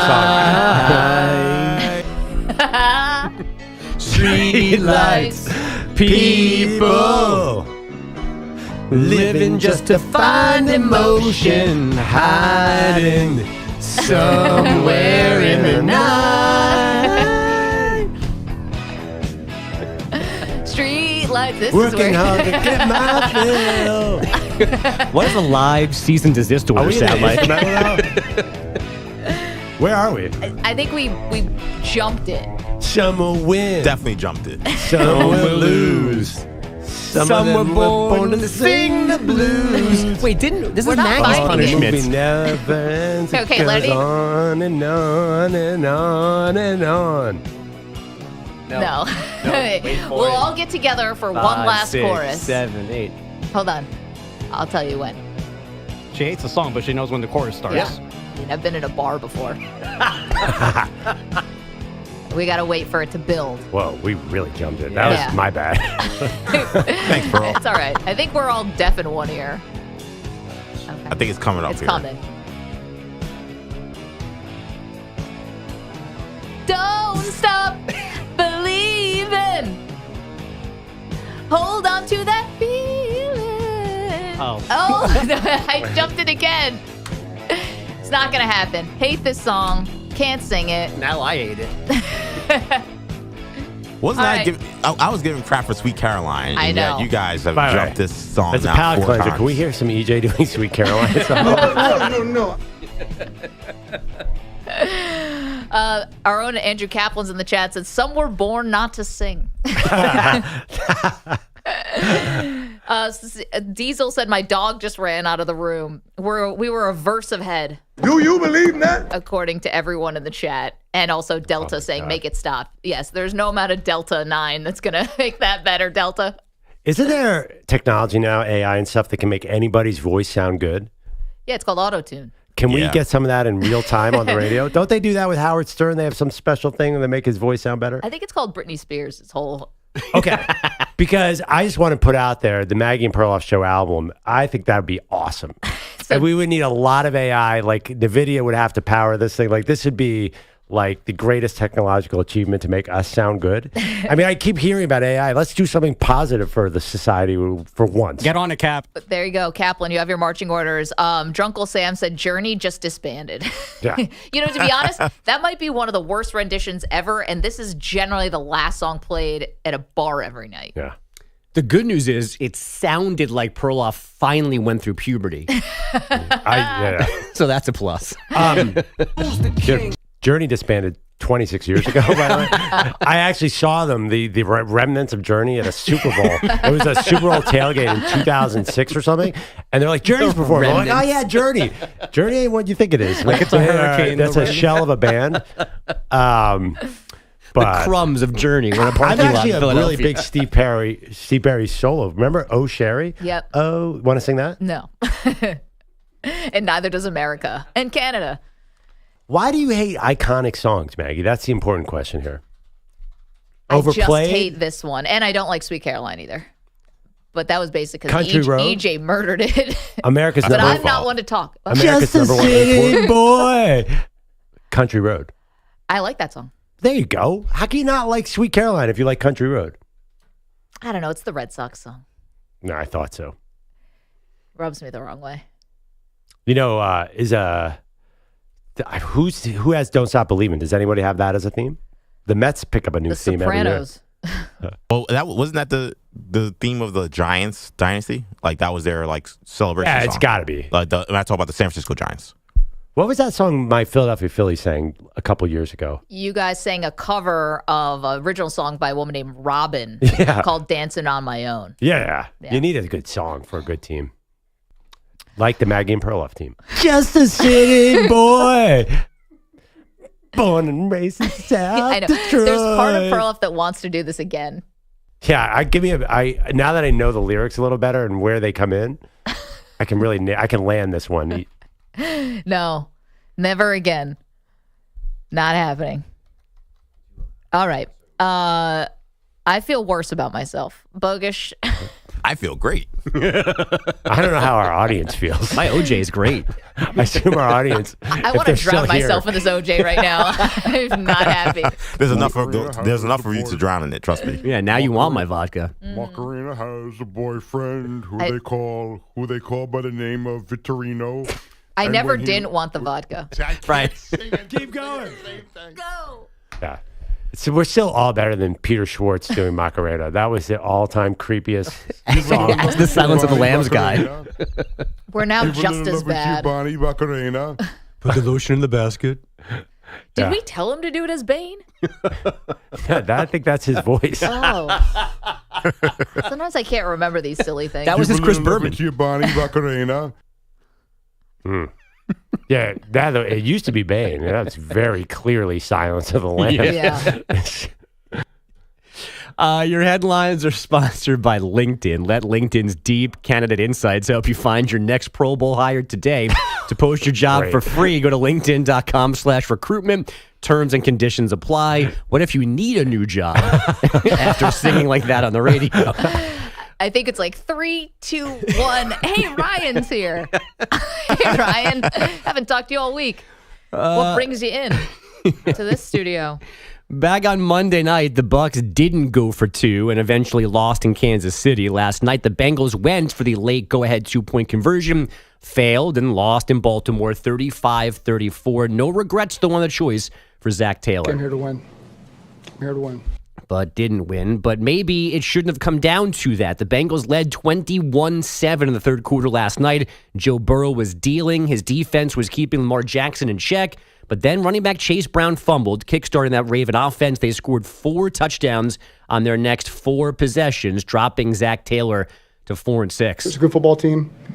But we expected to come in here and win, and we did everything we could to do that. Doesn't change the fact that I'm proud. I think everybody on that field fought, gave us a chance. Lost the game on the road to a good team, and it's sickening that this has happened twice to us. That's what it is. It feels like more than twice. Also, it didn't happen to you. Right. Like, you had the ball in your hand to do that 2-point conversion. It kind of feels like they're not taking a lot of accountability for it. You also could have played defense at some point over the last 20 minutes of game time. That's hard, though. It's really hard. Hard to play defense against Lamar Jackson. Yeah. Tough assignment. I guess to be fair to them, they should have gotten a penalty call in the last 2-point conversion. I mean, to be Or the fair, face they mask should before that. stop fumbling and just play a solid 60-minute game. You know, you've asked me a lot of flag football questions. That touchdown where 3 different Bengals didn't get the guy out of bounds on the sideline, that's a really popular flag football defense. Yeah. Where this one kid just keeps running, everybody whiffs. So it really should happen in the NFL. Yeah. I think that's also a Zach Taylor acknowledgement. It looked like a movie with those 3 guys who were trying to push him out of bounds and just missed. Or there was a force field that prevented him from actually tipping out of bounds. By the way, can you imagine calling that in real time? So his toe was in bounds and his heel was hovering above the white line. No, but I love when the officials don't call that. You have replay review. You know it's going to get looked at every blade of grass. Don't let that play go. What about I'm glad they did that. What about the pick where his knee hit out of bounds a millisecond before his other toe? That was impossible. That to figure I out. hate. I thought of you right away. I hate that. Oh, and they rightfully took away the interception, but that was insane how close that was. Even replay in slow mo, you can't tell if he's in bounds or out of bounds. Thank you. And this is where replay has gone way too far. But why not get it right? Would you just say, God? You don't even know if they did. It was so. They did though. I don't know. I think replay should only be for egregious things. Wait a second. You were the one when, okay, so Sam Darnold gets face masked in the final play, the final impactful play of a Vikings game. Yeah. You want replay on that. I thought that was obvious. But you don't, okay, so you would want it for that, but you don't want it when you can actually slow down the film and see if he's inbounds or out of bounds. I think if it takes more than 3 replays to see whether or not it was in or out, that's it. So should they have replayed the 2-point conversion at the end of the game then? Because if you insert replay on face mask, then they redo that play. I think so, yeah. I think the Bengals were hosed on that. It's hard. There's a lot of penalties out there. If you start inserting penalties on replay, like say holds, you're in trouble. I'm saying face mask. The Ravens are 7-3 now after this win. They've got one more victory, but also one more loss than the Steelers. So Pittsburgh still leads the North this morning. Baltimore's also waiting for more info on Kyle Hamilton's right ankle injury.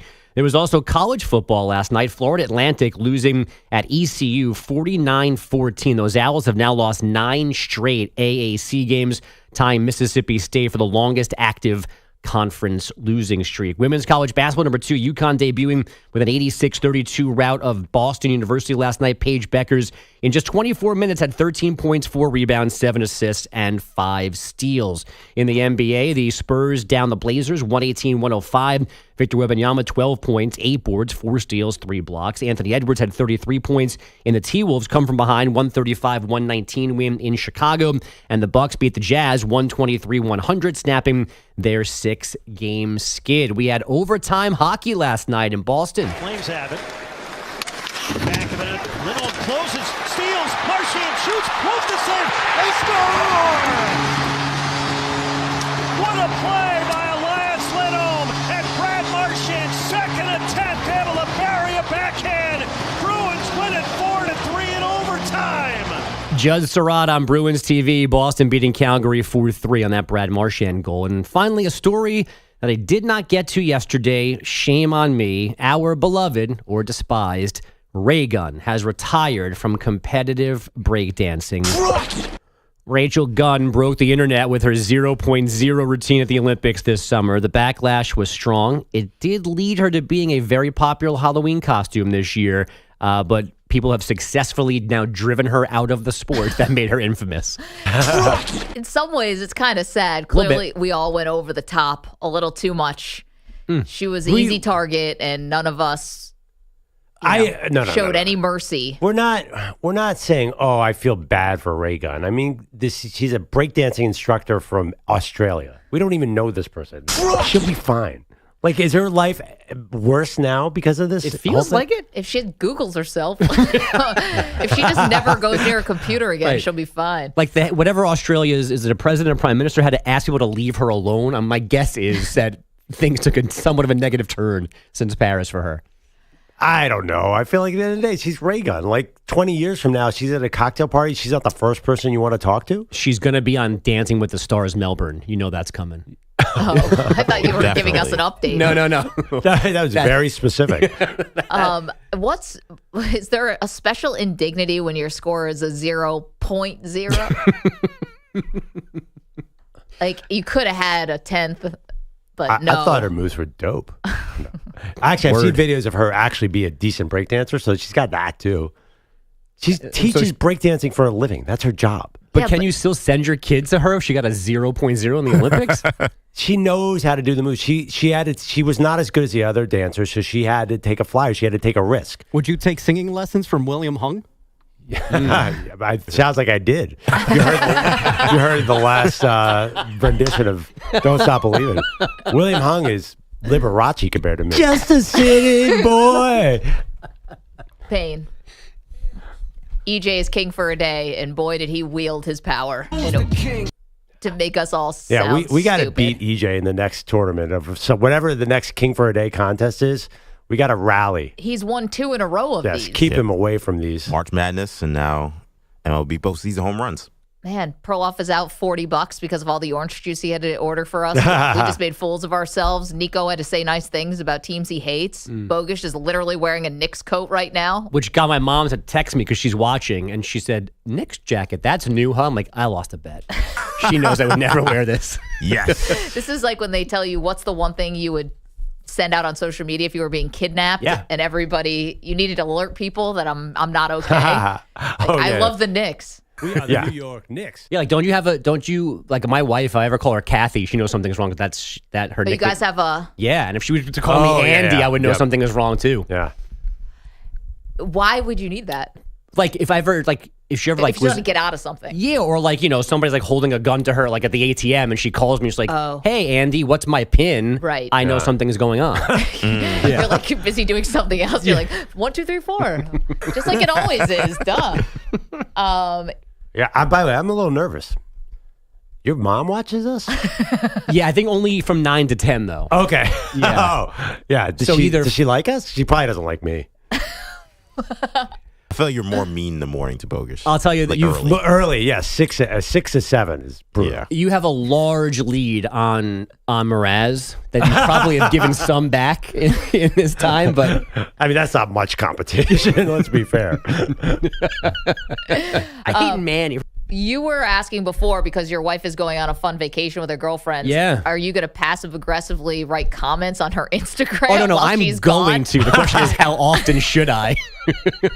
Sick invite. My favorite passive aggressive comment. When you go to a nice place and someone just puts sick invite. I'm a big must be nice kind of guy. It's another good one. Yeah. Is this when you're going to be like, just letting you know, kids are doing great. They miss you, Mom. They miss you. Don't look at me, please. Just consoling Jake for the last 2 hours saying, Mommy's coming home. Don't worry. Everything's fine. Well, maybe. I mean, right. You're Like he coming means back, Fabio. right? Depends on that scuba instructor. What is it? Not Fernando. What was the SNL skit? Domingo. Domingo. Yeah. I'm done with pants. Sorry, Mrs. Bogusch. We love your son. By the way, your kids are old enough. You should go off to the bar. You're fine. She's off having fun. It'll all work itself out. Yeah, just bring Jake. Yeah, I mean, might as well. Will they card him? Who even knows? Who cares? Here, Jake, here's a bunch of ones. Go have fun. Don't touch anything. You'll get us both kicked out of here. Sorry, was it not the club you were thinking of? For some reason, knowing that Andrew's mom is watching makes us want to say troublesome things. It's a weird reflex. ass. It's a weird reflex. The moment any authority figure or anyone that we respect starts to watch or listen, we just get really, really gross. Well, I was a cute cart girl at a golf course in high school. My mom remembers that. Jake, mommy, I tried a shot this weekend. Do you know what Fireball is? Yeah. My wife does, yes. It's like, are you packing airline bottles and Jake's lunch? Honestly, if Jake's Little League results haven't driven him to drink, he'll be fine.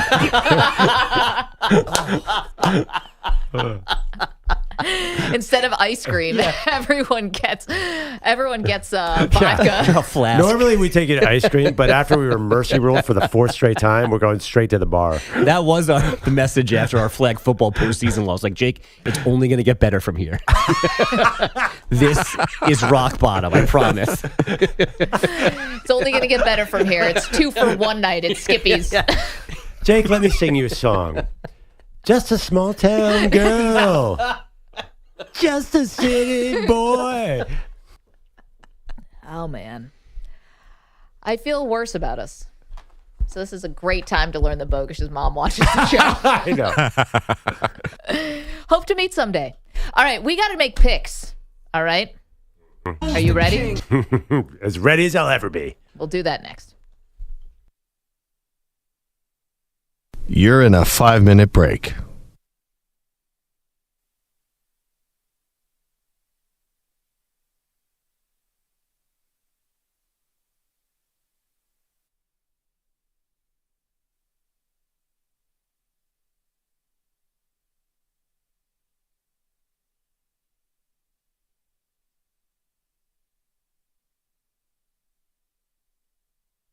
Four minutes, 30 seconds remaining.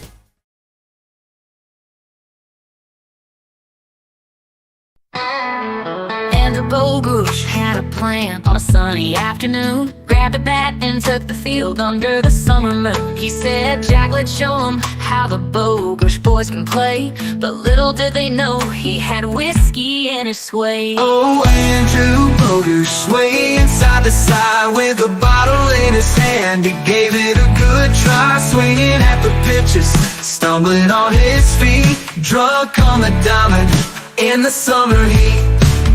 Jack's team was laughing as Dad took his stance, wobbling at the plate in a tipsy baseball dance. The coach was shaking his head, moms were all aghast, but Andrew Bogusch grinned, living in the past. Oh, Andrew Bogusch swaying side to side with a bottle in his hand. He gave it a good try, swinging at the pitches, stumbling on his feet, drunk on the diamond in the summer heat.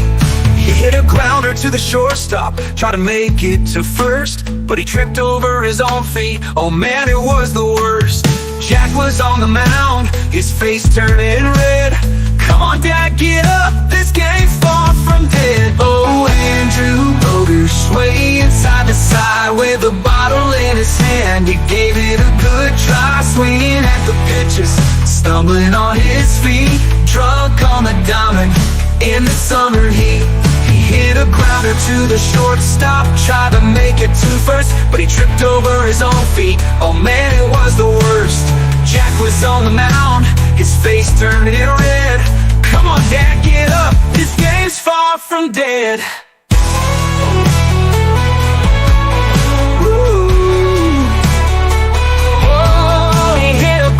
To the shortstop, tried to make it to first, but he tripped over his own feet. Oh man, it was the worst. Jack was on the mound, his face turning red. Come on, Dad, get up, this game's far from dead. Oh, Andrew Bogusch swaying side to side with a bottle in his hand. He gave it a good try, swinging at the pitches, stumbling on his feet, drunk on the diamond in the summer heat. So if you see a little league and laughter fills the air, look for Andrew Bogusch, you might find him there. With a grin and a wink, he'll raise a drink on high, playing ball with Jack's team under the summer sky. Andrew Bogusch.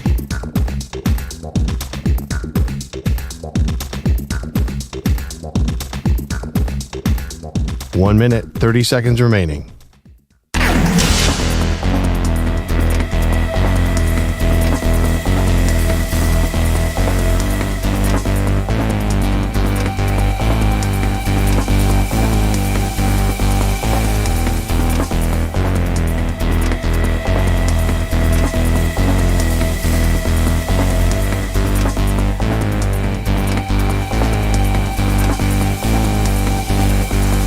One minute remaining.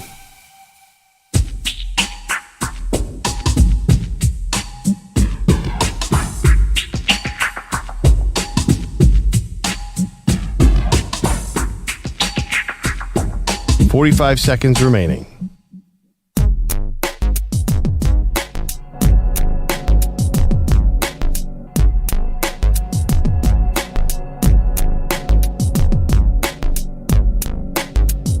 .30 seconds remaining.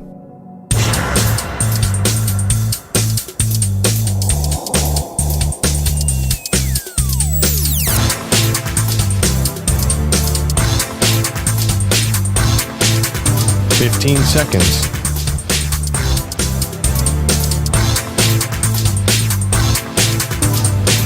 Break ends in 5 seconds.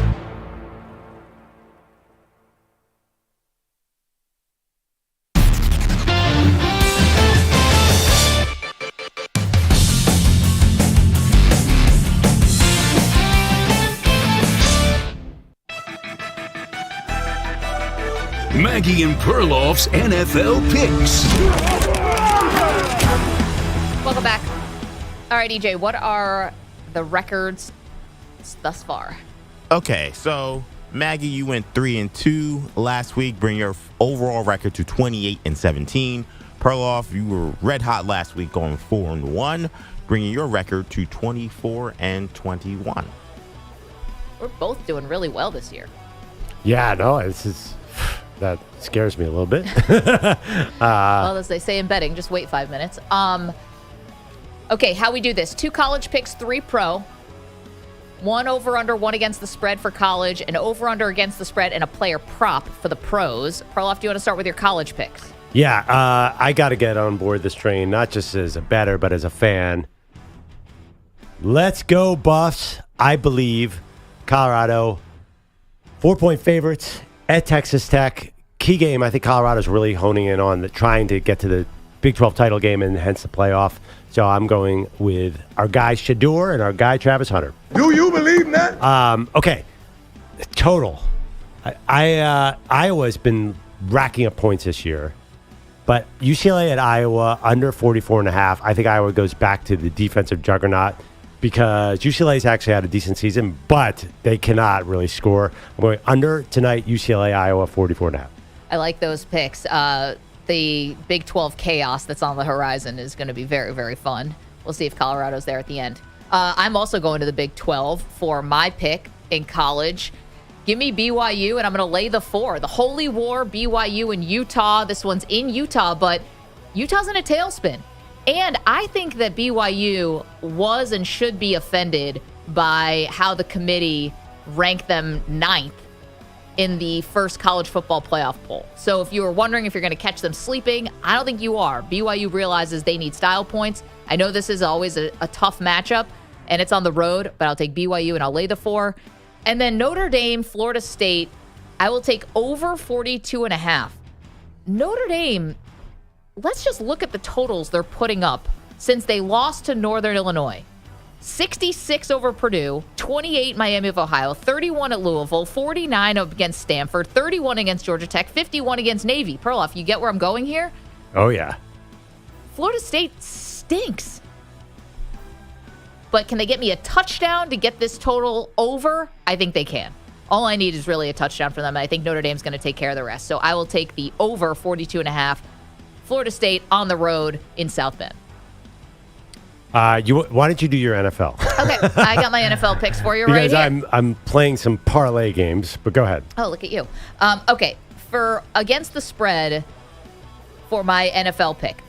This is, to me, a bit of a low number. I know their offenses haven't been completely en fuego, but to borrow your former boss, Dan Patrick, but Titans at the Chargers, the total set at 39. You know, here's the thing about the Titans. In the first quarter, they actually can put up some points, and then the whole thing just disintegrates from there. So if they can get me a touchdown or maybe 10 points in the first quarter, I think the Chargers can get me the rest of the way on the over. So I'll take the over 39. As far as my against the spread, I know Nick Kostos said he's going the other way, and I don't love going against Nick. But I'm going to take the Los Angeles Rams, and I'm going to lay a point. It's Monday Night Football. They're welcoming in the Miami Dolphins. Puka Nacua is not going to get kicked out of 2 games. He and Kupp are both going to be great. Jared Verse, the defense, I think, has found something. They're in a dogfight in the NFC West. They have a lot to play for. Rams, and I'll lay the point. And finally, this is a one that's been very good to me in the past. I'm going to go back to it. It's Amon-Ra St. Brown over 6.5 receptions. Detroit Lions on the road at the Houston Texans. And I think the Lions are on a mission to embarrass people. And if there's a chance they could embarrass the Texans, they will take it. I will take Amon-Ra St. Brown over 6.5 receptions. They'll never see it coming. Okay. It's funny. We're starting to think alike. We're like an old married couple now. I also was looking at that Chargers-Titans game, and I think it's really not being talked about enough how great Justin Herbert is playing. I mean, it's getting talked about, because he also feels like he's always about a play away from a major injury, which is bizarre about him. But I'm going to take the Chargers laying 7 points. I agree the Titans start off really well. I think the Chargers might be a really good team, a team that you'd been on early in the season. I had to wait and see. So I'm going Chargers -7. For my total, let's have some fun.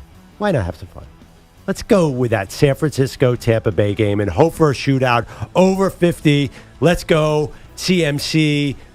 Juwan Jennings. You can't stop Juwan Jennings in a big game. My total, I'm going to do something similar to you. You went with Amon-Ra St. Brown over 6.5 receptions.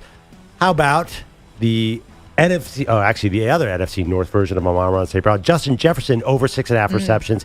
He hovers, he's 7-7, 8, 6, 7. He's always right in that mix, so it's going to be probably a nail-biter. But I think that the Vikings are kind of in playoff mode right now, so they're going to feed Justin Jefferson. By the way, did you see Doug Peterson's comment on Sam Darnold? What did he say? He said he was asked, why is Sam Darnold better this year? He said, one word, Justin Jefferson. That's kind of mean. But anyway, so the Jags know to focus on Justin Jefferson, but I still feel good. If I'm going to go down, I want to go down with the best receiver in the NFL. And is this going to be a Mac Jones game? Trevor Lawrence is not playing this weekend, right? Is he officially been ruled out? I think he's very doubtful to play. I don't think he's been ruled out. I think he is unlikely right now. I think he didn't practice. Trevor Lawrence unlikely to play. Is how right. I saw that total set at 43. And if you've watched the Jags defense this year, that means they do not expect the Jags to score a lot of points. No. I mean, well, Mac Jones, the triumphant return. All right, so let's recap them again. I'm going to take BYU. I'm going to lay the 4. Notre Dame, Florida State, I'll take over 42.5. Give me the Rams. I'll lay the point. They're at home Monday Night Football against the Dolphins. Titans, Chargers, over 39. Give me Amon-Ra St. Brown, over 6.5 receptions. All right, I got the Buffs at -4. I got the under UCLA, Iowa, 44.5. Justin Jefferson, over 6.5 receptions. Chargers, laying 7 and over 50 points. San Francisco, Tampa Bay. Hope it's game of the weekend.